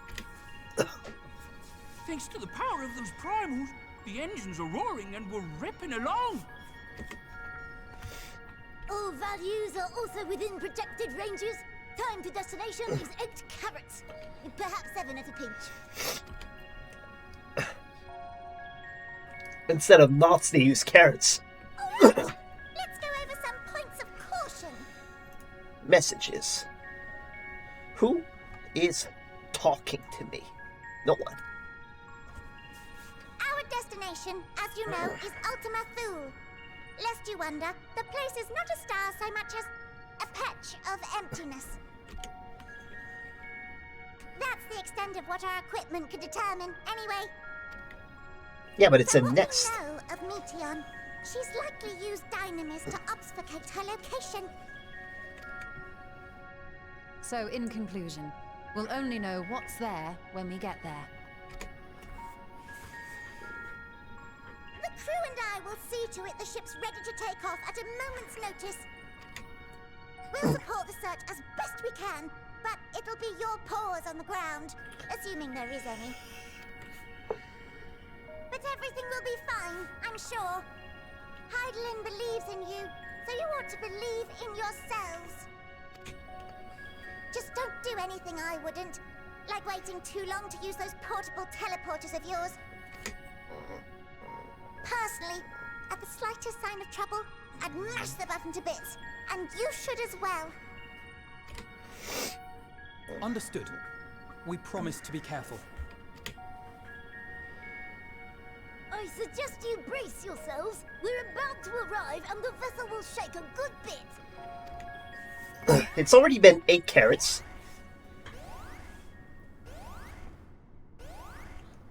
What might this be? What is this? Something is interfering with the equipment.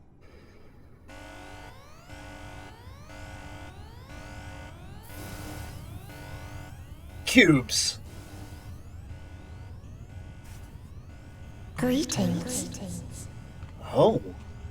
Meteon herself.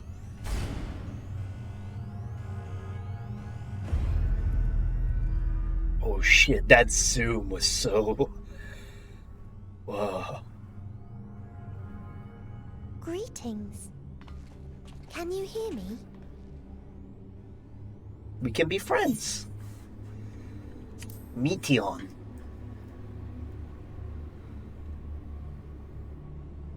So this is Meteon.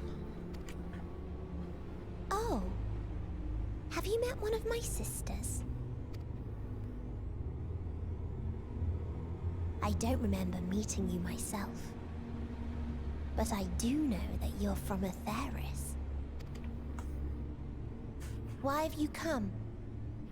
All you had to do was wait. I would have delivered to you your ends.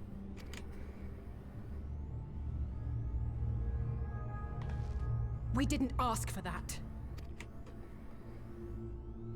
I don't understand. All life is destined to end. Why choose to prolong your suffering? Effort, ambition, love, they amount to naught. Happiness, should you find it, is inevitably lost. Stolen away by events beyond your control. Just like Xenos. He found happiness and it was lost. Huh. There is no logic nor meaning in it. You think there is. Convince yourselves. But it's all a cruel accident.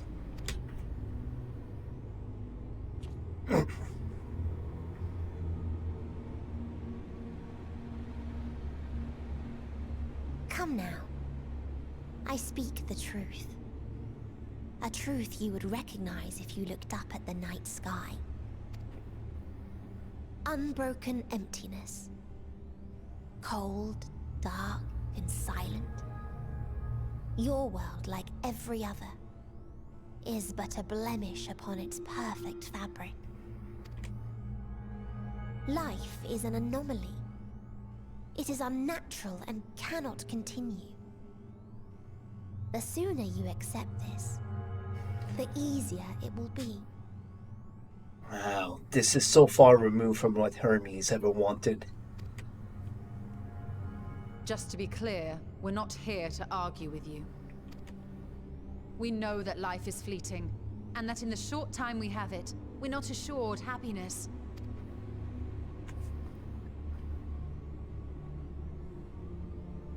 Indeed. I've seen far more sorrow in the eyes of many I've met. I myself have plenty of regrets. And one day they'll die with me. Gone to dust with my good deeds and unfulfilled dreams. But we accept this. That our existence may seem pointless. That sorrow, rage, and despair will always dog our heels. And we press on regardless. That is why Hydaelyn guided us here. In her boundless love for mankind, she has prepared us for this trial. And in her name, we have come for you.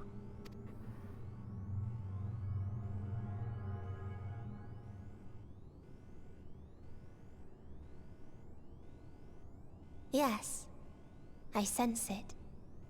A burning passion like unto fury. She's an Enteleki. She can feel our emotions. I know it well. For the same passion once burned in many a star before yours.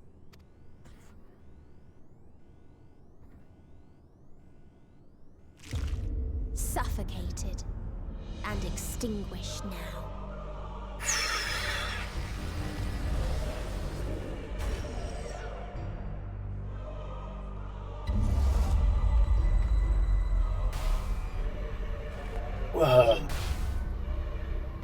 I can't breathe. You approach the bounds of my ultimatum, where emotions dictate reality, where resignation and acceptance unite to embrace the end, where those who yet valiantly cling to life cannot thrive.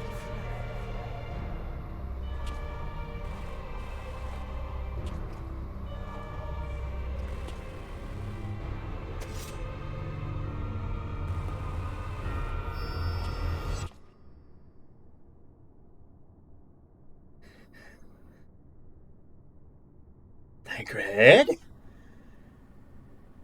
Please tell me you didn't do anything stupid.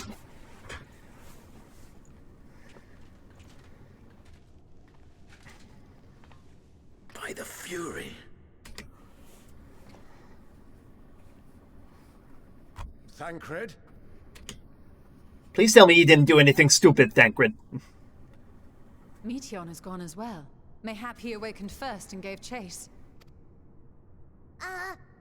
Everyone? It appears we are at our destination. This is Ultima Thule. Not that we knew what to expect, but I wasn't expecting this. What are we From looking at? atmospheric composition to ambient temperatures, all reading to within permissible range. This place is capable of supporting life. What the hell?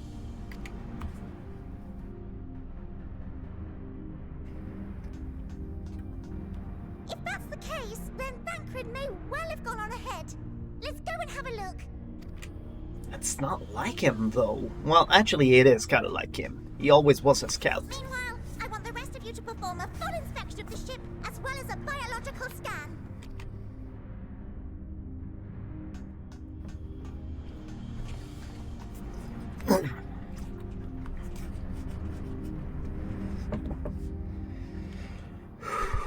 So it was that the brave wayfarers arrived at last at Dream's End.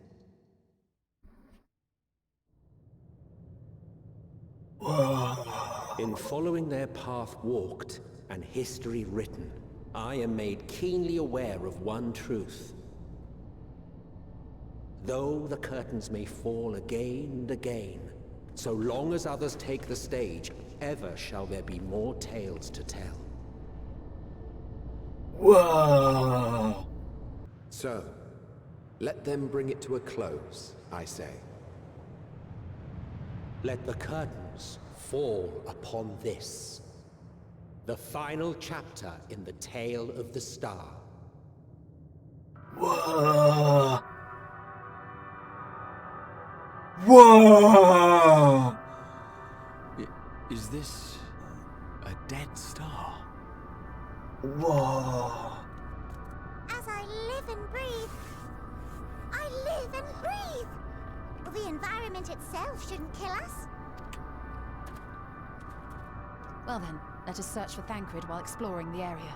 The ship we leave in your care. Whoa, that's mad!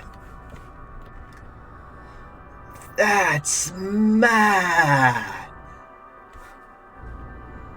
I expected something like this, but not like this.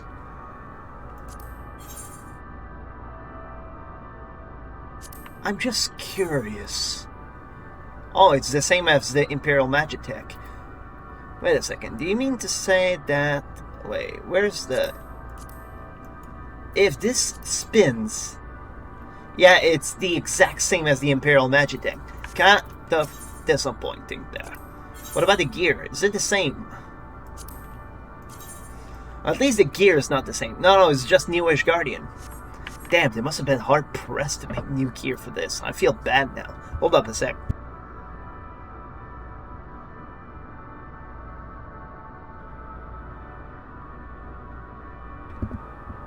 There you go. We're back. Alright. Man, that's mad. And this place is huge too. Abode to the ear. Of the ear. Base Omicron. Reathara. Wow! Look at this! Whoa! Whoa! This is amazing. What is that? What is that? I'm looking outside the map, so this isn't a destination, but what is that? Whoa! What does it have aetherites? Whoa!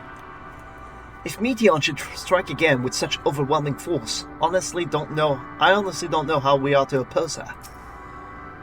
We were clearly no match for Meteon, yet we survived unscathed. But how? Oh, because Thancred stopped her.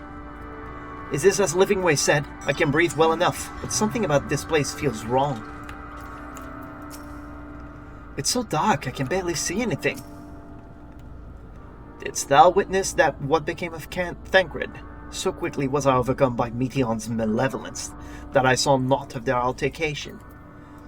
Well, you tried to slash her. There is a dizzying, disorienting feeling about this place, as if I could lose my footing at any moment. We must be careful. Did I try Okay, no, we don't jump differently. I can guarantee we'll be of help if these strange surround, but I've ready a provision note in case of emergency. Of course, if you encounter any real danger, I expect you to return to the Ragnarok at once. Wow. Try as he might, Alphino can find no sign of Thancred. We're fortunate that this place can support life, albeit barely, I suspect, given the torpid, stale quality of the air. But never mind that, we must find Thancred. Let's begin our search from the prow of this ship. It seems as good a direction as any. Man! Try not to stray too far, lest we lose sight of one another. Let me just clear that message. Mark as read. There you go, that's done. From the prow. Whoa! This is mad. I wonder if this is Dragonstar, like the star that Midgard-Sormer left. It would be poetic if we happen to... Oh, whoa! Look at that! And this... Not that. I mean, look at that! Is that a ship? Are those technological nodes, or is that just how the floor looks here?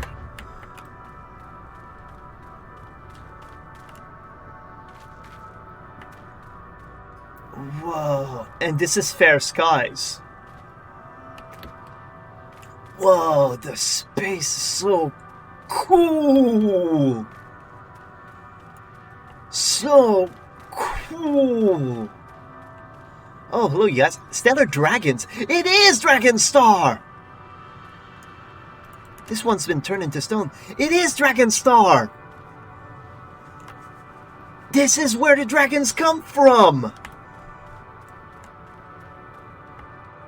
I can see no other reason why there would be dragons here.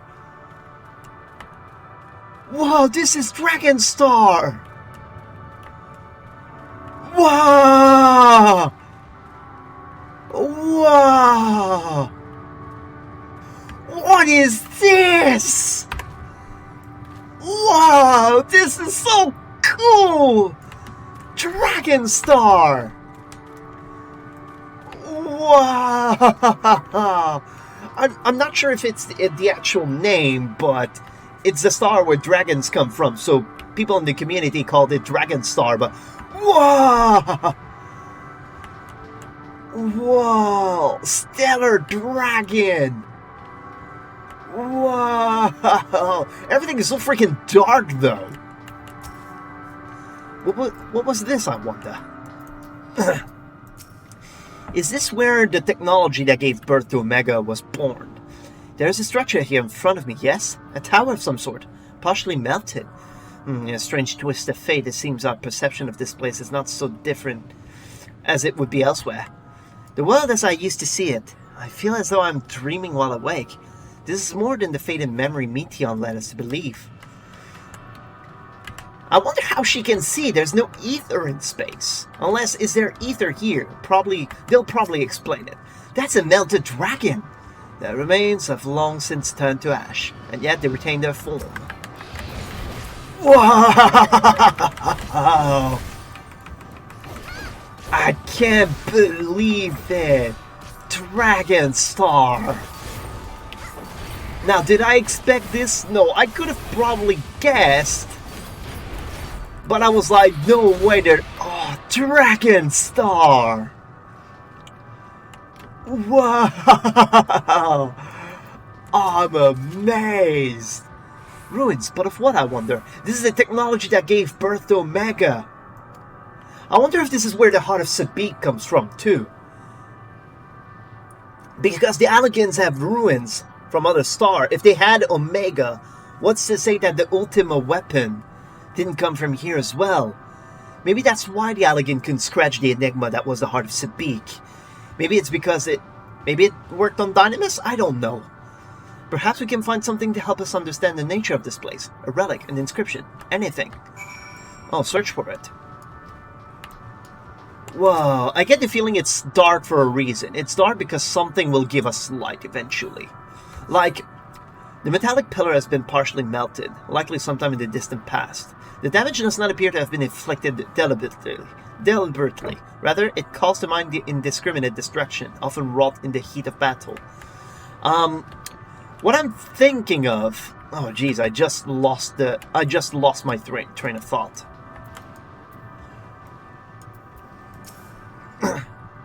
Look here, this spot is relatively intact. The intricate design on the top suggested it was man-made, though its builders were surely not men as we conceive of them. Having said that, I swear I've seen this pattern before. Yeah, you have! Because the Allegans wanted to go into space, and they got hold of relics such as Omega, and I'm willing to bet Ultima Weapon comes from here too. The civilization that came here clashed with the dragons, and eventually Midgard-Sormer, seeing their end, decided to flee with Ada, with all of his children, with all of his egg children. But whoa, hold up a sec. Whoa! There's light! There's light under! Whoa! Frickin' Dragon Star! I thought this hill might afford a better view of our surrounding. A poor decision in hindsight. Beside the light from the ship, all is shrouded in darkness. And Thancred is here, I never know it. From what I can tell, we're near the edge of an island, if you can call it that, surrounded by floating debris. Yeah, the star went to shit after the battle with the dragons. See, proof that dragons are aliens. Maybe that thing will give us some light. But yeah, I was saying maybe something will end up giving us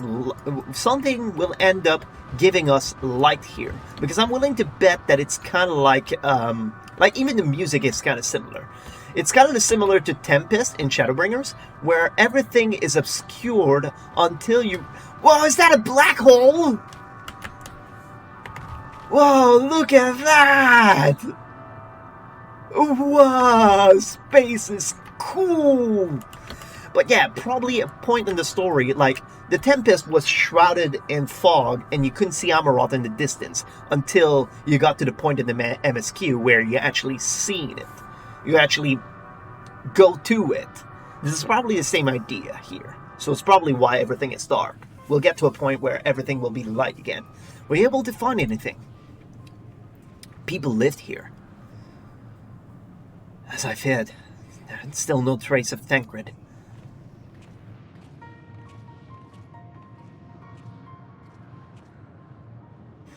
There's nothing but emptiness as far as the eye can see, which unfortunately isn't very far.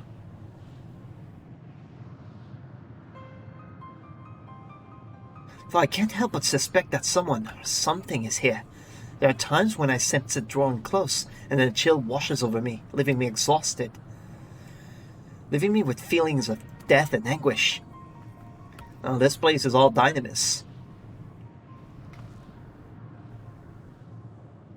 Dragons. I think I might see something over there. Felt it too when I was near that thing.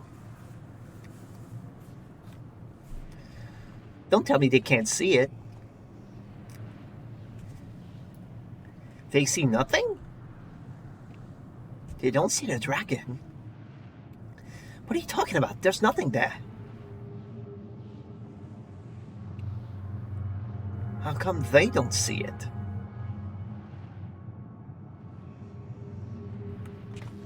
Before we jump to any conclusion, perhaps we should search elsewhere. Agreed. We've found only more questions when we are desperate in need of answers. There's a fresh stretch of terrain from the ship's starboard we've yet to explore. Let us try searching there, then. East of the ship. The boat's right, starboard. A word before we join the others. There's no way he didn't see it. He knows what dragons are. He knows what dragons are. He freaking knows what dragons are. And there's no battle music either.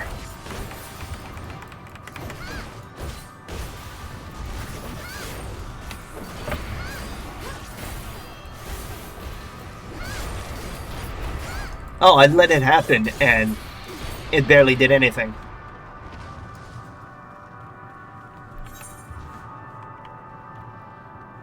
The vitrified fort. Oh, the starboard is right. Left is larboard. He said, oh, unless... Is the ship upside down, or does Estinian not know his directions? Lesser stellar dragons. They're all dragons. There's no way we're not on Dragonstar.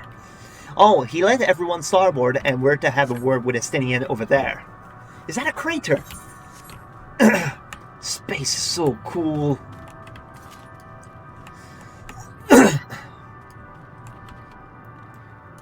Space is so cool.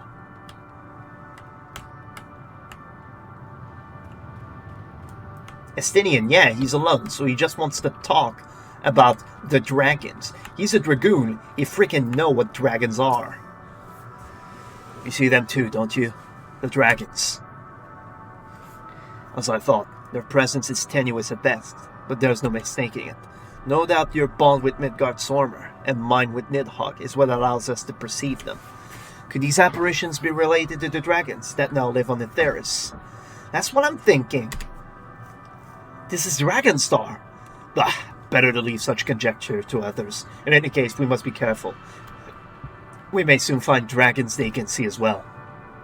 Death and anguish. What happened to them, I wonder? We're gonna figure out the story of Dragonstar? Wait, why am I pursuing his... Do you see the name of the quests? Were they always like that? Ever since we got here. Hold up a freaking sec. We all get... Sometimes... Ishikawa did this before. Sometimes the journal text is written by someone else. The meteor manifests on spring. Meteor. Follow unique asking for I think the thing is for tanker is nowhere to be seen.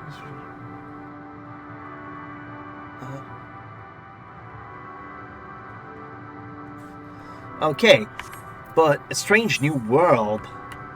Why is it written with strange characters? Wow, well, if the idea was to creep me out, well done, you have succeeded.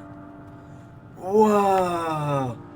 Oh, by the way, Dan told me that apparently you can fish in space now. You just yeet your rod across space. You can do it on the moon and here.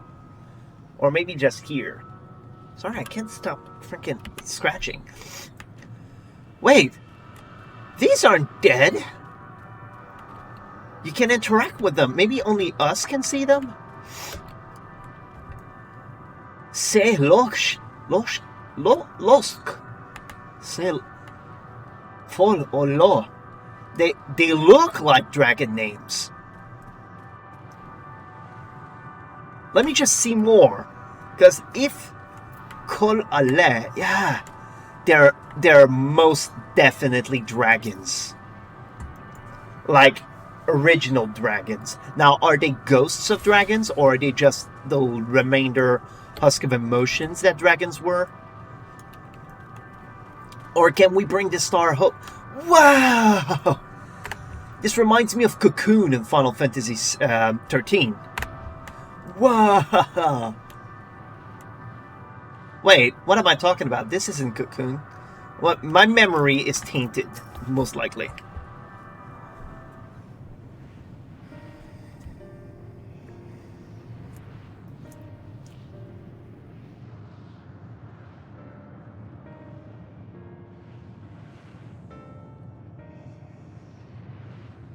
Dragons?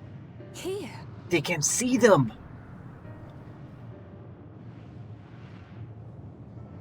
What you see is a memory of a world that once was. Oh, we see the memory. A world suffering a slow death, whose denizens cried out for the release of oblivion. What? Their world is dead?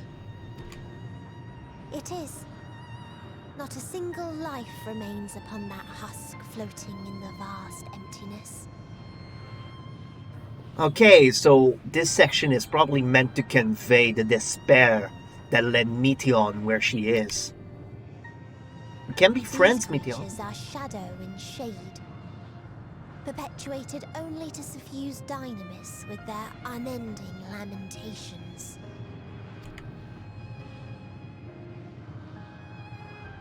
Our friend Thancred. Where is he? A strange question. He is at your side, is he not? What? Oh, yes. He is here, and there, and everywhere within this space. He would tell you himself if he had form to form words. What? Crystal Vasm, I can... much loathing and uncertainty. You don't know why you still exist, in like manner to the oblivion I send. I tried to drown out your ether with dynamis, beginning with this Thancred, who came at me despite being unable to breathe. Such a simple thing, unmaking men. In the blinking of an eye, he was gone. Didn't even have the chance to be transformed. She unmade him. Yet somehow, he managed to leave a slither of himself behind. What you call the heart? Or perhaps the soul? In his final moment, he cried out from it. A single word. So Thancred's dead. Survive. That wish proved stronger than the despair that ruled here.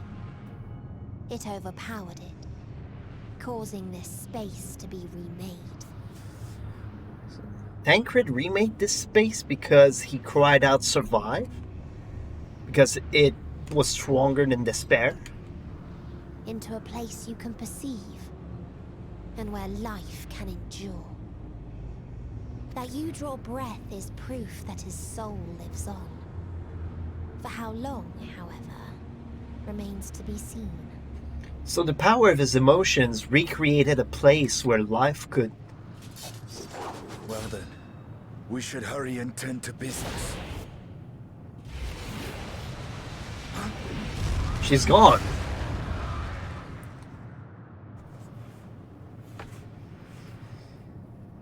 It's futile. You will never reach the true me.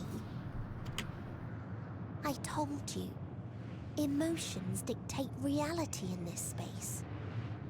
Such changes as you might work will not alter in its nature. You may see, but you cannot touch. Walk, but not advance. We're on her turf now. You gotta grasp the new rules. Meteion holds too much sway here. How do we contend with a foe who can unmake us on a whim? With the power of stasis and stability, Asm's crystal. I do not know. But Thancred gave his life that we might come this far. We must press on. We can probably remake him with the crystal of Asm because Hydaelyn gave the power into it. Agreed. We cannot turn tail here. Not without something to show for our comrade's sacrifice.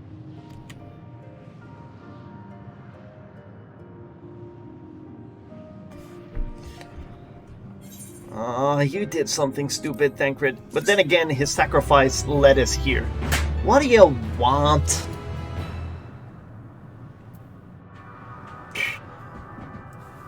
So dragons we can see, but they're only perceptions.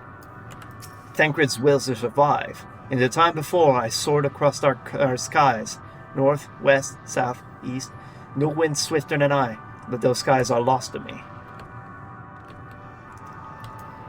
Whoa. Thought unlike the others, this place ill befits thee. Do not tarry over long. Who are you? The tailing of my tail alters not its course. If thou knowest my brethren once ruled these skies, will our kingdom return? Should I boast that I was first among our hunters? Will the comrades I failed live again? Nay, once I lived, and now I await the coming oblivion, nothing more. This is not our home. To our home did come the metal demons, who of life enjoyed, scoured it clean. There are mere bones, and among them do we rest our wings forevermore. Leave us now to a mourning traveler that will find no solace here. Man, not a tiny bit grim. Whoa. He can't really be gone, can he? Meteon herself says his soul persists, that he is the reason we're still breathing. If so, then maybe, yeah, I'm thinking we can remake him with the Crystal of Basil. I understand now why the Loperates were surprised to find that this environment could sustain life there, but for Thancred's sacrifice. His will was strong enough to reshape Ultimate Thule that we might survive, that I might see again. His sacrifice must not be wasted. Oh, she can see again! Does she have her eyes back, or... No, they're still white. It's hard to believe Thancred was able to overcome Meteon's will, yet here we are. Would that the price for his victory had not been so high?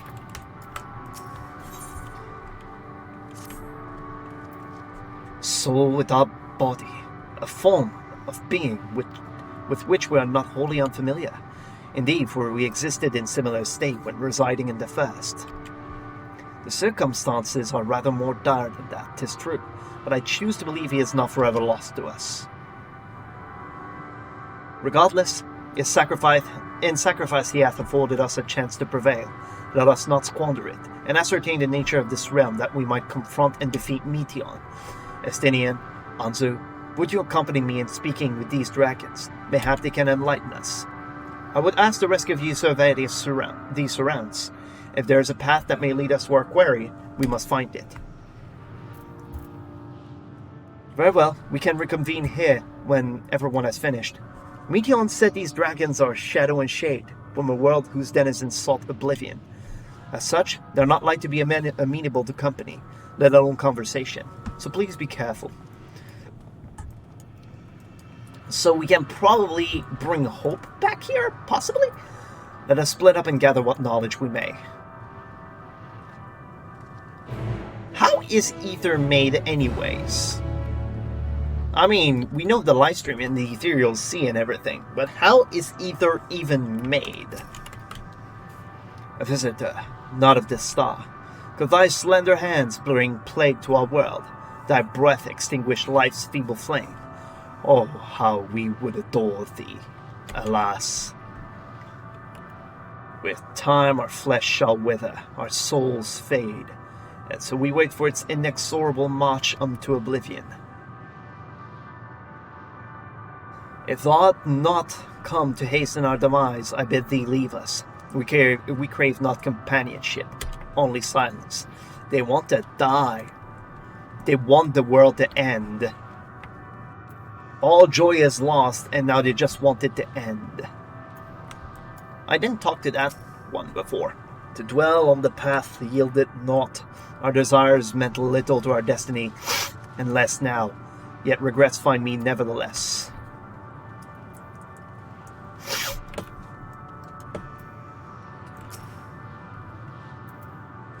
Beyond that distant veil, paradise lost. So glorious, so beautiful. We were a proud and noble race, strength embodied. We knew only love before they came. Metal monstrosities of black and silver.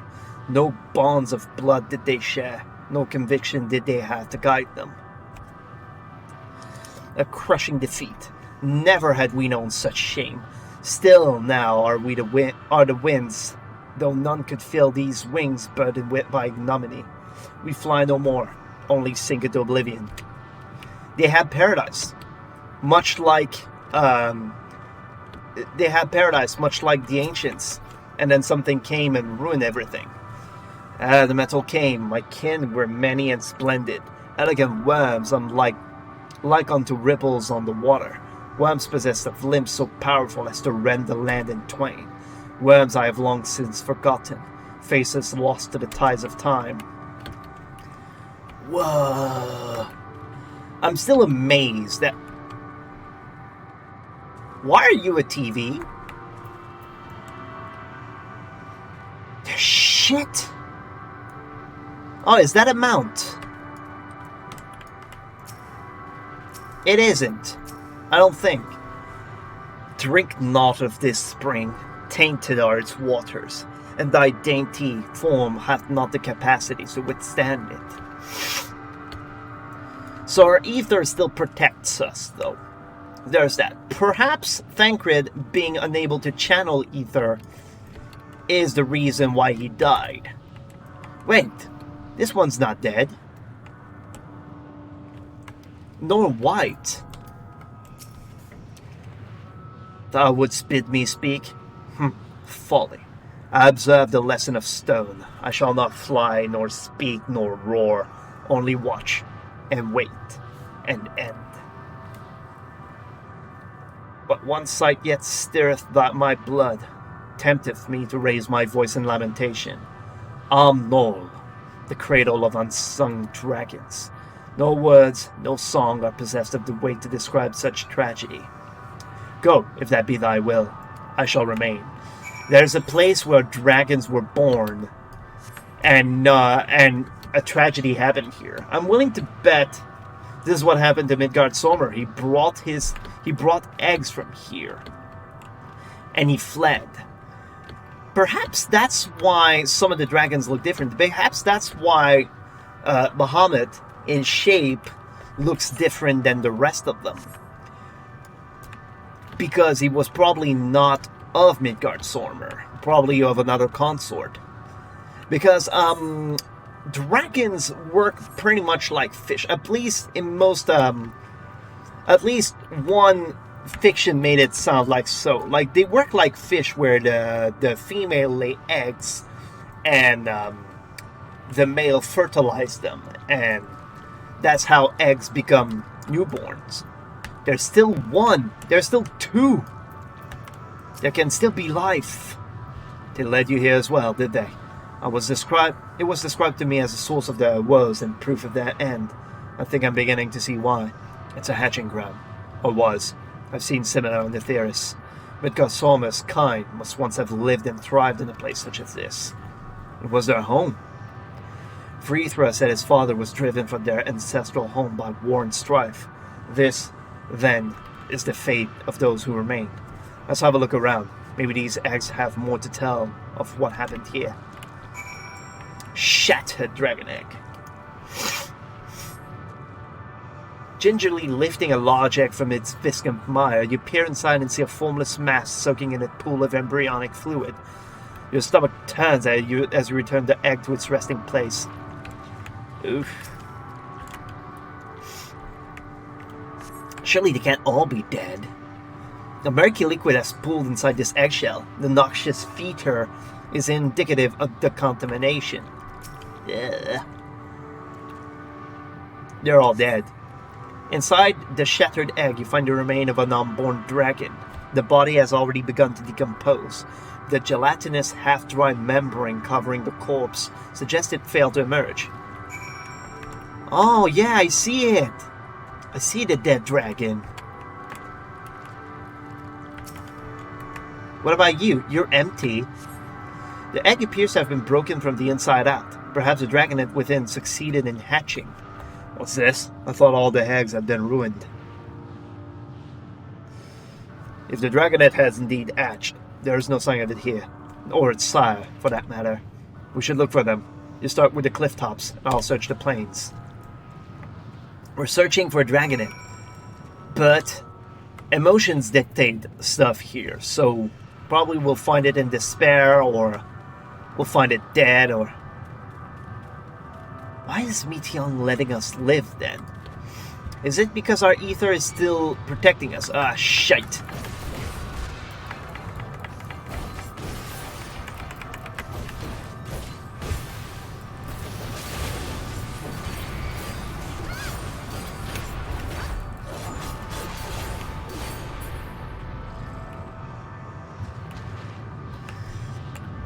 Dragonet!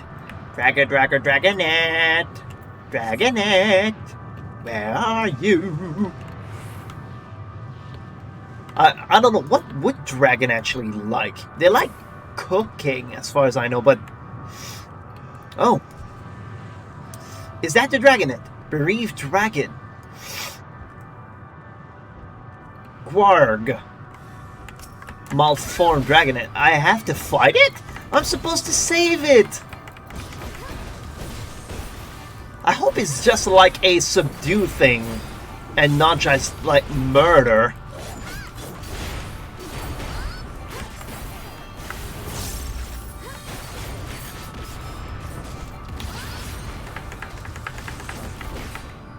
I forgot to go no mercy this whole time.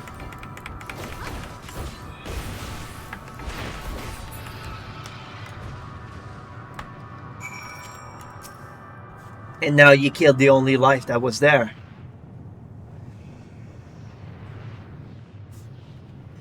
The boisterous howling hath been quieted by thy hand, I presume. Is that really all right? I thought I heard a dragon, or something resembling one.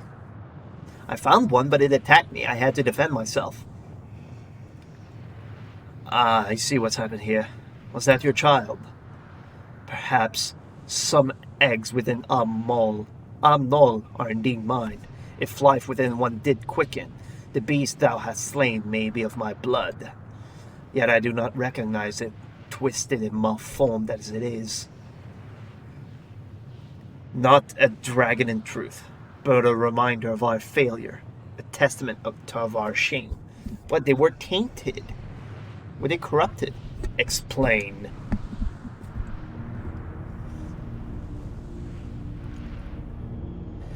They descended from the heavens, cold, heartless machine, and with them rode war and death.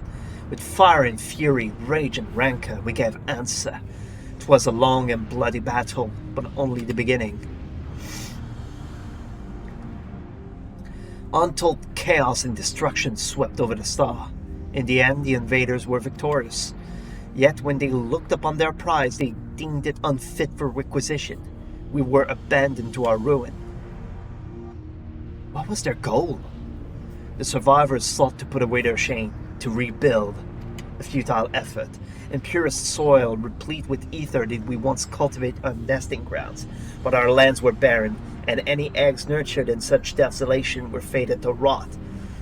Okay, so there were no more ether for them to live. What few survived to hatch emerge as abominations. We shall have no new progeny. But there are dragons among you capable of journeying to other stars. That there are. Many would make the attempt, each bearing a clutch of eggs. The richest stars were home to the harshest rulers, and the revival of dragons incited contests for supremacy. When the fires faded, the wars lost and won, they too were reduced to ash and waste. 'Tis the curse of those who seek life, to be drawn into conflict, to conquer or be conquered. A vicious cycle we now choose to break. We tire of conflict, of everything. We wait now in sweet, merciful silence, flee from strife and suffering, still as stone. Wait, you claim your kind is doomed, but there is another star.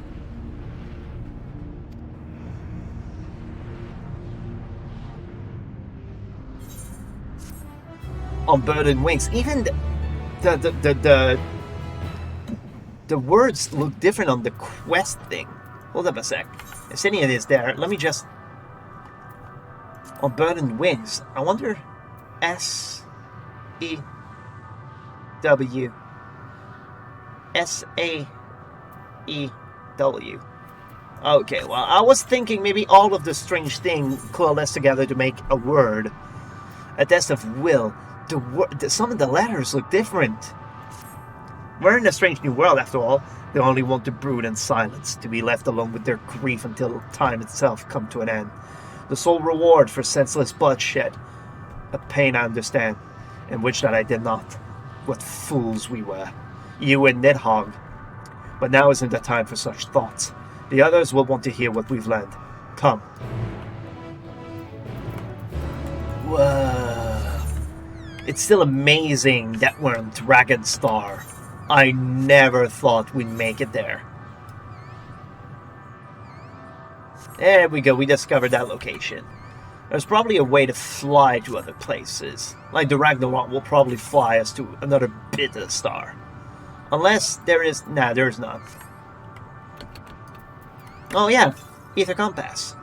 The northeast. Nah, this place isn't large enough for that, is it?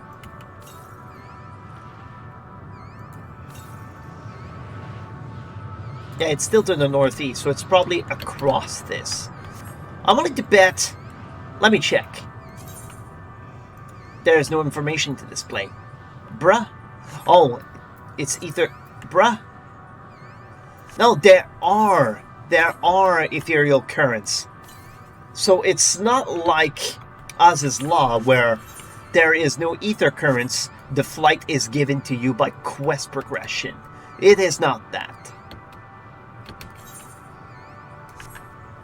But yeah, to them everything is dead, we just await the end now. But apparently without ether, their progeny could not live. So ether is dead here for some reason. Yet there's still ether rights and such.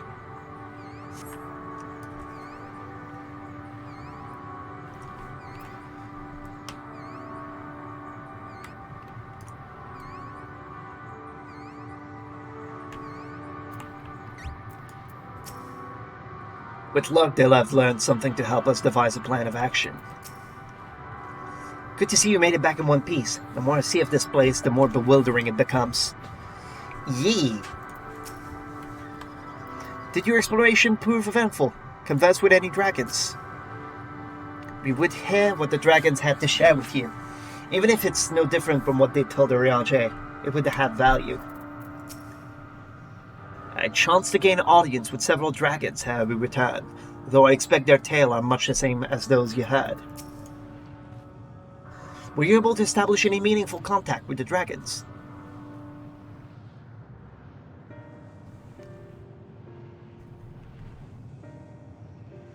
I see. They wish to escape what they perceive to be a cycle of conflict. Thank you, Anza and Estinian. As for our part, we believe we are more acutely aware of our confines than before. We started by traversing the perimeter of the island to see where it might be if there might be a path leading off of it. Sadly, there was nothing to be found. There's no small amount of debris floating about. Could there be enough to serve as a bridge to lead us elsewhere? I considered that, and so I tried throwing a stone into a potential platform to judge its integrity, but it never reached its mark. As it crossed an invisible threshold just beyond the boundaries of this island, it vanished, only to reappear above me and fall at my feet. I would not be too quick to presume that what we see outside this place is as it appears. Which is why I returned to the Ragnarok and asked the operates to search for a potential path. However, the ship's instrument failed to provide conclusive data on the surrounding area. Until we know more, I think it too risky to attempt flying to another island. What Meteon told us before, that emotions dictate reality here, might be the key. I'm not entirely sure what emotion might manifest a bridge to lead us to safety. So what you're saying is, we have no way forward. At present, it is indeed emotion that governs this island. Perhaps it is not Meteons, but the dragons that hold us here. Give them hope again. They tire of conflict, and have chosen a path of oblivion to escape it. Or rather, they have chosen no path at all, meaning there is no way for the dragon or anyone here on this island to advance. A sound theory, disheartening though it may be. If that is the case, what recourse do we have? They are not like to be persuaded to help us. Their reasoning is built on a history of turmoil and strife. Without irrefutable proof, the future is not as bleak as they believe it to be. Mayhap persuasion is not the answer. Meteon meant to unmake us then and there on the Ragnarok, and she would have succeeded if not for Tancred's determination. She conceded it was strong enough to overpower the despair that otherwise rule Ultima Thule, and reshapes it to a degree. Perhaps it can be done again in like manner, by overpowering the prevailing emotions. Like I said, learn the new rules. 'Twas Ultima Thule's architect, Meteon herself, against whom Tancred did pit himself in a clash of wills, though I mocked no leader amongst them, As such, I did chance to encounter a dragon possessed of despair far more potent than most, potent enough mayhap to dictate the course for others, and thus their domain to follow. He spoke but few words, carefully chosen, their tone and timbre alone threatening to rend my heart in twain, challenging his desire to remain may allow us to alter the island upon which we stand. Alas, I fear my vaunted rhetoric avail me not against his calcifying heart, but mayhap one of you will fare better.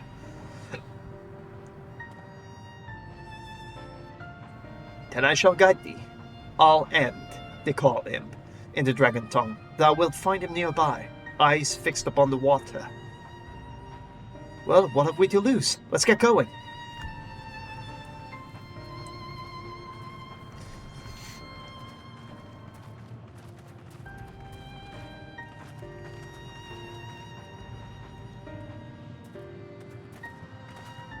Stinian has something to say.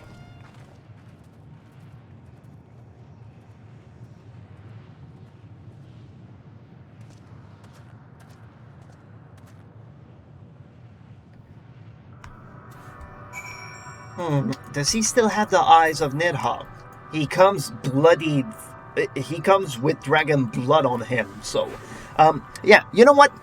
I'm feeling peckish, so I'm gonna take a little 10-15 minute break to go eat something, drink something, and then after that we'll be back. See ya.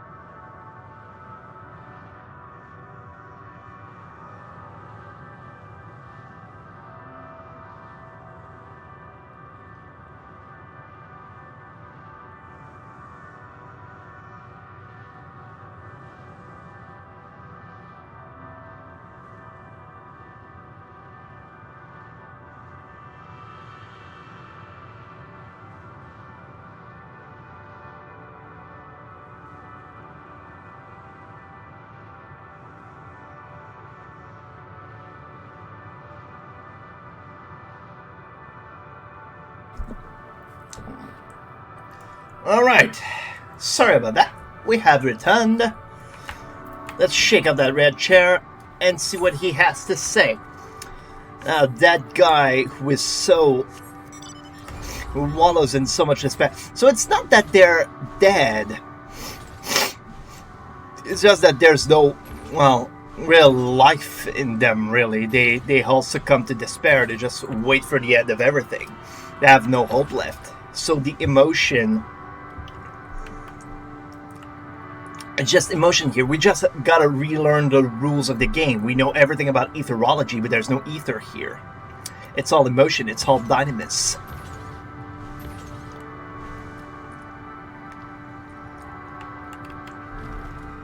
Oh, splooch, splooch, splooch, splooch, splooch, splooch, splooch. That's like no depth to it. That or it's very transparent. Oh, space so cool. What is that? We'll probably see in due time.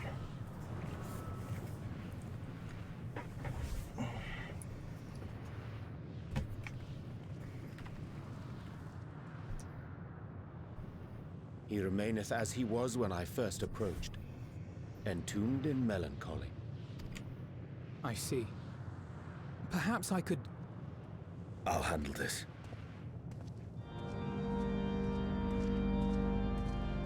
Default music. So, waiting to die like all the others, are you?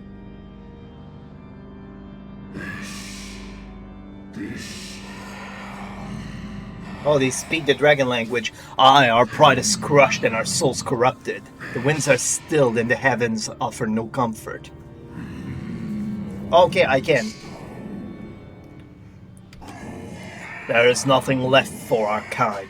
Our long lives a curse as we await the end. Still as stone shall we become. So you say. Yet your kind has found a new beginning on our star. One of you braved the expanse, bearing with him a clutch of eggs. They and their children now rule our skies, their song heard by all. Our kin on another star? And yet, upon thee do I smell the blood of my brethren.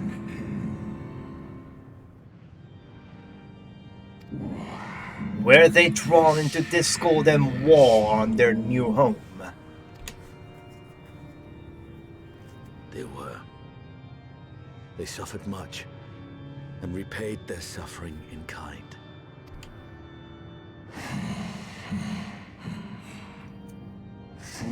It mattered not whither we fly. Ever will a sanguine ocean await us. Ever will retribution's wheel turn. And so, on the last of my pride as a dragon, I break free of this wheel. I renounce conflict, exile myself from the other, never again to be touched by the flame of hatred. Had your brethren made the selfsame choice, my family might still be alive. Yet lasting peace does not come to those who simply retreat from conflict. No, you must be willing to confront it, to stare into the face of your foe, and see yourself in him. Only then can you break the cycle of torment and tragedy. This lesson, a dear friend taught me at the risk of his life. There is no nobility in your penance. You wallow in self-pity. And after everything we've endured, we will not let you stop us. If you're the source of the despair... What? Estinian! Stay back.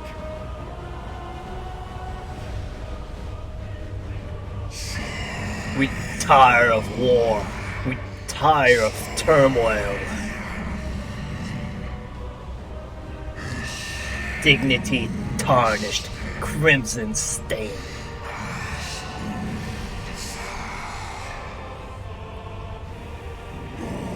Our misery, our shame, too much to bear. Release us from war, from life.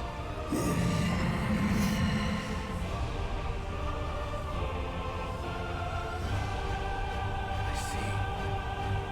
This is the emotion that bars our way.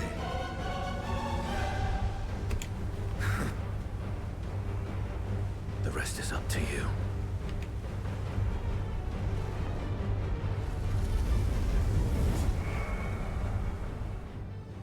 What?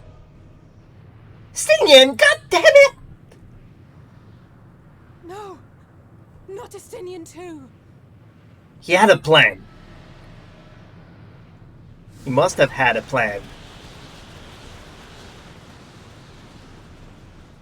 And it gives us a path forward? It did! There's a wind.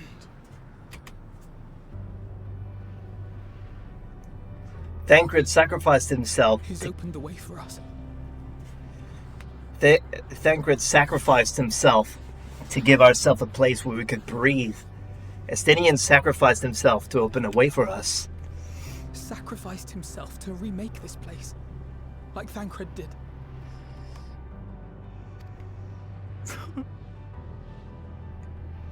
Oh, Alphino. It was like his brother. Come. Let us follow the wind. It will not lead us astray. He would not.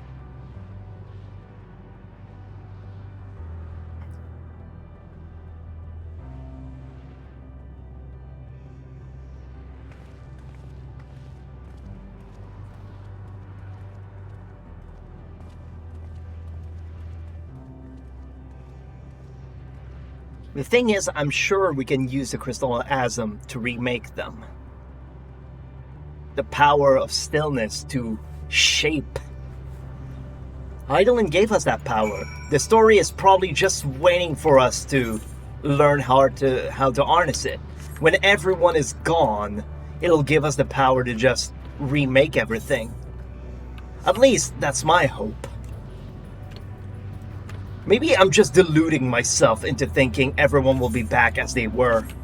And then again, when you go into trust fights now, it does clearly label your characters as avatars, not actual people. Wait, is the map set to look different when you pass a certain point? Whoa. Oh, what is that? Wow, the space is much clearer now. Whoa. Where did the machines come from? Wind confluence.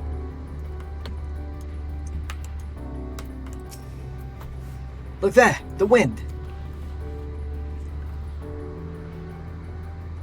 This is Estinian's doing. I'm sure of it. We should ride its flow and see where it leads. That was his freaking plan.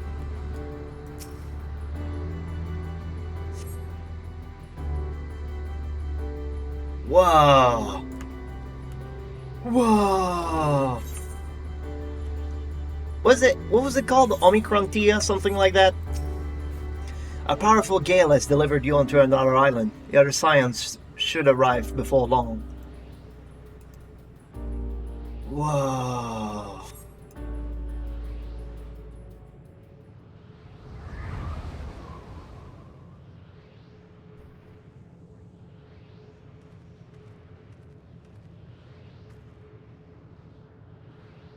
He did it. He found a way forward for us.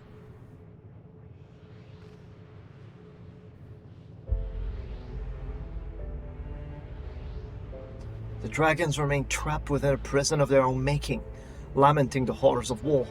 Yet Estinian knew them better than most. He was a man of honor and a dear friend, willing to fight to the very end for what he believed was right. And he's still fighting Athena, just like Tancred.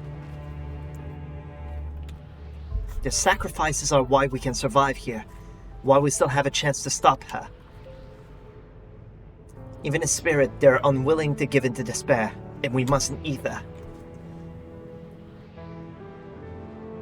Alice is right. We must press on, for their sake. Their souls are still around, I'm pretty sure.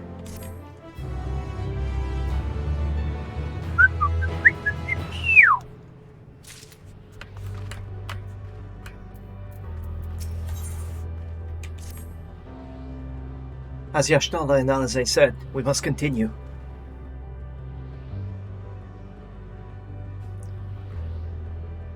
Notice the change in our surroundings. Perhaps this is the memory of an altogether different world.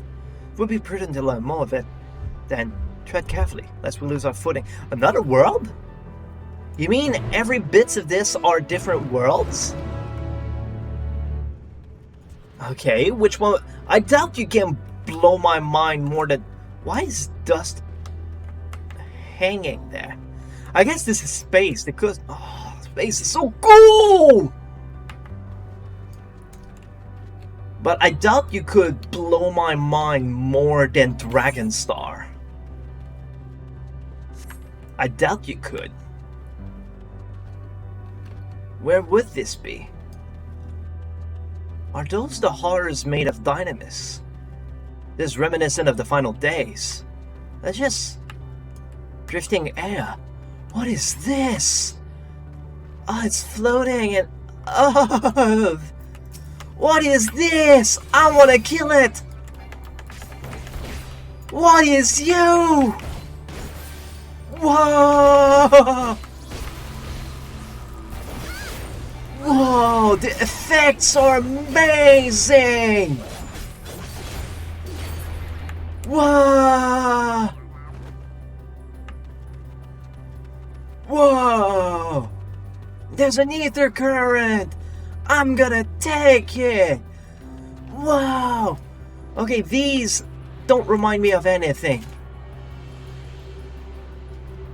Oh. Regain your composure. What is... Composure. What is this? Whoa! Okay. Sand. Sand everywhere. Oh, the music changed. Is the music coming clearer through the fog? Roads paved. Is it just me, or are more and more letters becoming strange in the quest text? What did he say? If not for the light emitted by these glyphs, I might as well have overlooked this monolith. Hold up a sec. Oh, it's just a... Though you and Estinian hope to learn one of your surrounds. Just gonna come on.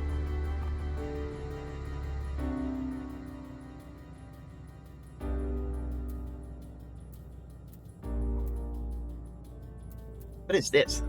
Oh, link quest in chat. You can do that? Huh. But yeah, more and more strange things happen. As if, like, hope is becoming incomprehensible or something like that. Were it not for the violet crystal embedded in its surface, it would appear as ordinary stone. A curious script has been etched upon them. Alas, it is not a language with which I am familiar. I cannot say I recognize it either. Nor I. The dragons, from what I recall, preserve their knowledge and song and eschew the written word entirely. So we may assume this is the work of another race, one who I have yet to encounter. Meteon claimed the dragon's world suffered a slow death, seeking the release of oblivion. What life we find here, like as not, doth wend its way towards a similar end. So it's different planets all together? What do you suppose that is over there? I'm not sure. It's hard to make out a this distance, but its surface seemed to bear the same crystal as this monument. Meaning there's a chance we may find whoever built them both. We should go and have a look. Come on. More alien races.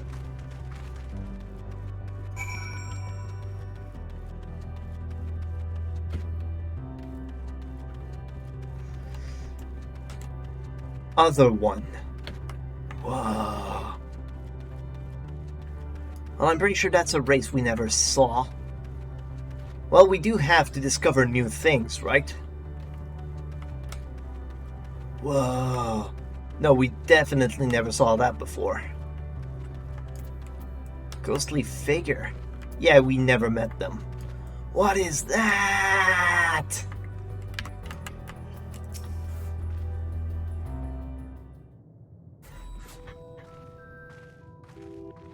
Has the music of Palace of the Dead. Oh, wait, it's not Palace of the... Oh my god, this cute dude. Hi, Dan. Hail, travelers. This is the most unexpected occurrence. Oh, hello there. Is this your home? Indeed it is. Forgive me, I had forgotten. An exchange of introduction is expected when first meeting those with whom one is unacquainted. Whoa, the shit! When the vibration of vocal folds was still required to convey our thoughts and intention, Ea, I believe, was the pronunciation used when referring to our people. But it is not entirely applicable to your present state. You are welcome to use this appellation. As for the nomenclature to address my individual person, I believe it would be pronounced Kovkog. Yes, Kovkog. The era of the air of the ear. EA? Sports? Isn't the game? We have encountered beings that communicate intermittently through thought, but never one that is wholly without voice. I presume we are having this conversation via the medium of ether, or dynamis, as this place is suffused with vast quantities of it. Fascinating in either cases. I gather a response to my presence is positive, then? That is well, for there is something I wish to ask of you. Like yourselves, we how do you pronounce that? Are ether-based life forms. Therefore, it may be surmised that your bodies are a comparable biological composition to those we once possessed. I have a number of queries regarding your subjective perception of the five senses: sight, sound, taste, touch, and smell. In total, I have prepared 198,712,180,827 tests? 198 billion tests? That's rather a lot, isn't it? My apologies, I have omitted a great many details necessary to understand the nature of my request. Though we dispensed with our corporeal vessels long ago, we have rediscovered a need for the flesh, and have endeavored to recreate our erstwhile forms. However, all pertinent records have been lost due to the passage of time. Take, for example, the nervous system. It is well within our power to recreate, but we have no frame or reference or sensation once experienced by our people, which we may compromise our ability to interact with our physical environment. Basically, they lost their bodies. And the reason you need to regain corporeal forms? Why, to bring an end to our existence, of course. They need to gain body to kill themselves.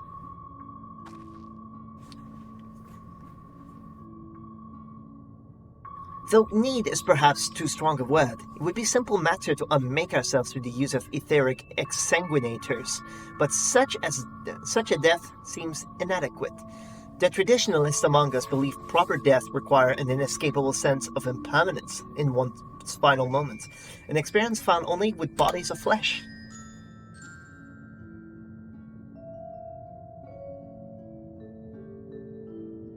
So they believe they gotta be mortal in order to die. We should very much like to hear more of your plans.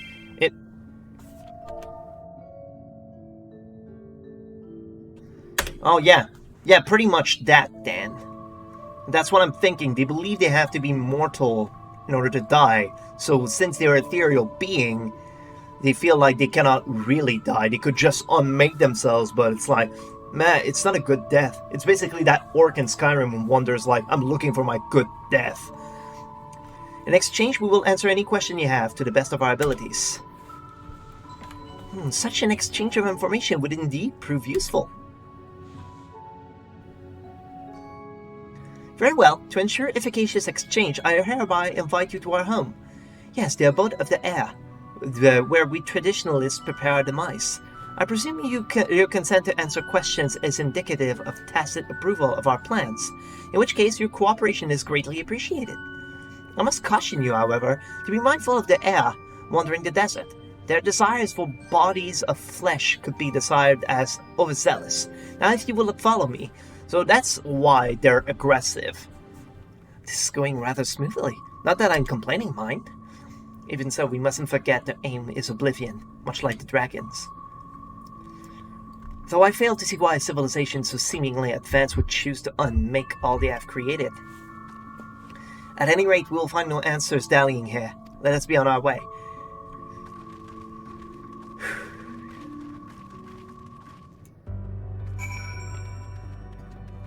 Whoa. Space is so cool! Sorry, I keep being amazed by that. It's so cool!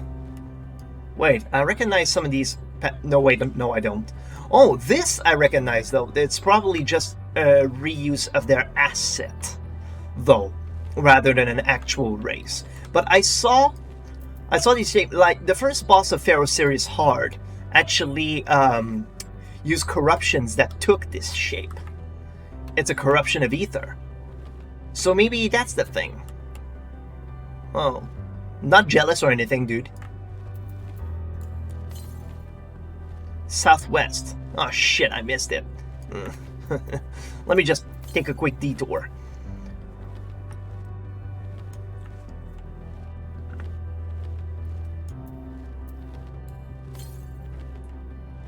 Southwest. Jeez, am I that slow? Oh, it's probably called the Ultimate Thule because it's awaiting for its real name. Because Ether Currents... Oh, never mind. It's actually there. Ultimate Thule. I was like, maybe its true name is to be revealed soon, but apparently that is not the case. Oh, don't tell me it's on top of that tower. Actually, tell me it's on top of that tower. That looks sick. Can I climb here? Oh, yes! And we go around and around! Oh, come on! Oh, come on! Okay, that is not it, then. Oh, I'm a moron. Up here. This is a spire. Whoa! I'm seeing the view unfurl as I get higher, and I'm like, whoa! Space is so cool! Space is so cool! What is that?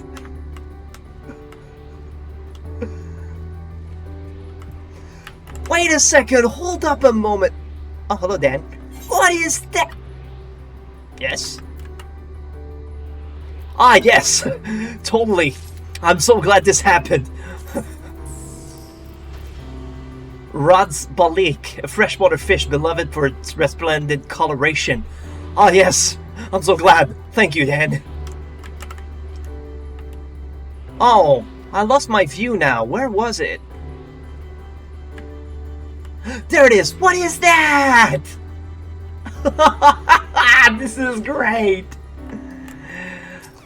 Oh, this is amazing.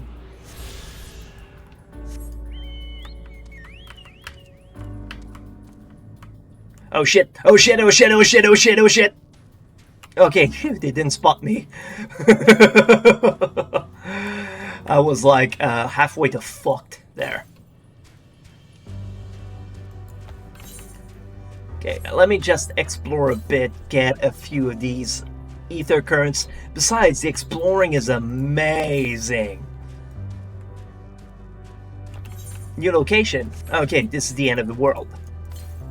Wow! The wellspring of regret? Can I dive under? Apparently I can't. Is that Twintania? It kinda looks like a... Wait! Is it? No, it's not shaped like a dragon. I just thought it was. Oh, Fan Ale. Well, it is a dragon, but it's not Twintania. To the north. Oh, it's just at the tippy top there. Osteracontria. Okay, that's the name. Whoa! This place is amazing. It's probably just part of the skybox, but it's still so fucking amazing to me. It's what in the middle of all that light that I wonder what is. And it's probably this dark on purpose, I keep thinking.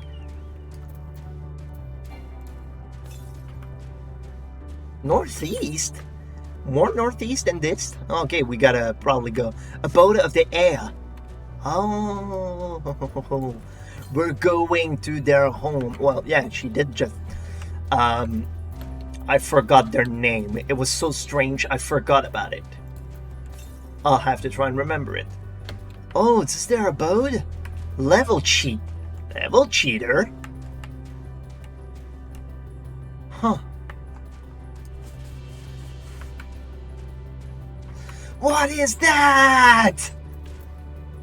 Whoa! It's just a bunch of root. Well, it's so cool! This place is amazing. Where's my next?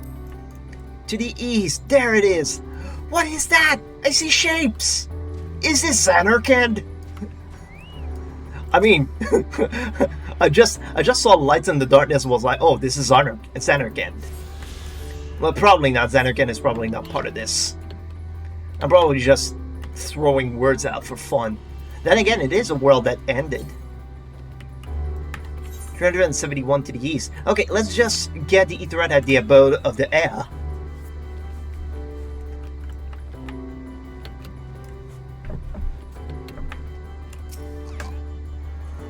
Why did we start with the dragons, though?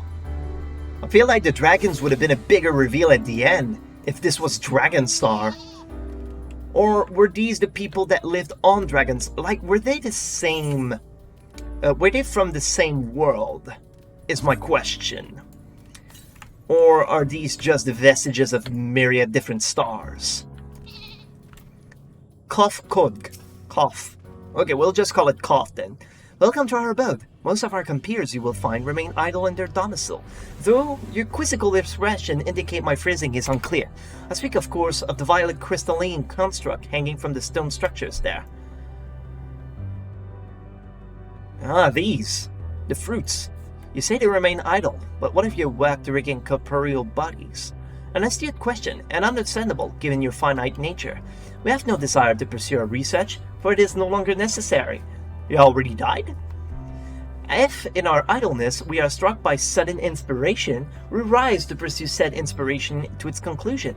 This is why I was present for your arrival, and why I continue to engage with you still. But while the others are not currently in the motile state, rest assured they would not object were you to disturb their respite. You need only cast your thought towards one of the crystalline domiciles to communicate. Oh, they just stay home until they want to go work, basically. I understand, Koth. Who would ever want to go work?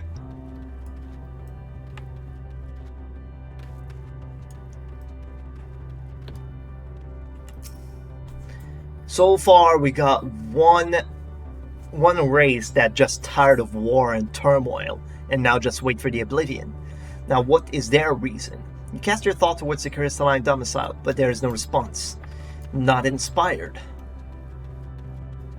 Did I attune? Yes, I did.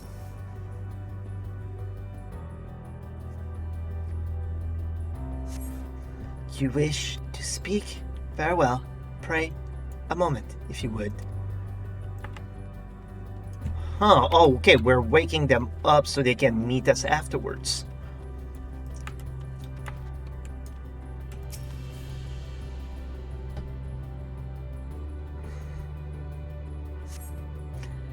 Why we seek our end, you ask? If you wish to know, I will tell you. Just a moment, I must remember. What form did I take when I last emerged? You don't remember? Geez, corruption's everywhere. They're made of ether though, so ether does exist.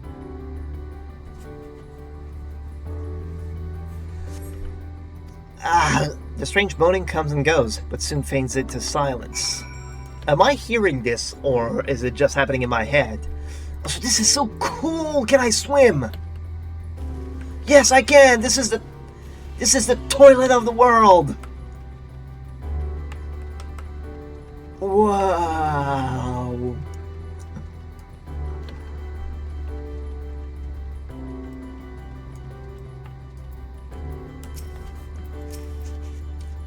Did your inquiries yield satisfactory responses?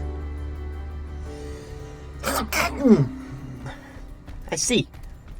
If they failed to answer, then it is likely because their minds have unraveled due to prolonged idleness. There are not but concentrated ether now.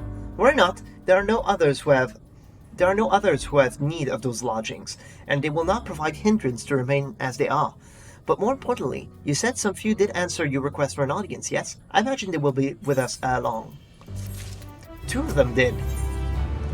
Fresh Abandoned. Jeez, the names are getting weirder and weirder.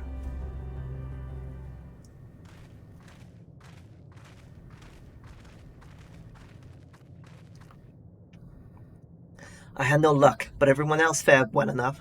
Quite a few heir have awakened. Ah, here they are.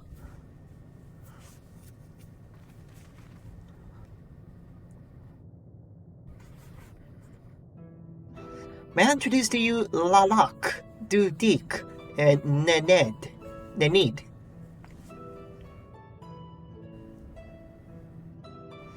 It has been too long, Kofkod. I dare say Sadr Eve has since completed an orbit. Indeed, until the travelers brought it to my attention, I hadn't noticed how unraveled some had become. Travelers? Ah, of course. The ones who wish to know why we seek to regain corporeal forms.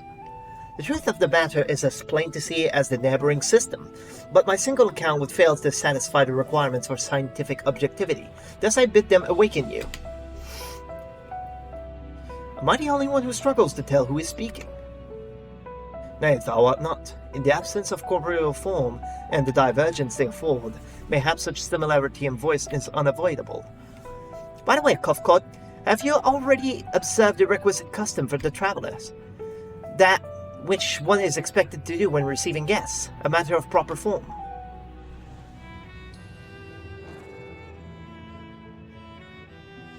Ah yes, so long as it been, it had completely escaped my mind, and still does. What was it again? I can't seem to remember.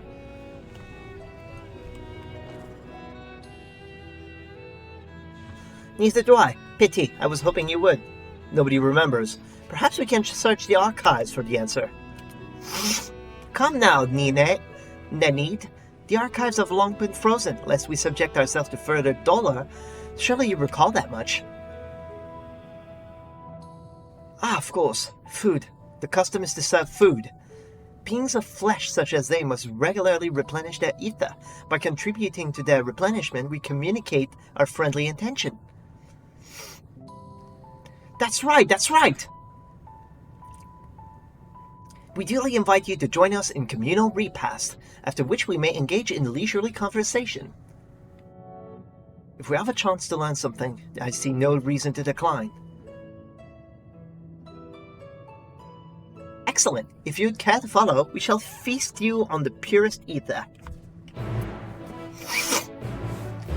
Feast on ether? I have 2 messages. Who is talking to me?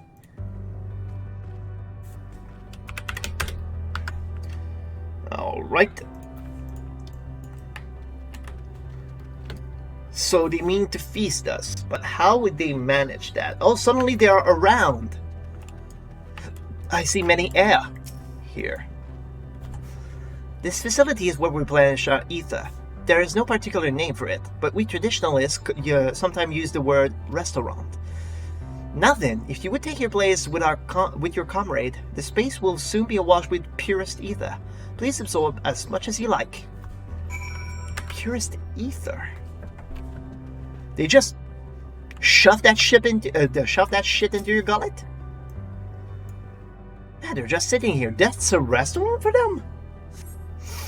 You brace yourself for such a rush of sweet, sweet ether, but nothing seems to happen. Perhaps you need to wait a little longer. Perhaps the restaurant is empty. You brace yourself again, but nothing seems to happen. Just as I had suspected, as meticulously as one might recreate the Air's home world, this is Ultima Thule. One cannot simply generate ether here. As recreations, our friends are oblivious to this fact, to the very truth of their existence, much like the phantoms of the recreated Amarot. However appearances may seem, we must ever be mindful that this is the memories of the dead with whom we deal. Ah, they're dead and they don't realize they're already dead. So the dragons are gone.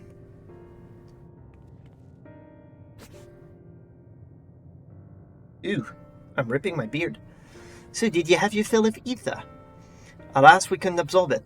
A deficiency in our forms, it would seem. Oh, how very unfortunate. May I ask how you normally replenish your ether?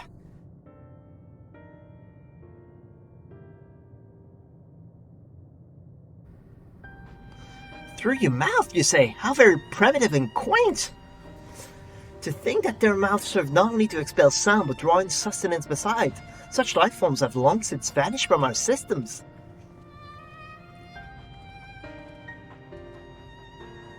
Though we regrettably could not partake of your magnificent feast, rest assured we feel your welcome most keenly. In the course of acquainting ourselves with your sophisticated ways, however, we could not fail but wonder, wherefore dost thou wish to obtain vessels of flesh, and thence to vanish? Wilt thou not favor us with an explanation?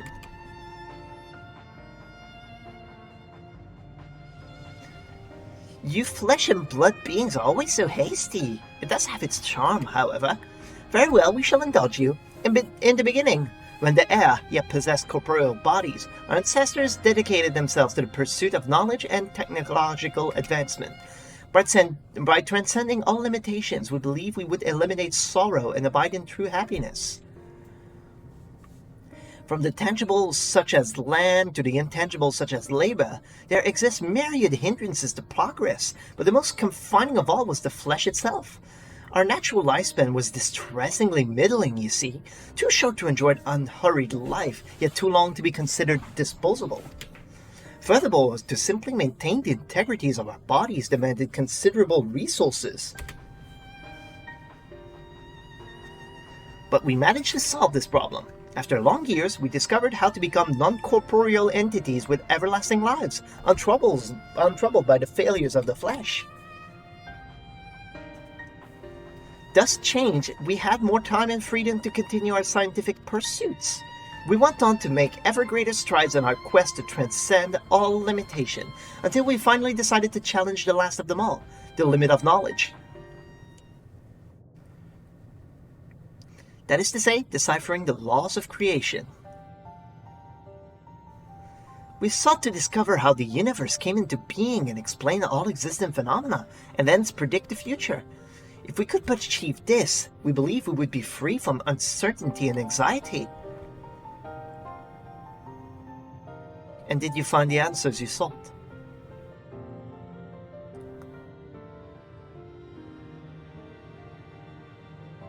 Yes, we did. Our efforts revealed to us a fundamental truth. Knowledge of said truth is essential for the continuation of our conversation. If you would learn more, we will share it with you. No, we mustn't. Primitive as they are, it would be unspeakably cruel to deprive them of their ignorance. They are possessed of corporeal forms, their lives readily ended. As those who have gone before, is it not our duty to warn them? What thinkest thou?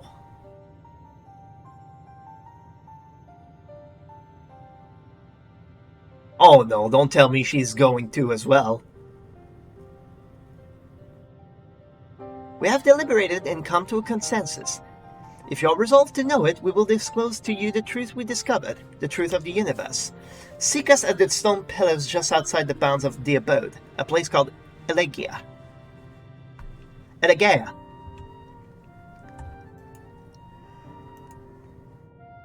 She's thinking of something, and I'm willing to bet every one of these will eventually sacrifice themselves for good reasons. A fundamental truth. We'll hear it, of course. Let us learn what has led such enlightened people to this indolent end. Okay, how weird is this quest? Where knowledge leads. Okay, this is pretty readable. We joined the There is one trifling matter I would fain investigate. Anzu, Grahatia, might I trouble you for your assistance? But of course. My thanks. We shall head outside the abode, if you would kindly follow me. I know not what mischief you are plotting, Ariaje, but I trust you have our best interest at heart. The rest of us shall go on ahead to Elegea. Lest you worry, we won't start without you.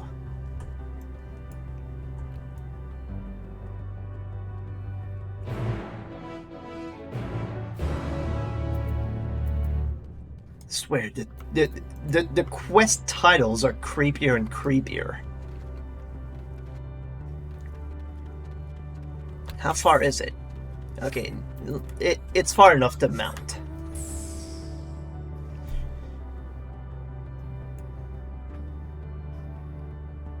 Luminian.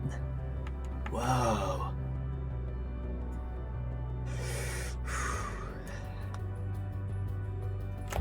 Do I still have coffee? No, I don't. I ran out. Oh, frick, I hit that button by mistake. Ooh.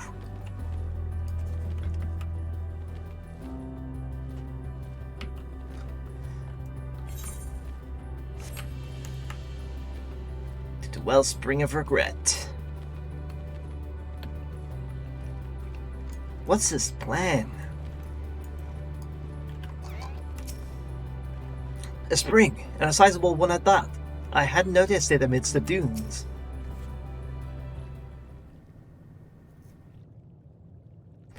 Aye, this place shall serve. Is it the spring that you wish to investigate?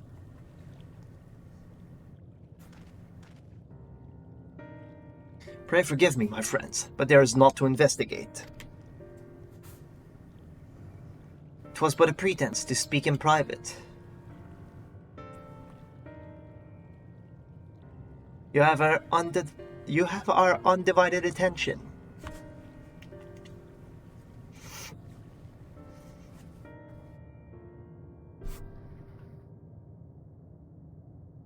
As we have established, here in Ultima Thule, those denizens of ruined stars are recreated in their twilight days. Yet one question doth arise in my mind. So faithfully formed are the simulacra, they believe themselves yet among the living. How dost thou suppose this is possible?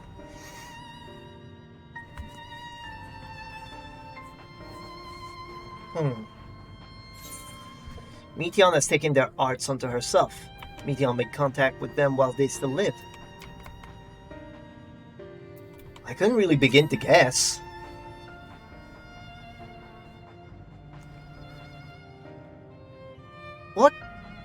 What if Meteon visited the dragons and the air while they still lived? If so, she could have made their emotions her own, and with them create more faithful simulacra than had she relied on any historical account. So did I theorize, and upon that assumption, consider how those two races may have met their demise. According to thine own tale, Meteon perceiveth the emotion of those nearby as her own, a heightened sense of empathy intrinsic to her nature as an Enteleki.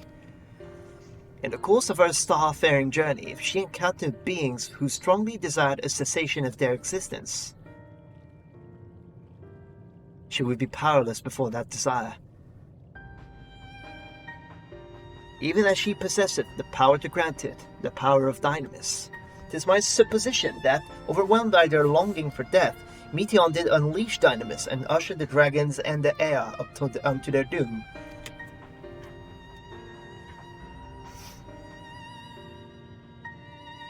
course, such was not always the outcome.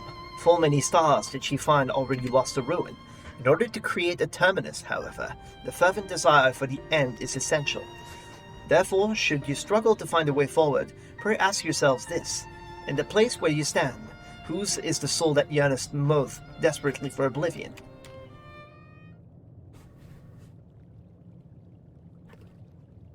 Why do you tell us this now?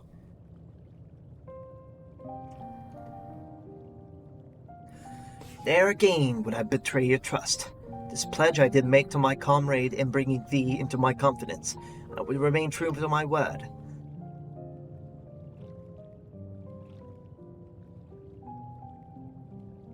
As for thee, let us consider it fitting reward for the secret I harbored for the Crystal Exarch.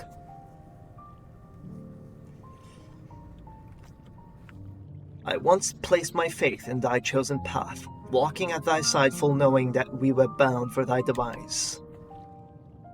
I ask now that thou returnest the favor, and abide in faith as I fulfill mine own destiny. If you say my debt has come due, how am I to refuse? Tis indelicate of me, I know full well, but I can but beg thy forgiveness. Yet even if I must needs go to such lengths, I cannot well feign ignorance of the answer I have found within.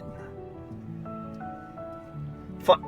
The answer to the question, at what moment might I stand strongest?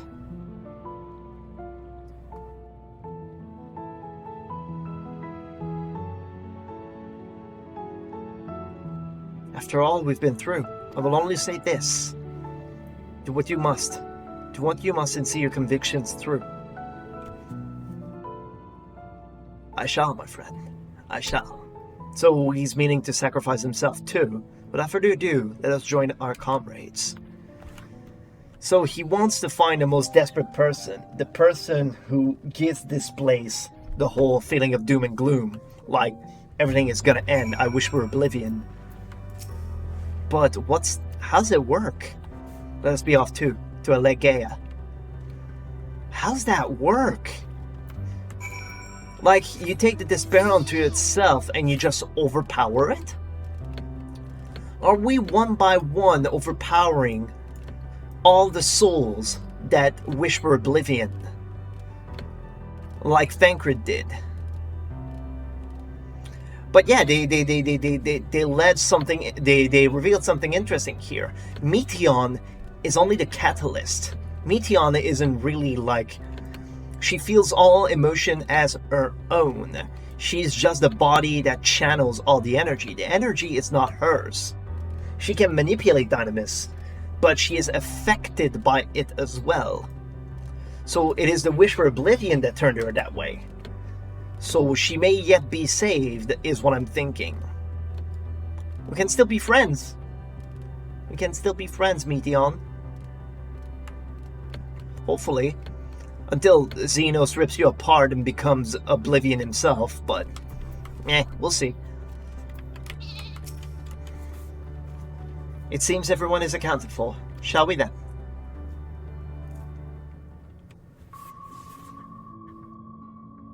Please continue. Tell us about this truth you discovered. Very well.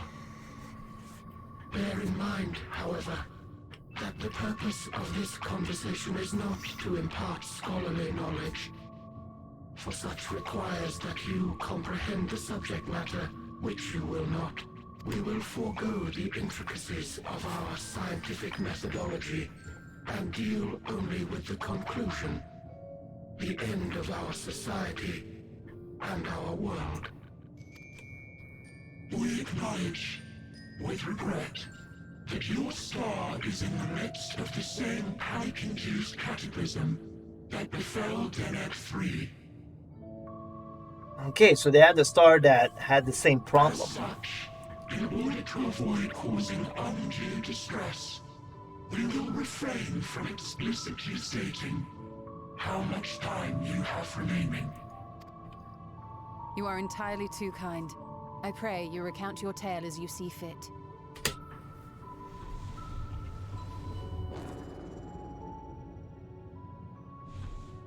In the beginning, the universe was but a tiny particle.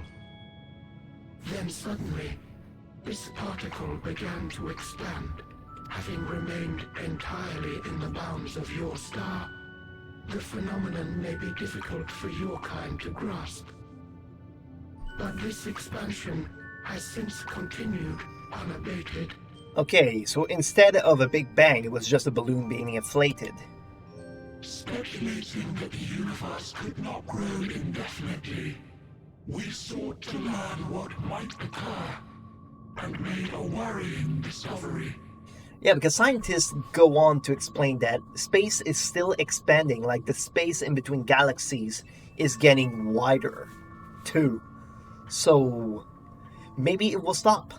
Maybe it will shrink one day. The stars will continue to spread apart, as will their finite thermal energies. Eventually, all heavenly bodies will grow cold and freeze. No new stars will be born, and the universe will enter into an eternal ice age. Oh, hi, Rate of 8. How is you? Hope you're having a wonderful time. I'm kind of enjoying a story right now, though, so I don't have much to say. Hi. So eventually the universe will stop expanding and everything will grow cold, is what they're saying. In hopes of proving that this determination was erroneous, we scrutinized our research from all angles, even as we sought to avert the everlasting winter. The endeavor proved fruitless. So infamously so, in fact, that it became synonymous with vain effort. So they tried to prove themselves wrong and then never were able to. Oof. The universe as we know it would end, and there is no way to prevent it. Beneath the weight of this knowledge, our society stagnated. Though we had time still, it was a cold comfort. Why strive for anything when desolation is assured? When our wealth of wisdom, accumulated since the dawning of our kind, would be forever lost. So basically they saw the end of the universe and they were like, why bother? Everything's going to end anyway, so... Well, that's probably why they wait for oblivion then. No civilization would rise from our ashes. No scholar recover our knowledge. In silence unbroken, naught would stir. Intellect was once our pride. Overnight, it became our shame. Our works, monuments to futility. Immortality, our greatest invention, became a source of suffering. Rather than suffer on, many chose to unmake themselves by means of etheric exsanguinators. You know what? That reminds me of... Oh, hydrate. Yep.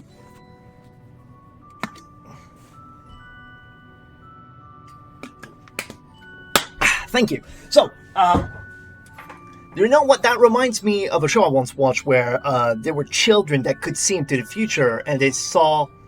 Like, when you know everything that's gonna happen, at one point you start not caring. And that's probably what happened. So, yeah. So once they saw the truth of the universe, they began not caring about anything. Stones are the testaments of such souls. Though many left no words at all, thinking it a pointless gesture. Once we have obtained vessels of flesh, we likewise intend to vanish. But what about the exsanguinator, though? If you understand this, understand aught of our tale, you will abandon your quest for knowledge. Basically, if we never knew, we could have been happy. But now we know, so everything is doomed. Truly is bliss. If you would cling to your illusory happiness, remain primitive and pure. It is the only way.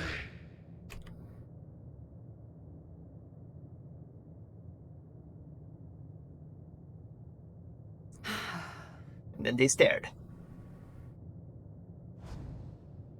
So that's your story.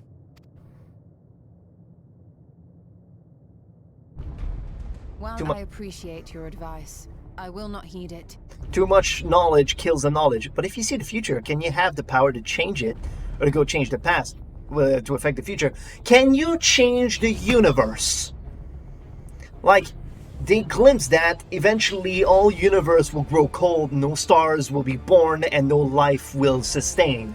So, I appreciate your sentiment that you can change the future, but this is universe scale. They saw the universe would end, and so why do anything in the universe? Convinced though you may be of this truth, it is yours and not mine.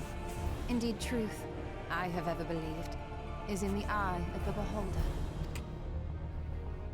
Are you suggesting that we have reached a faulty conclusion? That our science failed us? Hardly. As you yourself said, the subject matter is beyond my comprehension. And that, I accept, is true. I do not possess the knowledge to prove or disprove your conclusion. In my mortal years, I doubt I could even approach the wisdom of the air. But of one thing am I absolutely certain. I would not be happier in ignorance. Y'shtola, no! You mustn't! She's doing the same. The most important lesson I've learned is that learning isn't simply passing one's eyes over words. Nay, it is when understood for oneself that knowledge attains its true value. This is what has sustained me, driven me onward in joy and wonder, in anger and sorrow.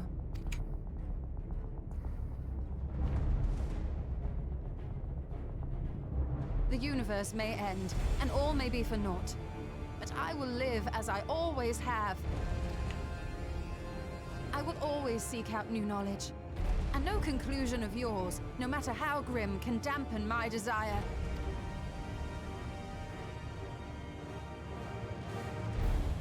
I suppose it is only to be expected. Their feeble minds cannot fathom the terrifying gravity of it all. But worry not. We consider it our duty to enlighten you, and we will not stop until you grasp the full extent of our despair. And now they transform. Why birds? And thus, with the ring. Keep calm and listen well. Though my body will soon dissipate, there may be a way to restore it. Asm's magic. So long as our souls remain, you can use it to summon us back. I said that! I freaking called it! But you mustn't, for it would mean losing our way forward. This I only reveal so that you can promise not to invoke the magic. Oh. Oh, we're fucked then! We came here knowing what victory may cost, so press on. Press on, and do not look back.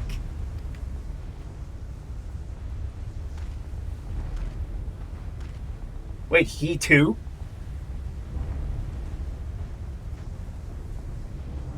I shall join thee.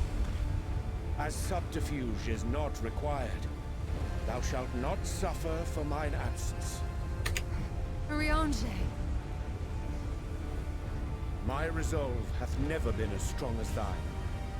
Full oft have I wavered in my decisions, and afterwards been stricken with regret. In spite of this, I may still stand with my comrades, supporting them as they attempt the greatest of feats. This truth I have learned in the course of our journey. And many though my shortcomings may be, I may also claim to excel in prophecies. My studies, into which have granted me the flexibility of mind needed to bend this malleable reality.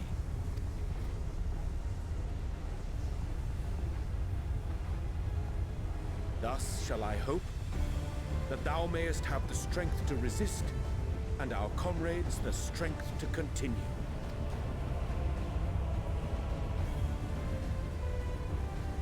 To use hope as a way forward, so... With you to urge us on, how could we possibly fail? And yep, they're gone.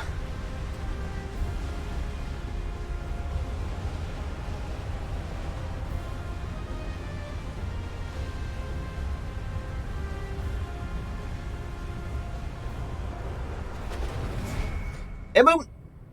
They're gone. Hopefully they were able to dispel their despair and everything. And they found us a way forward. Ooh, this time it's a teleporter.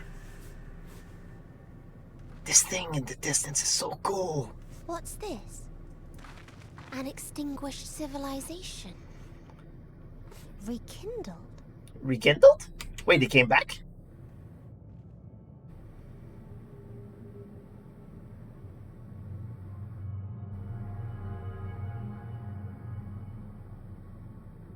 That's right. Our quest doesn't end here. We'll press on, and we will find you. There. That's where you'll find me.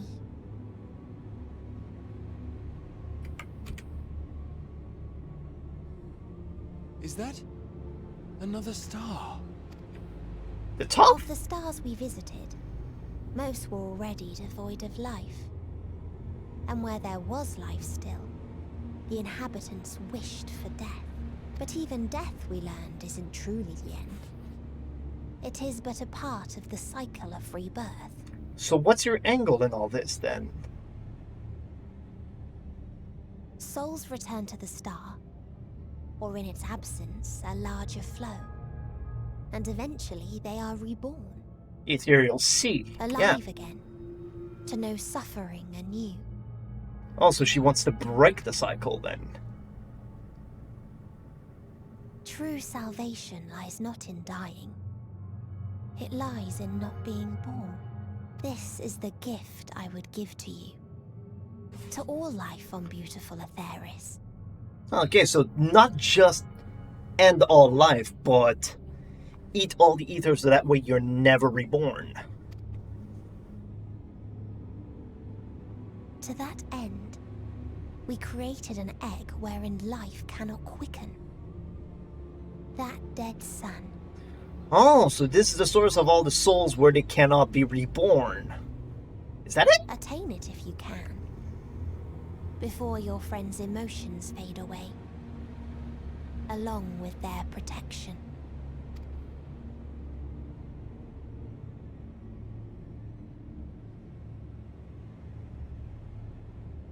Well, she did say we can get there if we can. We can get there, I mean.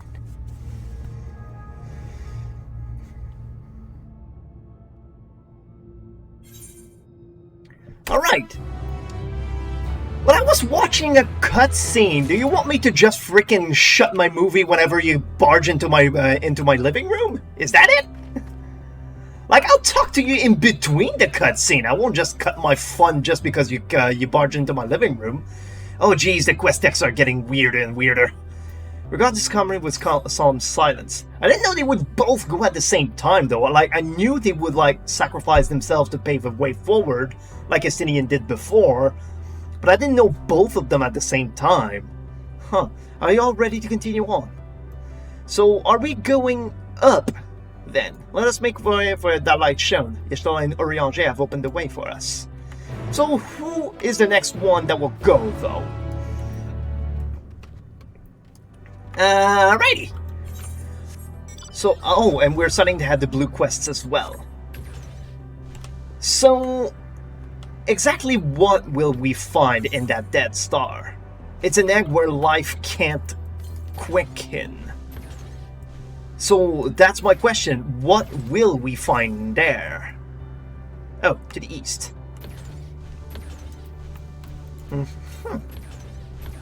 There we go. To the northeast. There it is. Let's see if I can get there without being spotted. That one turned around, but it's fine. It's fine. Hopefully they don't see by sound. They could. They totally could. Okay, mount. Get away! To the south. Oh, okay, so it's on the other island, most likely. Base Omicron. Do you think it's Omega's planet now? That Omega's planet is the next. What is that? Wait a second. Okay, I thought I recognized some shape. Apparently I didn't.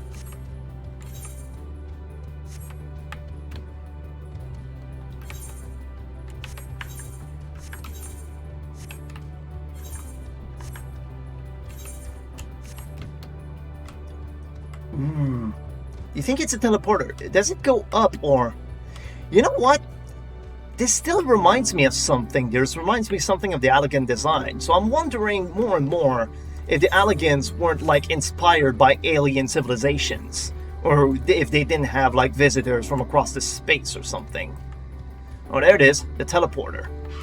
The tube, as it's called. Yes, I can feel it. The ether emanating from the arcane pattern. Well, this is where their bodies went. This is a portal, and no mistake. Let's see where it leads. But it surely doesn't want us to summon her, though. Travel through the portal. Victory, lost. I wonder if after all of this is done, we can check the level, Yeah!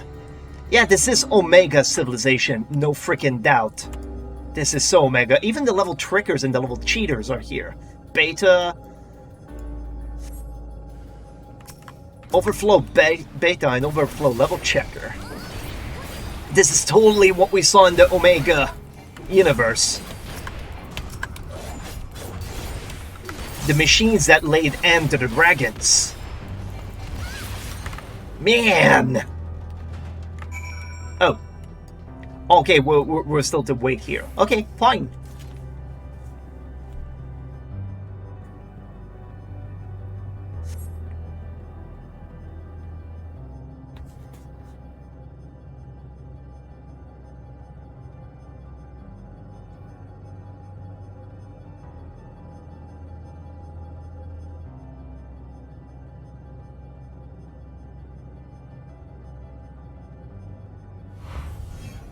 There they are. I wonder if they... No, they weren't with me when we went to fight Omega, so they won't recognize the place. Amazing. Yet another civilization. So does that mean they're dead? Does that mean they wish for death? Attacked as soon as you arrive? Not the most welcoming of places, is it? Let's try to find denizens who are amenable to conversation. We should also get the lay of the land, see how far we can go. I'll help Alphina with that. In the meantime, you and Guraha can search for friendly folk. Hopefully don't hold your hope though. Apart from hostile beings, take care with your footing. I mislike the look of this terrain. Not knowing what the locals are like, you'd best take care of yourselves. We'll find you once we've finished exploring.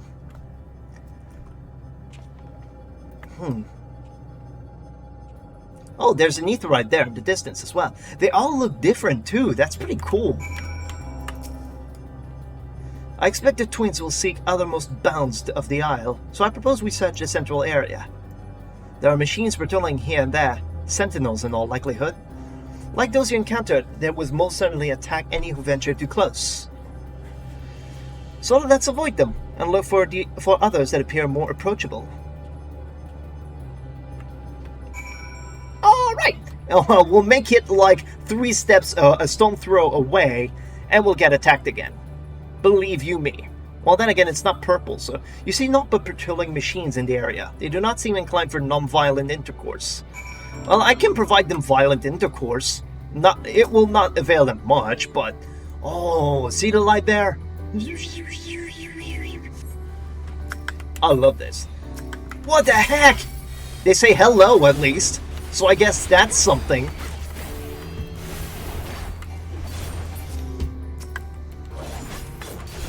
Oh shit, now I missed one of my combo. We're good. Boom. Alrighty! So, oh, hey. Oh, come on! There's a goodie here! I see a shiny! I wanna get it!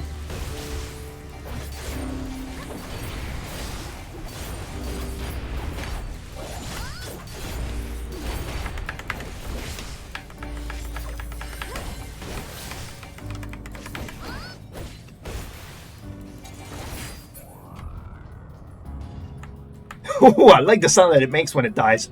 Alrighty!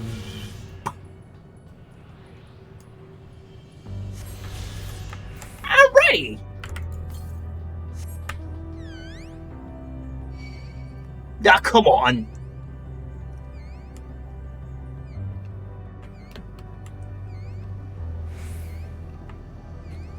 Right, so this seemed to be their base of operation, but will we actually find someone who will talk there? Oh, actually, there seemed to be one there. Gemstone Trader. Oh, cool, we can unlock that.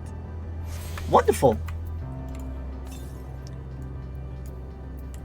110. An error has occurred in the trading protocol. Debugging in progress. Please stand by. You must progress further through the Endwalker main scenario. Oh, fine! Well, apparently... Oh... Whoa, they kept it. This is kind of cool. Additional entity detected. Recharge required. Please. Oh, well. I guess I won't be reading that. Look, the machines do not appear hostile. Let's see if we can communicate with them. Begging your pardon, but we are searching for denizen of the star. Unknown life form detected. Assigning generic label interplanetary travelers. Greetings and welcome to the planet. Bleep bloop. The planet? What? Could you please repeat that? It appears your hearing organ is unable to process the name in our tongue. It may be translated into yours as Alphatron. Alpha. Our people, meanwhile, are called the Omicrons, and you stand within one of our outposts. All Greek letter names, then. The Omicron, you say? And what it is you do here? We are preparing for war. War? As we presently do not have a designated target, you have nothing to fear. Should your star become designated, however, you will be taken into custody and or terminated. Not a little frightening, these Omicrons, but at least they seem to be forthright. I will see what else I can learn from this fellow. If you could try speaking with the others... okay, speak with the others. Can I unlock the Gemstone Trader, though? Probably not. I probably need to finish this quest first. And then he becomes... Like, it will be like a sign of progress. It's probably quest progress, right? Autonomous weapon deployed. Complete. Vanguard armament upgrade. Complete. Munition level. Satisfactory. Combat readiness assessment. Nominal. Awaiting instructions from Sir. Maintaining state of combat readiness. Okay, so they're ready to fight at all time. That's like their purpose. Bzz. Measuring combat capability. Result, negligible. Subject fall outside targeting parameters. Greetings, traveler. We are the Omicrons, and our objective is self-enhancement. In order to achieve this, we venture forth in conquest to acquire combat data and resources. Most recently, we succeeded in subjugating the homeworld of the being whose strength was said to be without parallel, the dragon. Oh, so like Omega, they're just looking for strength. And when they beat them, they were like, oh, they don't want to colonize a planet. They just wanted strength. That's all. Yet, though the endeavor yielded a wealth of combat data, the star was rendered barren and unable to yield resources. A subsequent costing determined that the losses incurred exceeded the gains. Okay, so they wanted resources, but they destroyed everything, and so they couldn't get resources. Little bit of an oversight there, friend.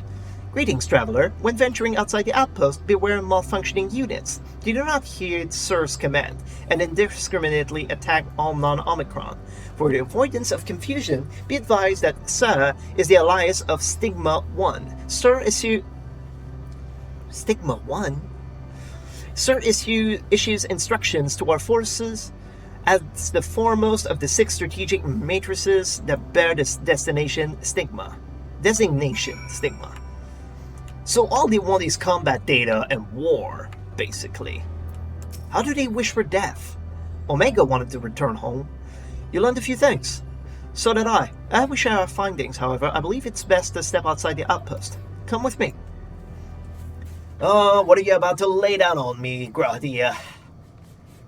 Ah, there you are. The twins? There they are. We finished surveying the area. This will come as no surprise, but there was no way forward. There were portals like the one we used to get here, but those that worked only sent us to isolated isles. Then, as before, we must locate the embodiment of the emotion that bars the way. What of yourselves? Did you find anyone to speak with? A couple of machines, they just want war.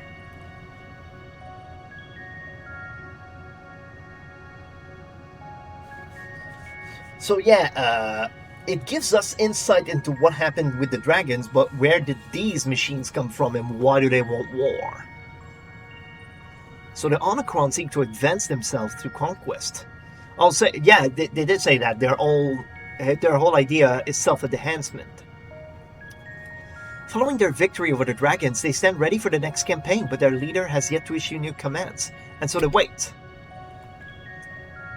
Oh, and then Omega traveled across space to catch up with Midgard-Sormer, and in so doing, he wondered, will his master ever ask him to return? But his master never did, and so he created Alpha and gave him a compulsion to come back home. All that Omega ever wanted was to come back home. In such a place, who could it be that fit Urianger's description? A soul whose yearning for oblivion surpasses all others. Urianger said this? During our investigation, before we joined you in Elegea. Yeah, he told us stuff and things. So that's the way of it. Why couldn't he just say it to all of us? Given what we know of this place, it's certainly a curious state of affairs. While the dragons in the air long for death, the Omicrons long for conflict. As much they may lead for their destruction, it must be considered a distinct desire. Maybe not. A long for the destruction of others. In order to find a sort of the dominant emotion, I believe we should seek out their leader, this Sir. According to M032, the first Omicron with whom we spoke, there is a console by which we might communicate with it. Okay, so find the console. M032 also added that it would be a pointless exercise, but that in itself, I believe, is worth investigating. What say you? Well, sure. What is our other options?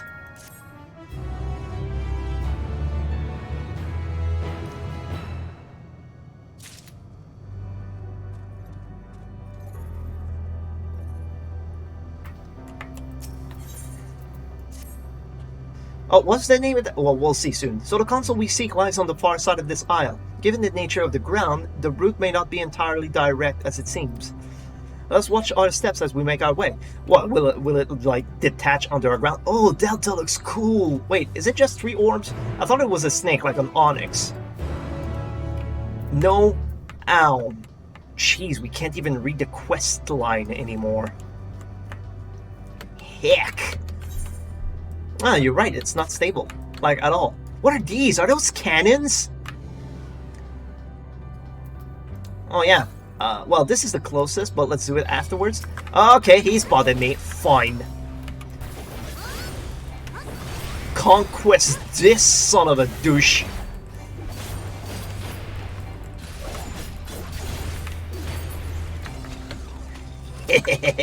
Owned.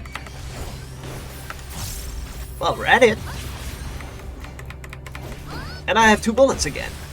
Just before No Mercy ended, too. Gnashing Fang will be back in time, so...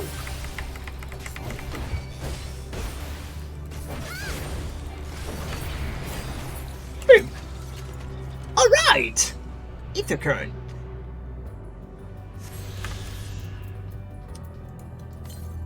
Now... Oh, to the east. Well, I see it from here. Just so happens that this is the way as well, so...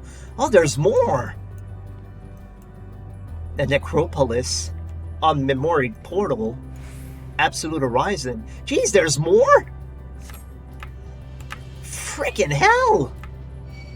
Ah, come on. Unless these are all the individual highlands that the twins talked to us about.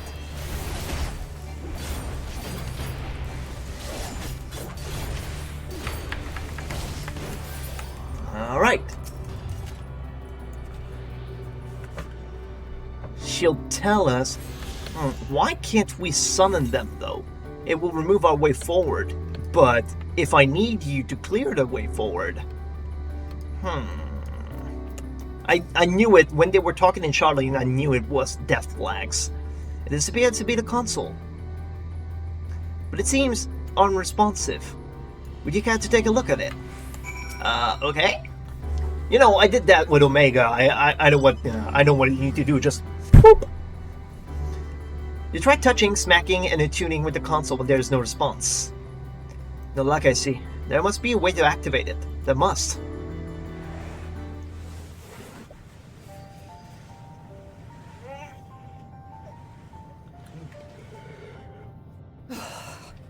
Well, I'm out of ideas. As am I. Operating such consoles is trying enough, but if we can't even activate it... Perhaps there is a way. First, consider the world that has been recreated here. Its inhabitants were machines who gathered combat data to enhance themselves. And among the many wars they waged, the most notable was that against the dragons. As you've doubtless surmised, I believe this was the homeworld of Omega. Well, yeah, I did surmise that. Sid built a jamming device to defeat it, a device which generated massive bursts of lightning, its sole weakness. That's all well and good, but what does that... Wait. You're not thinking to strike the console with lightning, are you? Why not? As a matter of fact, I am. Ask yourselves this. Why would an entity as puissant as Omega not be designed to suppress the effects of lightning? Because it relies upon it, or something akin to it, as a source of energy. My thoughts exactly. And there is a good chance the same is true of the Omicrons and their devices. Their power and electricity. So, shall I cast caution to the wind and try something reckless and dramatic? Sure. Or I could use my custom-made Omega jammer.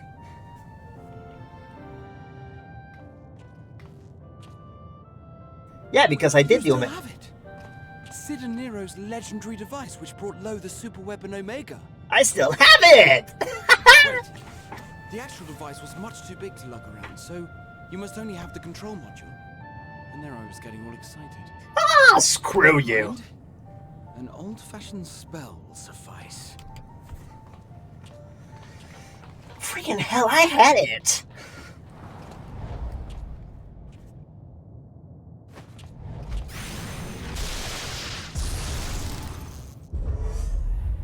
Huh, it worked apparently. It worked! Why are you so shocked?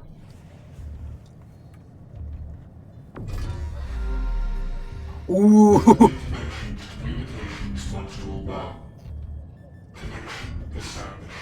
Wow. Strategic Matrix Sigma 1 now online.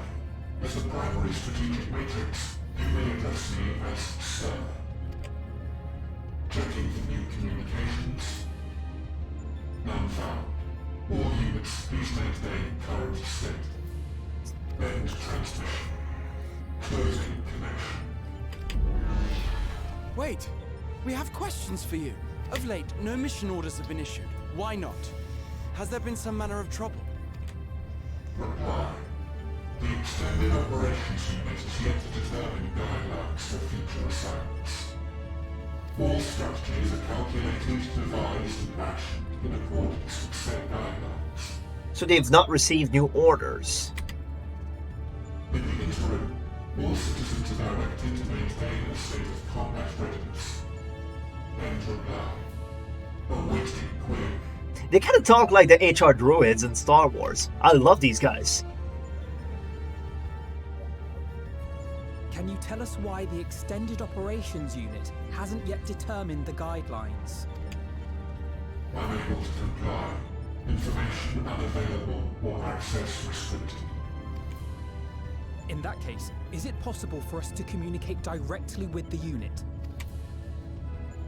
Access denied. Unable to establish connection. Okay, so they can't they can't actually reach the person who gives them orders. Is there anything you can tell us? Have there been any abnormalities, like a threat to the star or widespread unrest? Reply. Negative. All citizens continue to operate at maximum efficiency. Citizen operate. Jeez, are all the citizens like robots? Operations are suboptimal. Please proceed to a maintenance facility for evaluation. Otherwise, stand by at your designated post. End reply. End transmission. Closing connection. And just like that, he's gone.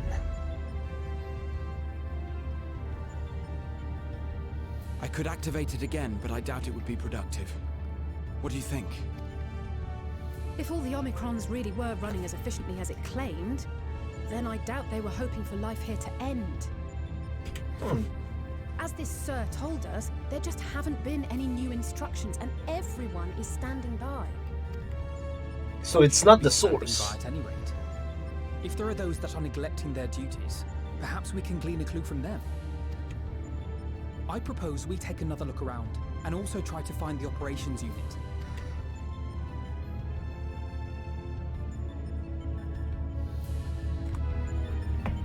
Yeah, they just have no purpose because their own life is just stand ready for combat. Let's focus on our search on the outpost. Alzay and I will try speaking with the Omicrons this time, in the hopes we might learn something new. Meanwhile, perhaps you and Garaha could observe from them from a distance. These beings are systematic and routine by nature. If there are any that aren't, it shouldn't be too difficult to spot them. If there are no questions, let us begin at once. Okay, the idea is to find whoever is unsatisfied or unnerved. As we came this way, I believe I spied some promising vantage point. Follow me. Okay, where are you going? There's the next one. Oh, to the north. Oh, geez, we'll actually find it on our way. Hold up a sec. Ah, there it is. Wonderful. How many do I have? Travel. Ether currents. Boom. Yep.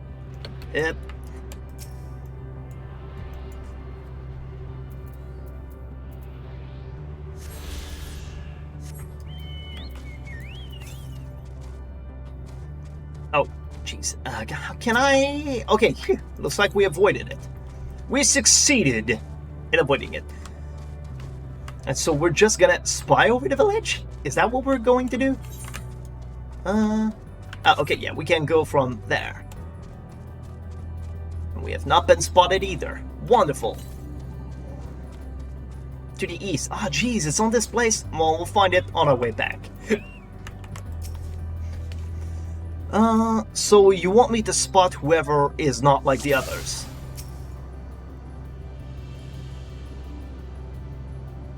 Routine by nature. So whoever is not... Oh, that would be you. The Omicron wanders about ceaselessly, as if lacking a clear objective. There we go. We found something. What will it tell us, though?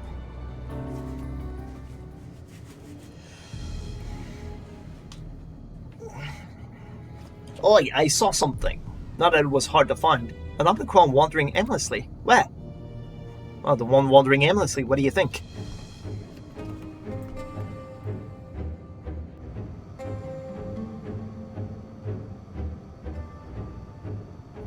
Aha! I see it!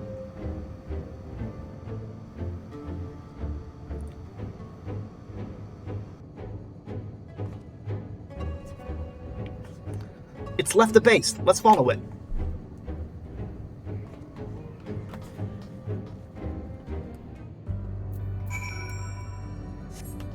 Absolutely wonderful. Alright, to the east, because there's another thing that I want there.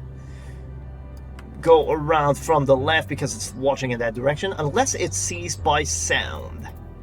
I might not even be far enough anyways. Oh, looks like I'll make it. I think. Oh, there it is. Do you see by sound? You do not! Oh, but that one just turned around. Ah, sucker nut!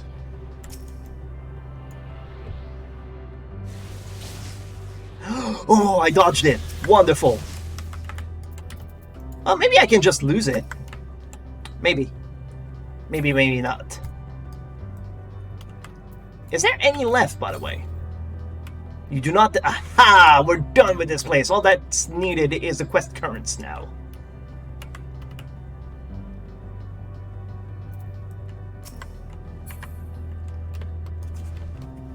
Ow. My shoulder. Alright. It's not here, but it definitely came this way. It must have used the portal. Time to go through and see what we find. Alrighty! Do we go eye her up? What will we find? We discover a new location. Okay, it's all the little islands that they told us about. Aha! The Tree of Life? This? This is the Tree of Life? Lambda. Oh geez, they're all Greek letters. Lambda, Tau, Chi, Nu, Mu. All that stuff. Alpha, Omega, Beta, Delta, Sigma, Omicron. All that good shite.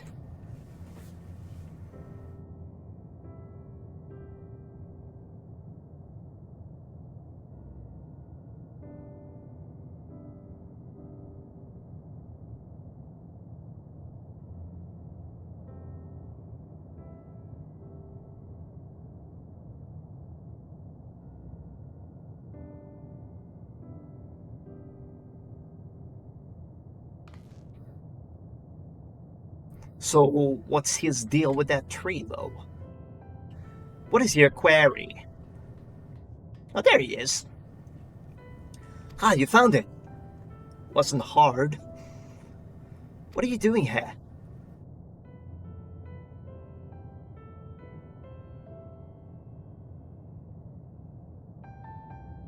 I am looking at the tree. Oh. Quite an unusual specimen. What is the device attached to it? The tree is a sample collected from another star. As it cannot survive in our environment, however, it requires life support. That is the function of the device. So the device keeps it alive. To go to such lengths to sustain it, is there something special about this tree? Being foreign matter, protocol requires that we study it. As this task has been completed, the specimen may be discarded. However, when I behold a tree, I am made to feel as though there is a problem. In order to become strong, we have continued to enhance ourselves, like we did countless others. We conquered the star whence this tree came. It is the last remnant of a dead world, and there is nothing towards which it may aspire. Yet it grows, extends its branches, sprout leaves, produce seeds. Why does it seek to continue? Why was it made to behave in such a way, and to what end? I do not understand. They don't understand the laws of nature. The tree grows regardless of if its world has died or everything. I see. Out of curiosity, does this pertain to your duty? No, it does not. My apologies. I shall return to my designated post and assume a state of combat readiness. No, don't. We were having a fine conversation. So it was acting outside of all this. Perhaps it is simply a malfunctioning Omicron. They are by no means uncommon. But it may also be a unit possessed of the ability to make decisions. One not unlike Sir. I believe this bears further investigation. And you let it leave! Now we have to find it again.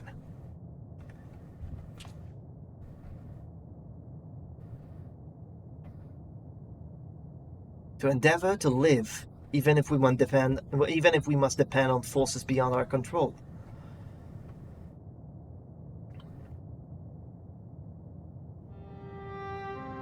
Tell me, one day when this adventure becomes part of your epic, do you think I will be mentioned in it?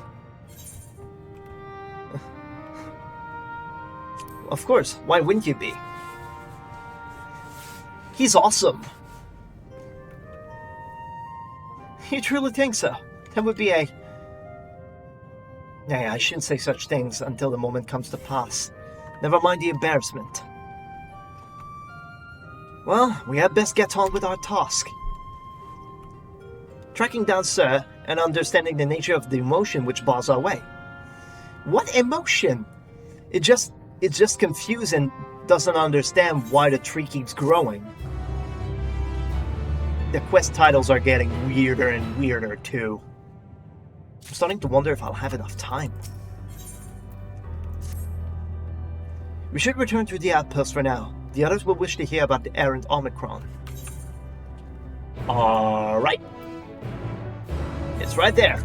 Oh, and the gemstone trader appears as a exclamation mark now. So possibly, most likely, we can unlock it.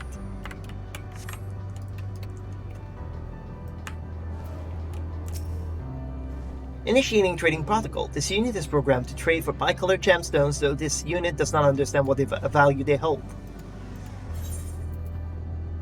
The item is crystal. Ooh. Looks interesting. Alrighty, now meet with the twins, see if they learned anything new. Hopefully they did. We learned something. The Omicrons fail to understand why life continues. Perhaps said you found a suspicious Omicron. That's good, because the units here were of no help. They all had the same thing to say about the extended operation unit, that there's no way to arrange a direct meeting.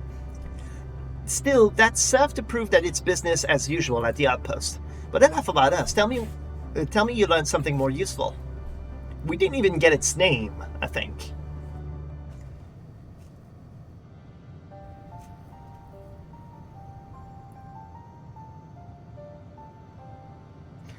An Omicron trying to make sense of the meaning of life. None of the others were even a fraction as philosophical. This unit may well be in a position of leadership, perhaps even one of those that comprise Sir. As we know, the Omicrons invade other stars and enhance themselves using the spoils of conquest. With the technology at their disposal, they should be able to alter their bodies, be it in part or in whole. Setting aside the question of motives, if Sir, for example, wished to have an ordinary Omicron's body, I see no reason why it would not be possible. Well, it could be him. It could be him. The problem is how to go about ascertaining if that's what happened. When I attempted to probe further, it promptly ended the conversation. If it is indeed Sir, I would doubt it would willingly reveal its true identity. So don't probe it on the subject, then. On the subject of its identity, I mean.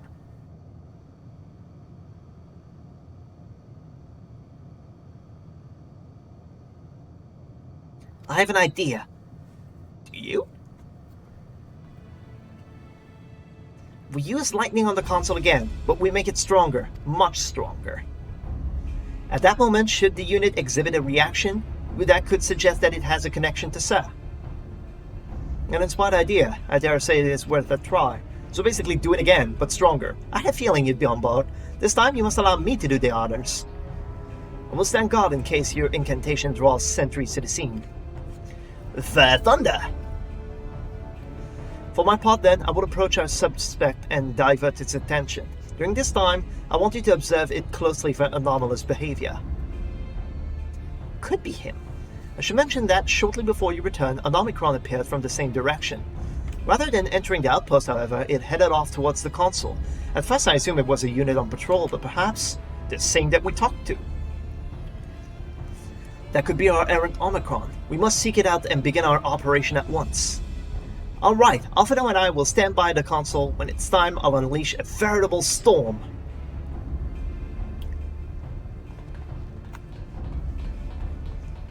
Ba-da-ba-ba-da-ba-da-ba.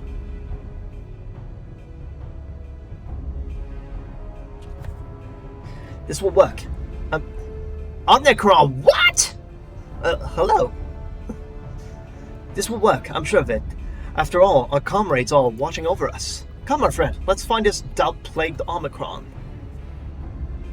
Yeah, Omicron is a Greek letter. Just so happens that recently it's become known as something else, but everything here is a Greek letter, like Delta, Beta, Alpha, Sigma, Omicron, Omega, Phi, Nu, Mu, Chi, Tau. Well, how do I know all this? Ask no questions. M017, it is you again. What is your query? Yeah. You're the one that was observing the tree, are you not? Full glad am I to find you again. I have a question for you, you see, about the device which sustains the tree. Provided it does not necessitate the disclosure of restricted information, very well. As become distracted the Omicron as I was trying to observe M17 closely for anomalous behavior after Alize cast her spell. Okay, so I have to zoom on it and spot. Okay, there, she's casting it. Anomaly. I thought it would be something like much harder to spot, but apparently it reacted, so probably this is Sir.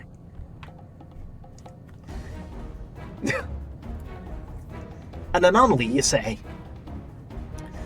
Performing diagnostics. Error confirmed. My connection to Central Command is suffering from intermittent failures. I must leave at once and present myself for maintenance at the nearest facility. You will excuse me.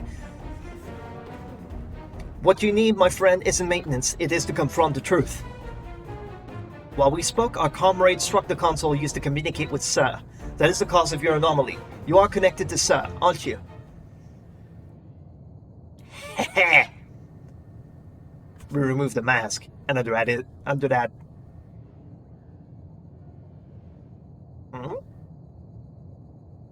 Affirmative. Haha! It does come clean. So does it have like a sentience or something? To what end do you sought to assert this fact, I do not know. But before we speak further, we must move away from the other units. That way they don't hear it. I do not wish for them to know my true identity. You're the one issuing the orders. Very well, our friends are at the console. Let us head there. Okay, are you the source of the despair around this then? Because it seems to stare at the tree and not understand why life continues. Even if the star is lost, even if everything is lost, it still endures. So where's the despair in that? It seems more confused than lost, really.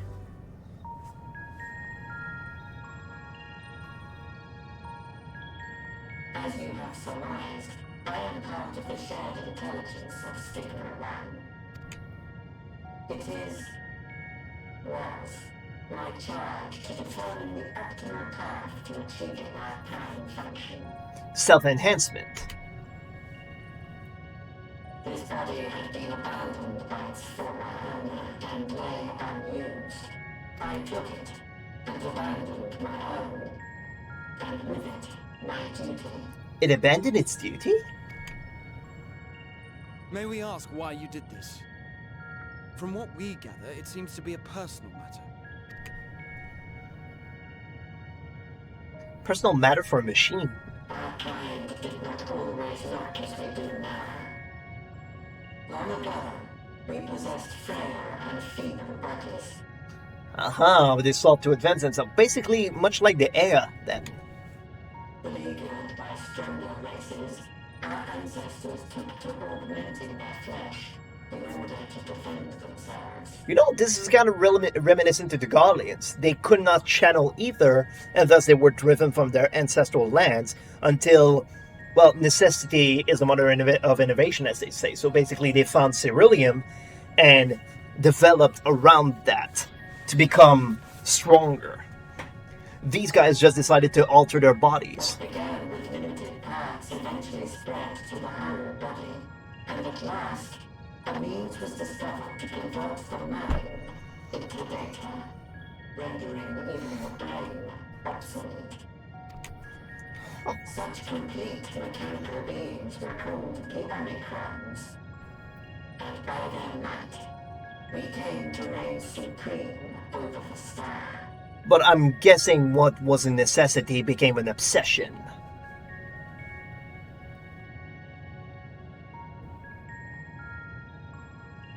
But even then, we did not feel secure. For we knew that the universe was home to civilizations aside from our own. Civilizations that may be stronger still than us. So that's why they were conquering everything.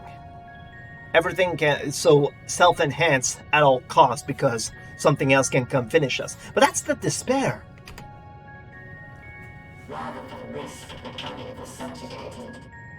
chose to become the subjugator. We began our conquest of the stars, that we might acquire the resources and knowledge we needed to reign supreme. We were successful in that endeavor. So powerful did we become, we could lay low even the mighty dragons. But then something unexpected happened. I began experiencing an error. I could no longer determine an optimal path. Did you reach the pinnacle then? Did you become so enhanced, so powerful, no one could come close to you, and now you had no purpose anymore? You were malfunctioning. I performed numerous full system scans, each time finding no issues. Yet the error persisted. It was then that I speculated. What could happen if we grew so powerful as to have no equal? Basically what I called.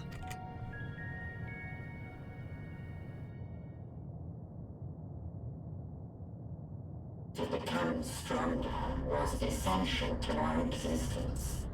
Our every action has been in service to this objective. But if nothing lies beyond this, can it be truly said that it was essential? They reached the top, and now they think like nothing else matters. Have we been engaging only in wanton destruction? You could find no threat to justify your purpose. The Omicrons will never leave this star. They will stand by until their reserves of energy is spent. For I have no path to offer them. Yeah, that's why he never called Omega home. He never had any more instructions for them. We reached a peak. There's nothing else we can do. It is not our place to pass judgment on the deeds of the Omicrons. But surely, this does not have to spell the end of your people. With your power and knowledge, the possibilities are endless. Why not seek out a new purpose?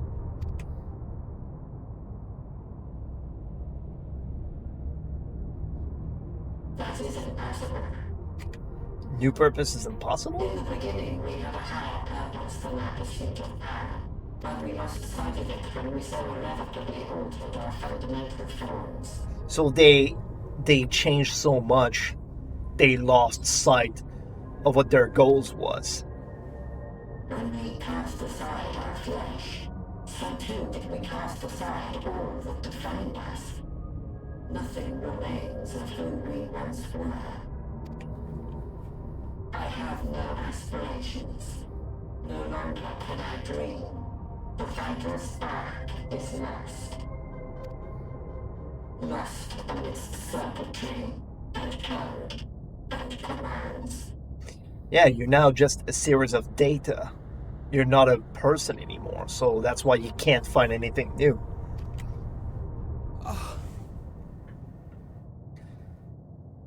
That's like telling a water hose to solve math. That's not its purpose. I believe I know how to overcome this despair. The words are ready in my mind, but ere I speak them... It's his turn to go.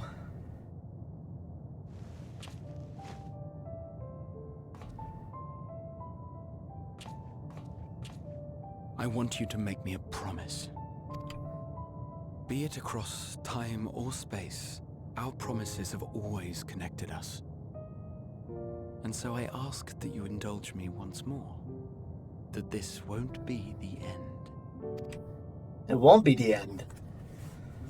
Aww. You said, I'll do it.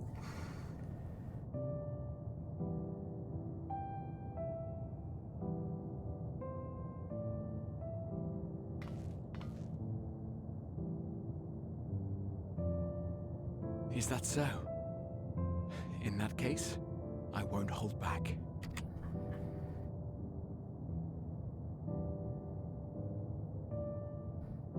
First, I want to visit Ishgard with you. properly. We scarcely had time to look around last time. I should like it very much if you could show me the sights. Well, if you think this is philosophical, it's because we're nearing the end of the game, so, and the end of an 8-year saga. So, yeah. Next, you must regale me with your greatest adventures, in the places where you lived them, if possible.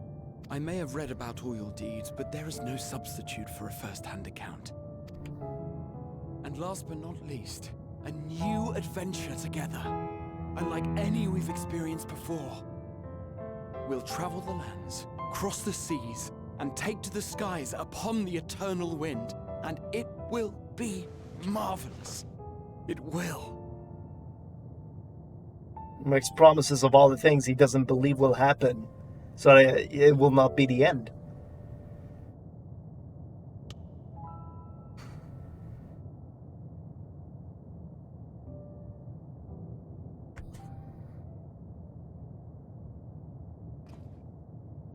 If you would humor me a moment, when we awaken each morning, how can we prove that we're the same individual who retired the night before?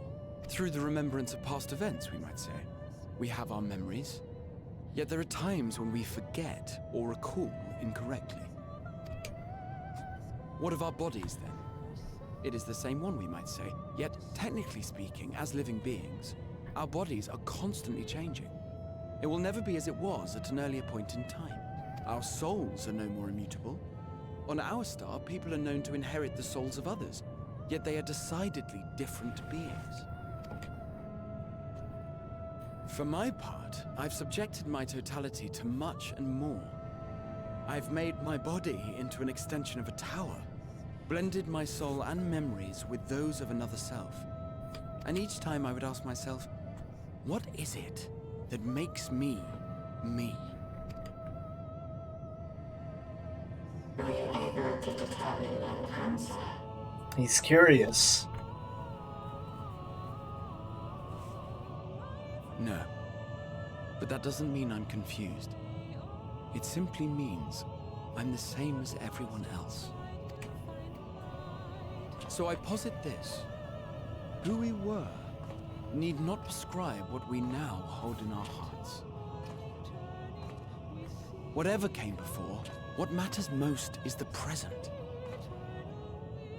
For me, that is being here with my friends, full proud of how much we've grown together. So I urge you to not give up.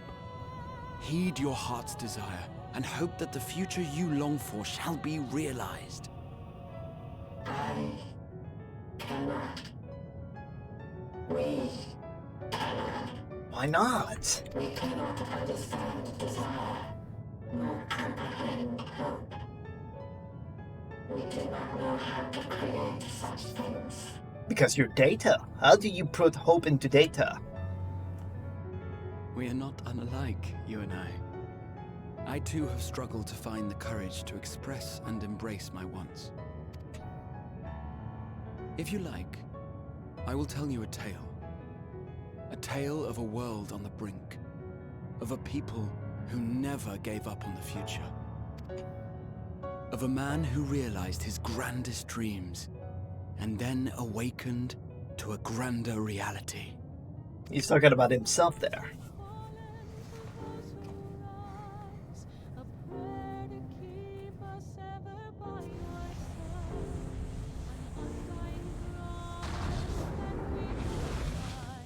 Again, a bird with a message.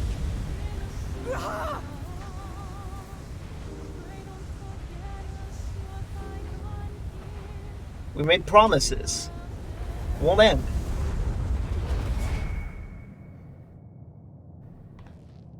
Another one.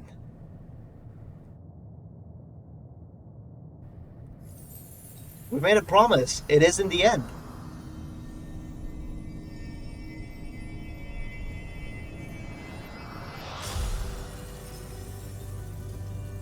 Whoa!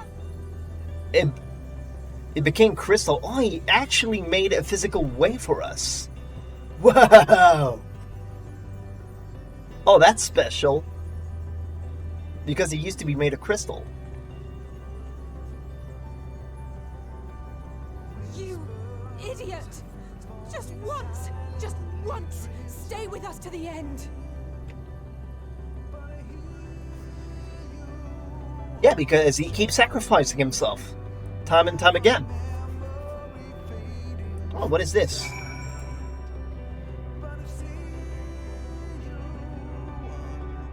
Huh. They all leave so easily, as if it's nothing. How do they think we feel? Next time we meet, I'll give in such a flick, and that'll be just a start.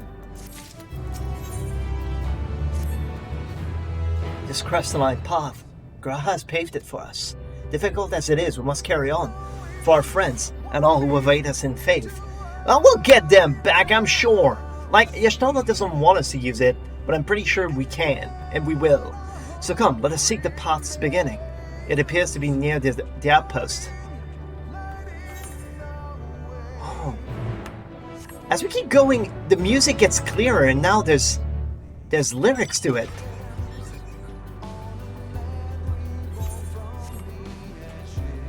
Wow.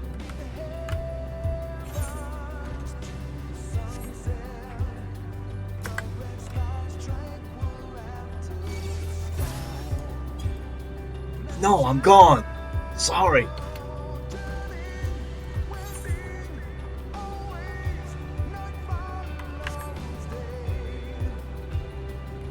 Wow.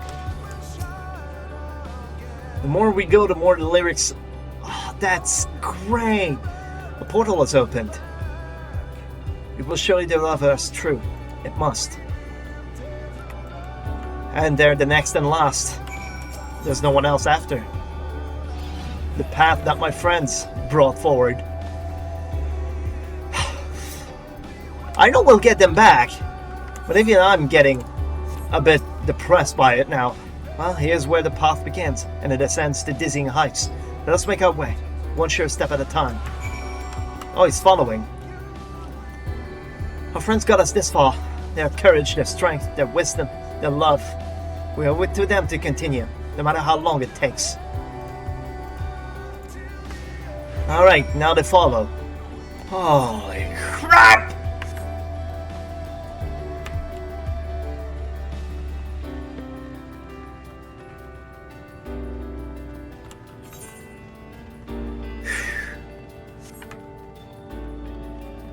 Wow. This is still kind of amazing. We're getting up higher and higher. Listen to the silence. Thancred would scout the road ahead. Y'shtola and Urianger would trade opinions on esoteric subjects. Graha would join in their discussion, or else chat with me and Alizé about the mission. Estinian would be at the rear, apart yet present. Otherwise, you would come and go, wherever you are needed, and together we would travel. Oh, it's starting to get to him. All I can hear are my footfalls, my heartbeat. It's so much quieter now, but the fact we can breathe and continue on is proof that the others are still with us. And their souls are still with us. They are. They are. Aren't they? Yeah, she's trying to convince herself. Oh, man! Man, it's going so high. And this part over there gets darker and darker, too.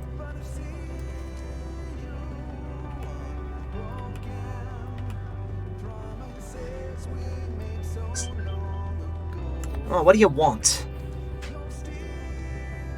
Nothing important. The portal is barely visible from here. Truly, we've come far. Much farther than it would have been possible had we kept chasing the perfect ideals we did in the past. It is because we have known failure and frustration that we have learned and grown from them, that Heidelin entrusted us with this mission, with the fate of the very star. It's all a dream, isn't it? A long, elaborate dream. Oh! Thanks, leftist. Yep, it's leftist, right? Leftist chickadee. Yeah, thanks! I'm very grateful. Any moment now, I'll wake up in my bed, still a student, grandfather alive. I'd go about my day, relieved as the fragments of that other life fade away. And that would be happiness, wouldn't it? That none of it... No. No, I won't give up these experiences. Good and bad, they are mine. They are me. I hope Alze isn't becoming into a blasphemy. That would be shit on a stick. Heck. Oh, here they are again.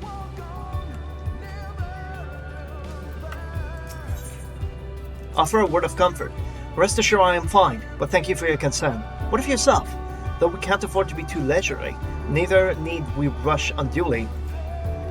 We've crossed an impossible distance to stand where we are now, and we're a few steps from journey's end. It will be over before we know it. Me? Oh, I still have plenty of legs left in me, don't you worry. It's you I'm worried about. You always push yourself so hard for us, for everyone. And while we're here, we'll make sure to bear our share of the burden. Heck, how's it end? This seems to be the end. At least from here I can't see a way forward. Oh, the music! Will we gain light, you think? Oh, I see shapes.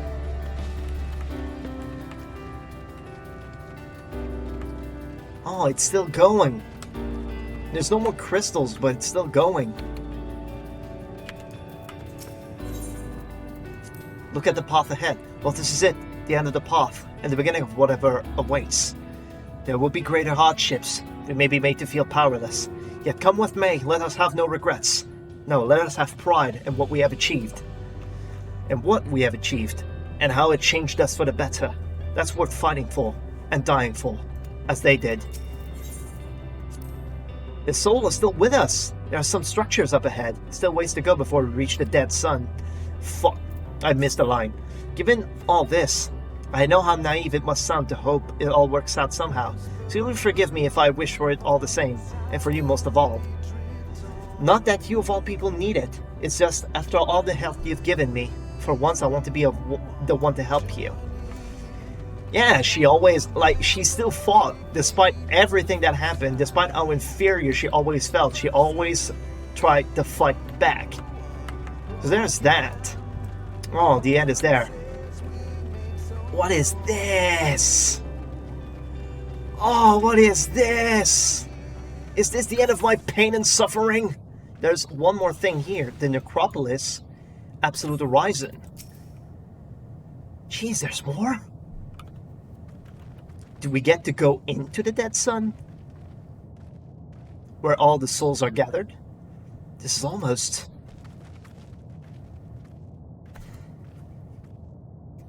There's trees.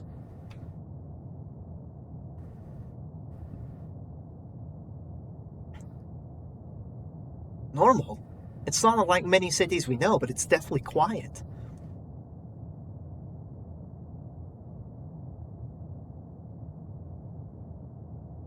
Mayhap the inhabitants are within the buildings, or invisible to our senses. Wrong on both counts. There is simply no one here.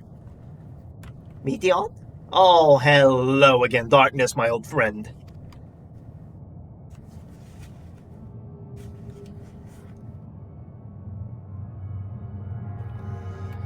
Here she comes. Here she comes. Oh, she stops. This is how I found it when I arrived. Another star which once pulsed with life, but no longer. How it ended, I do not know.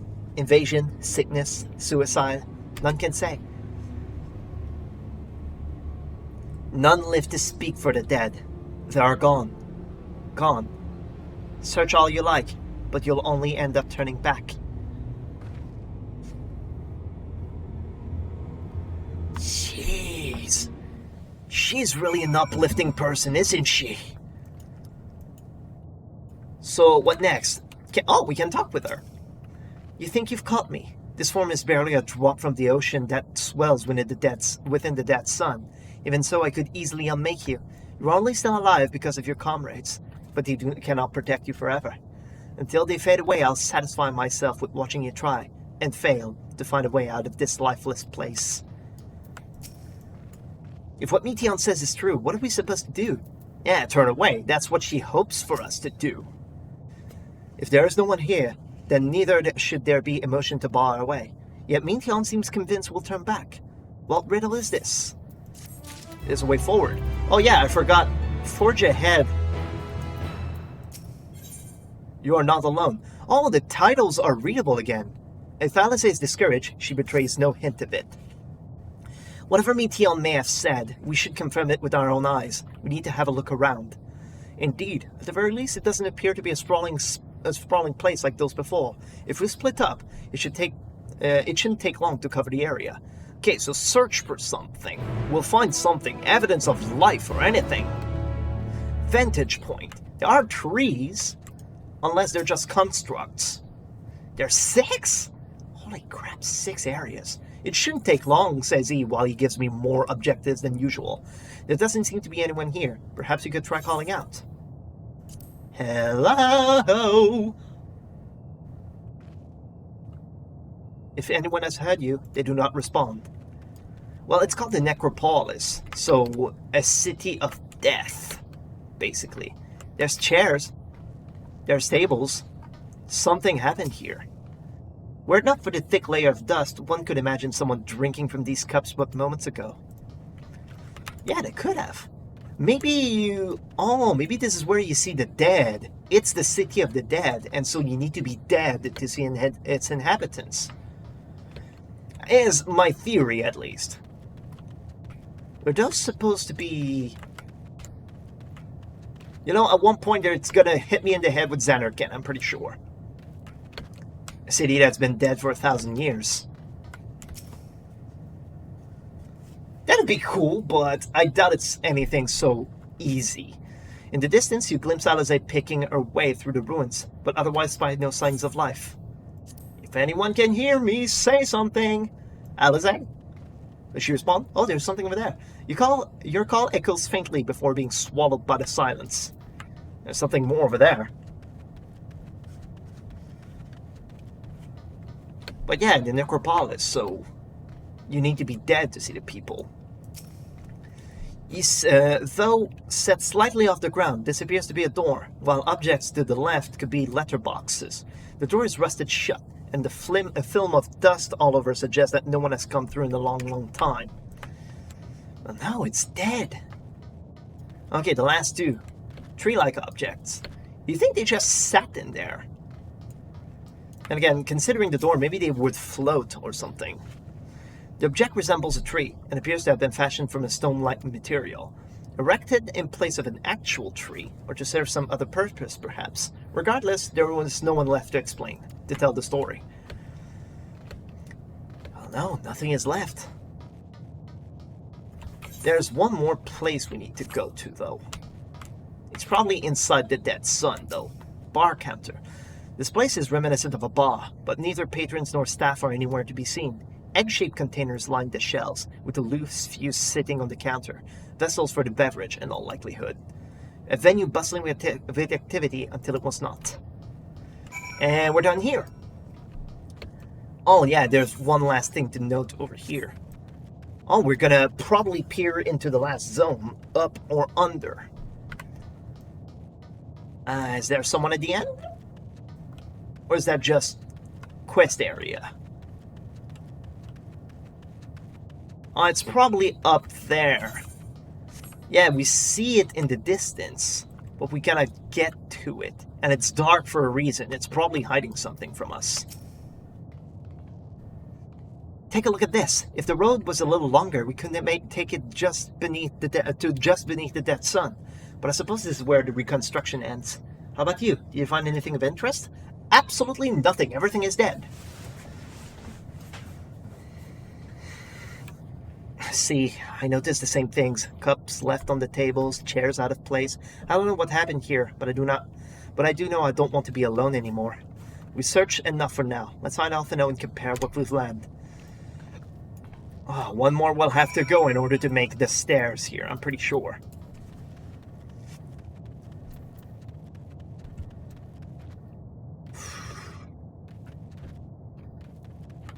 And this quest gives us the quest current as well. So I'm willing to bet... Hello world. No L. But yeah. So this is probably the last quest of this area, though. So what happens next, I do not know.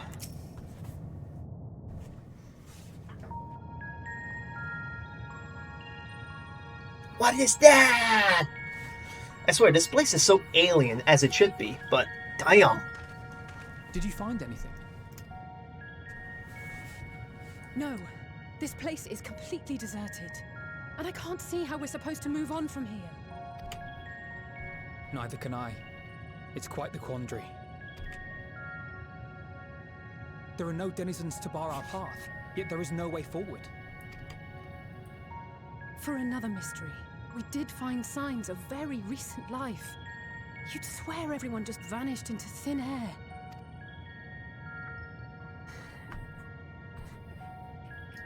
I wonder how many ruined worlds like this has Meteon seen. Maybe Meteon is the one. Yes. Yes, I believe I may have puzzled this out. Despite how it appears, it's no different this time. There is someone here who has wished for this ruin. It's probably Meteon. And I believe that together, Alize and I can overcome their will.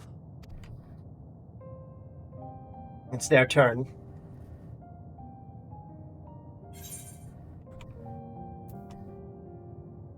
I promise your parents I'd keep you safe.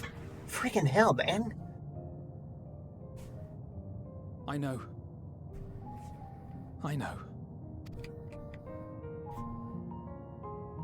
But if there is a chance this will work, then I would take it. For everyone, and for myself. I will not pretend otherwise. I have my fears.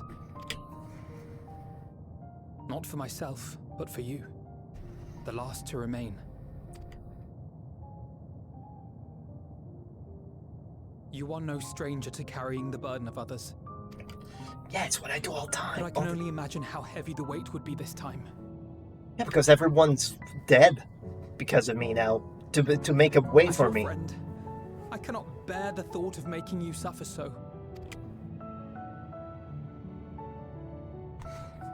Then why suggest such a thing? It's too much to ask of anyone, even her. Why must she be the one? Why must she fight alone? More than a hero, she's a dear friend. Not only to us, but to so many others. There are so many people in the world who care for you, and yet... And yet...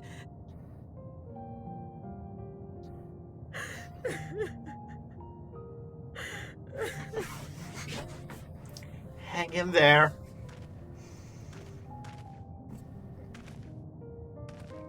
Alize, I have an idea. Given the nature of this realm, it may be possible to do more than unbar our friend's path. We might also pave her a new one. Has a plan, as always. For instance, a path where she finds happiness at journey's end.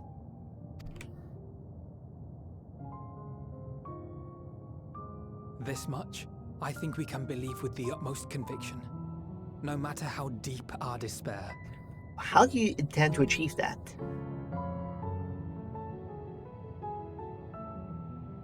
So please, believe in us too, and press on. Who is the will that prevents us?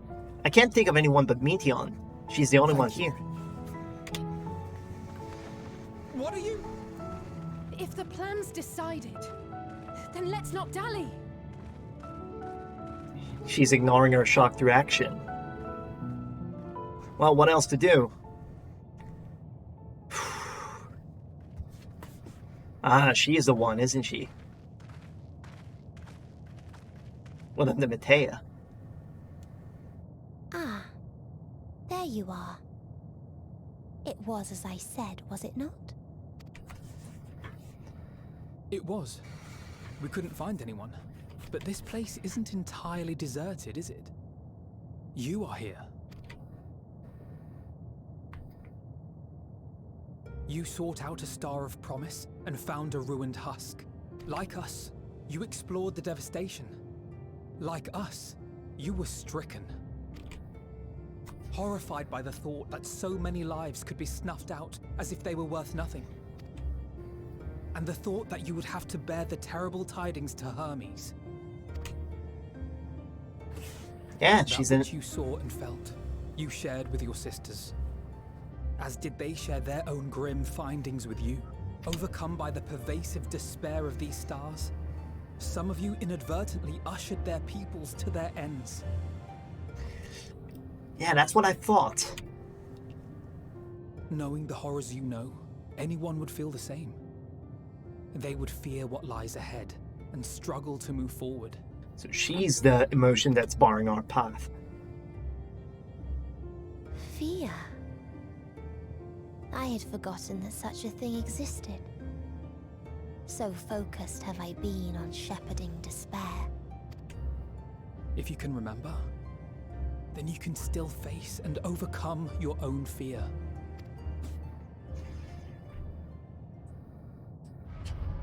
Why would I bother with such an insignificant emotion? If the despair I command is as a raging river, then fear is but a trickling stream. It can do nothing to alter my flow. You spoke with the Aya, yes? Heard their tale of what awaits the universe. She's spooky! It's true. The stars grow colder and more distant. Eventually, all will enjoy frozen solitude. Using the power of Dynamis, I'm hastening that process. In so doing, nothing will be born ever again. Everyone will remain dead. Alas, it will take time for that to happen. So in mercy, I sent you my gift, to spare you needless suffering.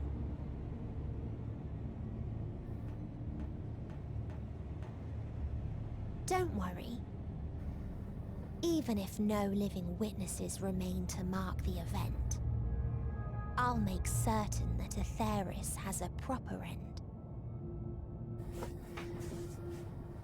So what's your plan, Alfie?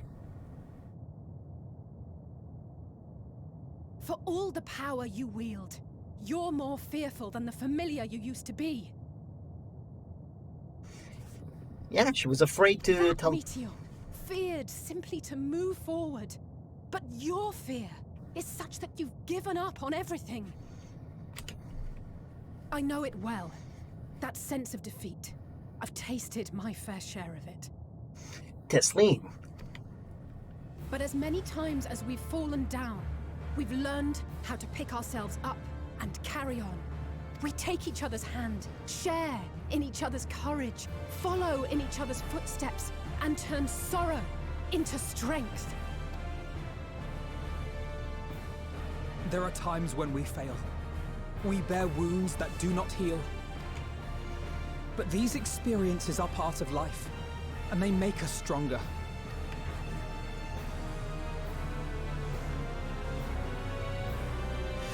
We rise, fall, and rise again.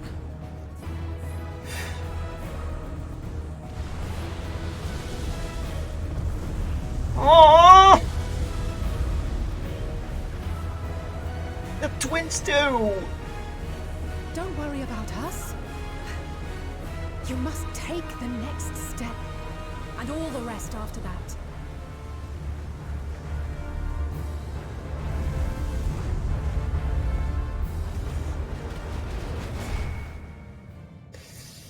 And now they're gone to the last step.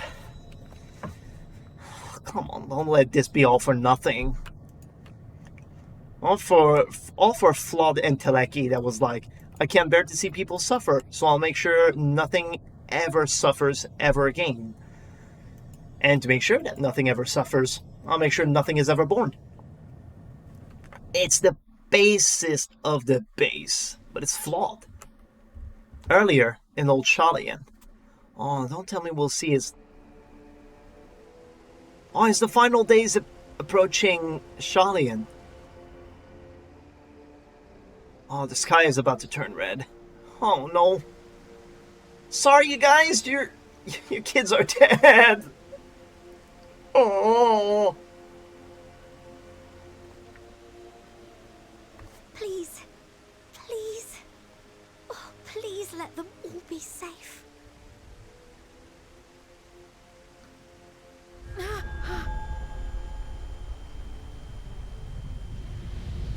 Oof, I knew it. The ether currents have grown stagnant here too. Cryo?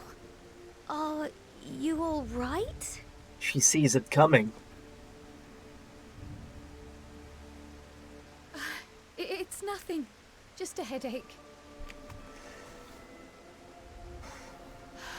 They'll be fine. I know they will.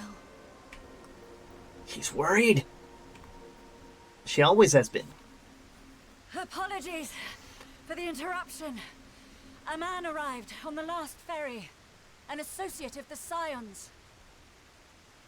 He wishes to speak with you at once. Who doth? There's no associate of the Scions left. I wanted to bet it's Xenos. It sounds like him. I'm sure it's him.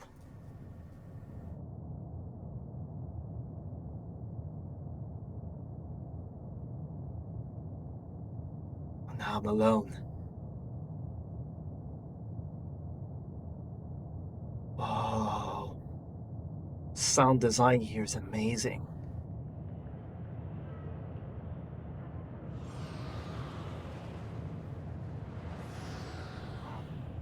In this city devoid of life, you sense the presence of another. Is it the despair that's setting in? The sorrow of 1,000 worlds weigh heavy, and yet you can walk on.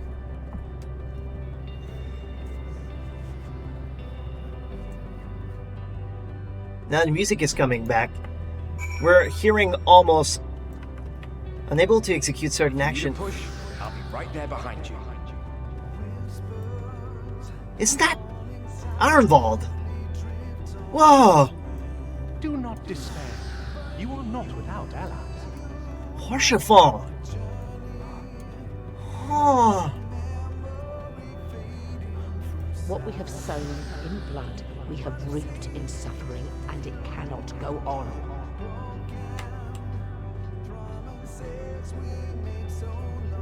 Upon the souls of they who have sacrificed themselves to pave the way for peace, we will never abandon our cause. Whoa. While it is true that man succumbs all too often to anger and avarice, he may yet overcome his baser instincts through the forming of bonds with others.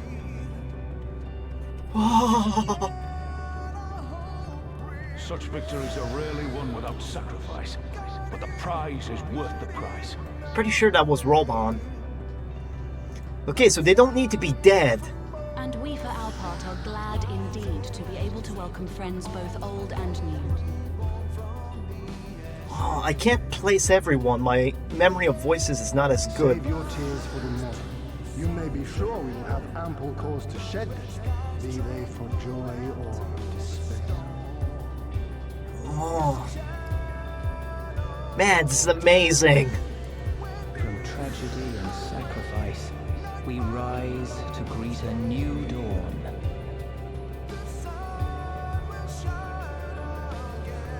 Aww. A future shaped by the choices we made in ways we could never foresee.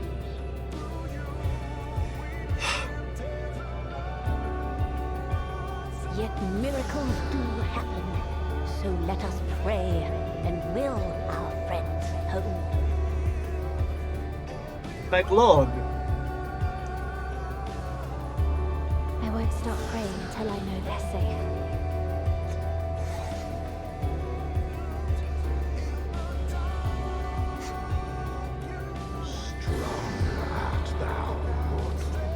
Rispelger. Or was that Vritra?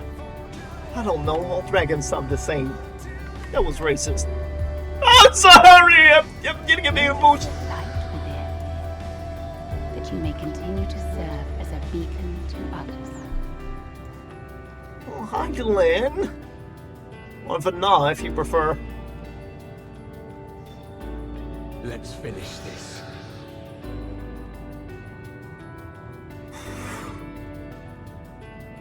Man. Meteon is there at the end. Absolute Horizon, the last area.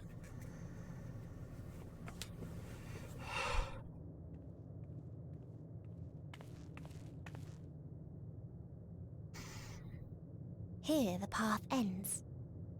There is no way to reach our nest.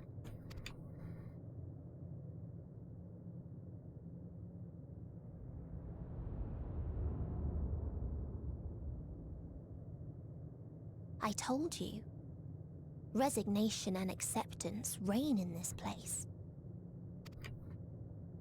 The rejection of life by those who came to curse it. Those whose dreams were unfulfilled. Whose prayers were unheard. Whose labors were unrewarded. Hope cannot deliver you unto hopelessness. Our refuge is beyond you. Always has it been. Such is the nature of this place. Hope cannot deliver you into hopelessness. You should have remained on Atheris.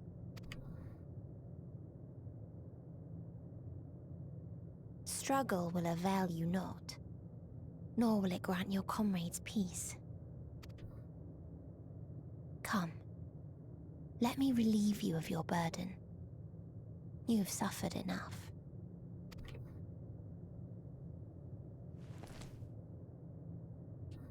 Well, is this the time I come to use this? How do I Asm's magic. So long as our souls remain, you can use it to summon us back. But you mustn't. How do we make peace with That's why it's too soon for this to end. There are so many people in the You must triumph. Be safe, all of you, and come back. I am ever grateful. I came to appreciate most about our star is that there remains so much we do not know. After all these years, is this the answer I was hoping for? So long as we remember, our fates remain ours to shape. And Godspeed. Perhaps when our time comes to return to the star, we shall remember these few days we have lost. Do not squander it. The legacy I leave you.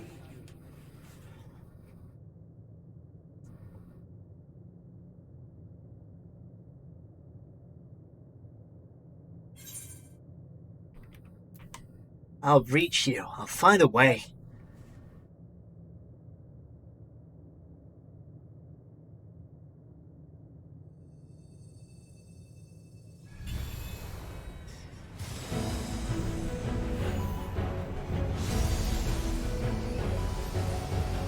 So wait, I decided to summon them back? It's Lodeus! And I'm at Selk!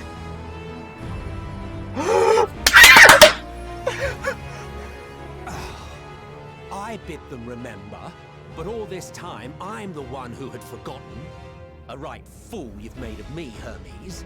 And to add insult to injury, I've been denied a sound rest, forced to watch this clamorous show. So were you trapped in there all alone? Oh, come now. It's been a gripping tale. Unbreakable bonds and noble sacrifice, sprinkled with moments of levity to counterbalance the pathos. It's got it all. He liked the story.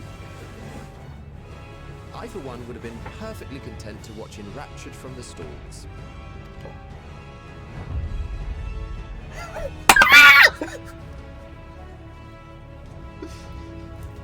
But I won't say no to a bit part. What are you? Half-faded souls of the dead. Isn't it painfully obvious? Worry not. We haven't the power to defeat you, nor is it our duty to do so.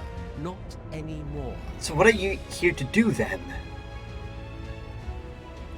That being said, we do have a score to settle.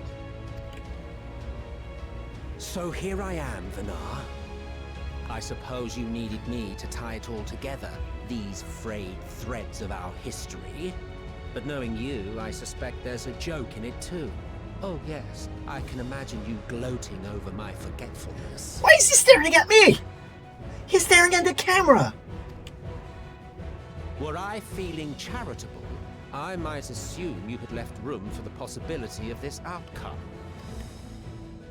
Even so, you'll get no applause from me. A single gesture will not lighten the burden I've had to bear.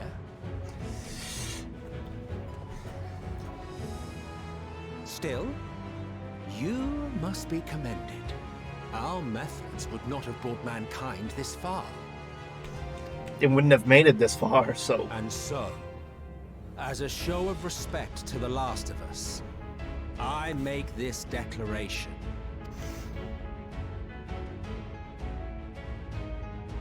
You will not end our journey. That is our answer. The answer of all lives of Atheris, past and present. Oh, heck yeah!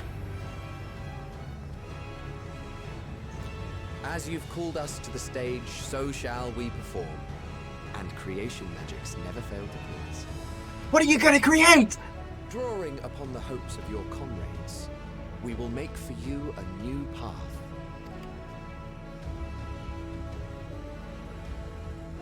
What form said path takes depends on you. So focus. Focus and envision that which rejects the claim that you cannot attain your goal.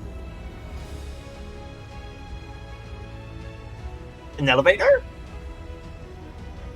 Bruh! Ours is the wisdom to weave the fabric of reality. Ours is the power to create.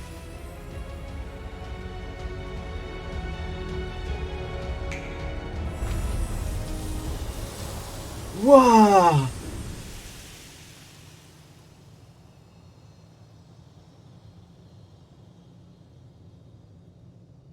Elpis flowers? Meteor, though I gave you these wings to soar the heavens,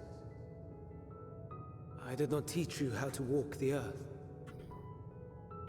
So loath was I to bind another living being. In the course of your long journey, you will learn from those you meet. Learn to walk and run, and so much more. A flower.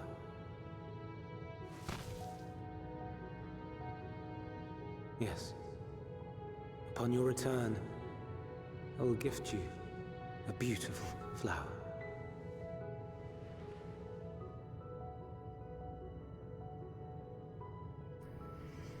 These Elpis blooms serve as proof that this realm is not utterly devoid of hope. No more can you deny its power.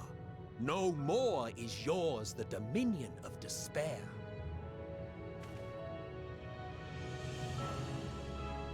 In case the practical implications were lost on you, your comrades no longer need fight their fight. So go on. Call them back to your side. Since the path forward has been laid, I can call them back.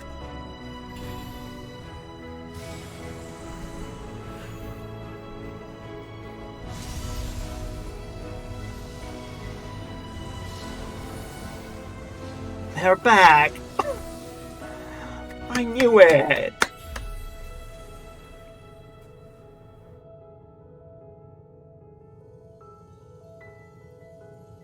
It will not last forever, she said. Oh no, it's something else. May you ever walk in the light.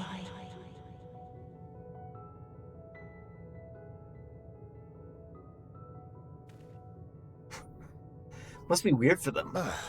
How disappointing. Not even a single scar in the making to brag about. Oh, shut up, you fool! Shut up! You'll find a way regardless. Shut up, you goddamn fools.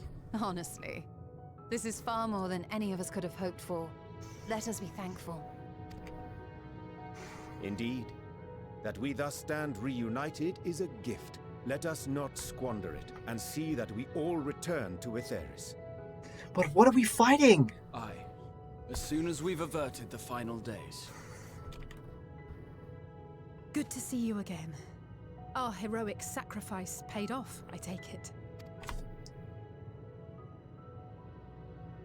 Come, my friends. Let us carry on and finish it. Together.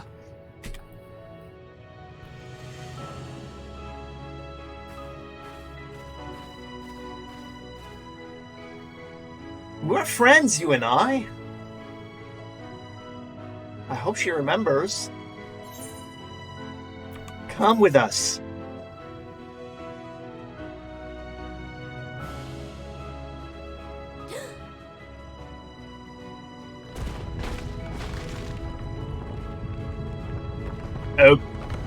Oh crap. Oh crap. Subversion incoming. I just freaking crumble. The fuck?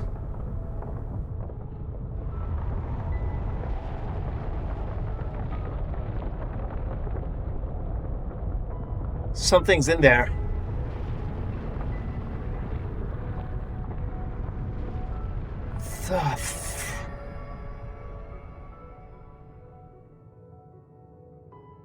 Can you hear me?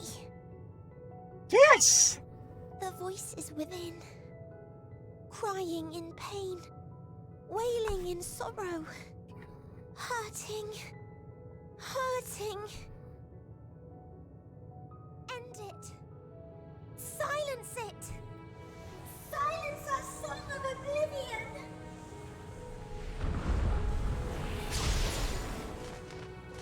It was her.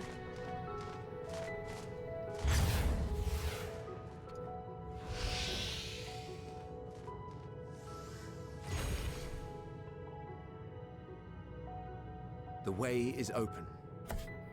They can proceed. So what do we find in the middle of this, though? So it seems.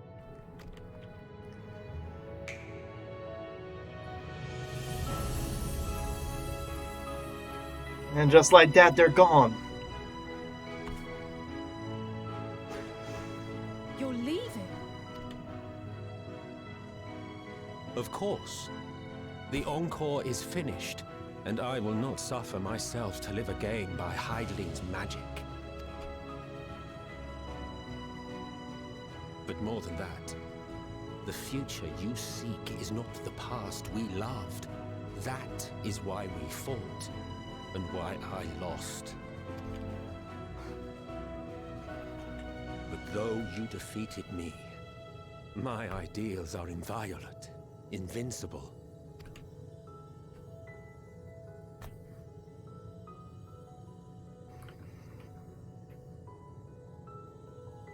Spare me your pity. I have no use for it. If you would do something for me, save our star. See this tale to a triumphant conclusion, and with elation in your hearts, bid the final curtain fall. Only then may it rise again, and a new tale... Oh, fuck!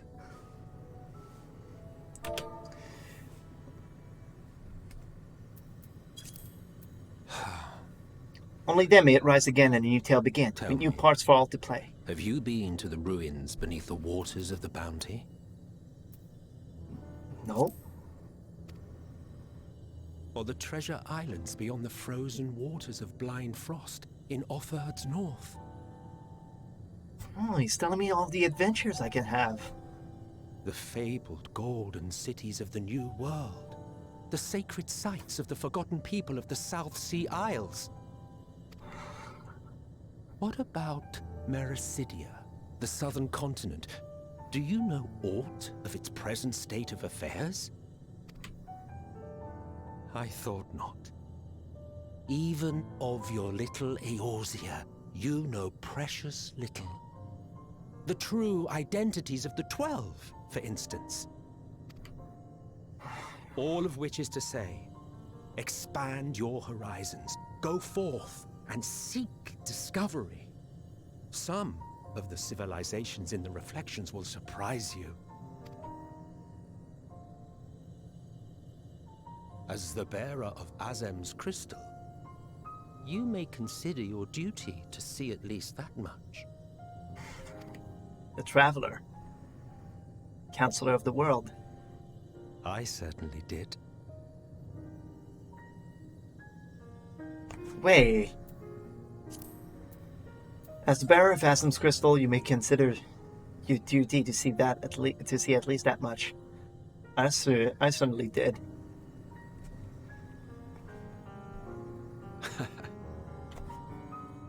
I pray we meet again. If not in this life, then perhaps another. Whensoever it should be, I trust it will be a most joyous reunion. I trust it will be. For you, maybe. I want nothing to do with it. Oh, don't be that way.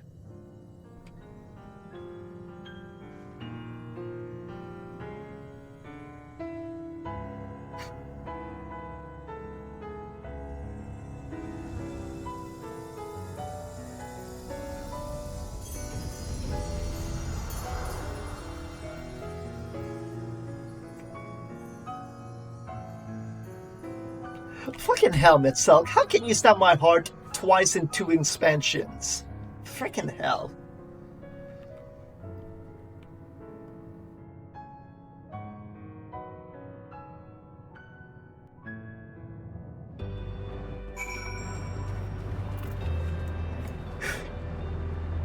Oh, freaking hell, Dan. Hi, Dan. Hi.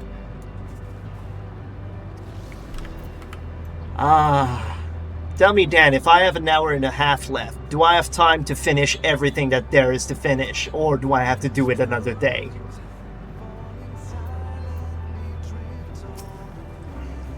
I don't think I ever knew what to say to the man. In retrospect, it always felt like the wrong thing. But the past notwithstanding, he came to your aid in your moment of need. Well, here, and we will not squander this chance he has given us. What do you mean, as you wish? We'll see this tale to a triumphant conclusion, and bid the final curtain fall.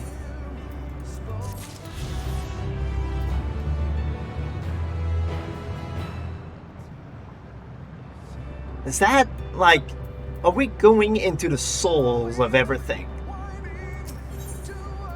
Endwalker. Oh, it's the last one. Signs of the Seven Dawns stand ready for the finale. It's probably a dungeon and a trial. An hour and a half? Yes, but not the final cutscene barrage after. Evie will come home soon. I want to have time to digest it all in one sitting. I might have to stop here. Are you ready?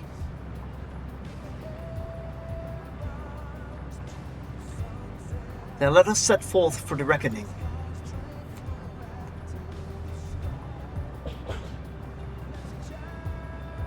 Busy. Having come this far, I know everyone's result is beyond doubt, so I will say only this. Within that dead sun swells the emotion that Meteon has holded, the emotions of innumerable souls who strove for happiness but failed. It was a denizen is what was the denizens of Ultima Thule that barred our way, but it is not for us to rebuke and admonish. 'Twas not by passing judgment on the tragic legacies of others that we arrived at this moment. Rather, it was by opening our hearts to their despair, by understanding and acknowledging their fates, while still refusing to share in them ourselves, to hold fast to hope, not in ignorance but by choice. Should you struggle to do so, I am here to help, as you have all helped me.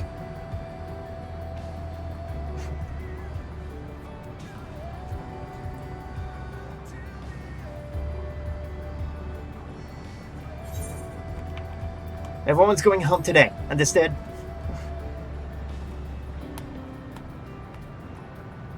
Aye.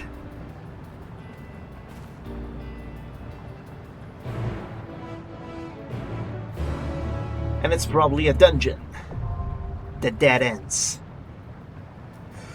I will have to stop here. I don't have enough time. I'll have to do this another day. Wait, 8? Oh, yeah, because it's a dungeon. It's a dungeon, right? Yeah, it is. What a pretty game, though. Very pretty. I mean, have you seen space? It's so cool. Alright, I'll have to stop it here. Thanks, everyone, for tuning in. It's been awesome to have all of you. We'll bring an end to this next time we stream. Soon. See ya.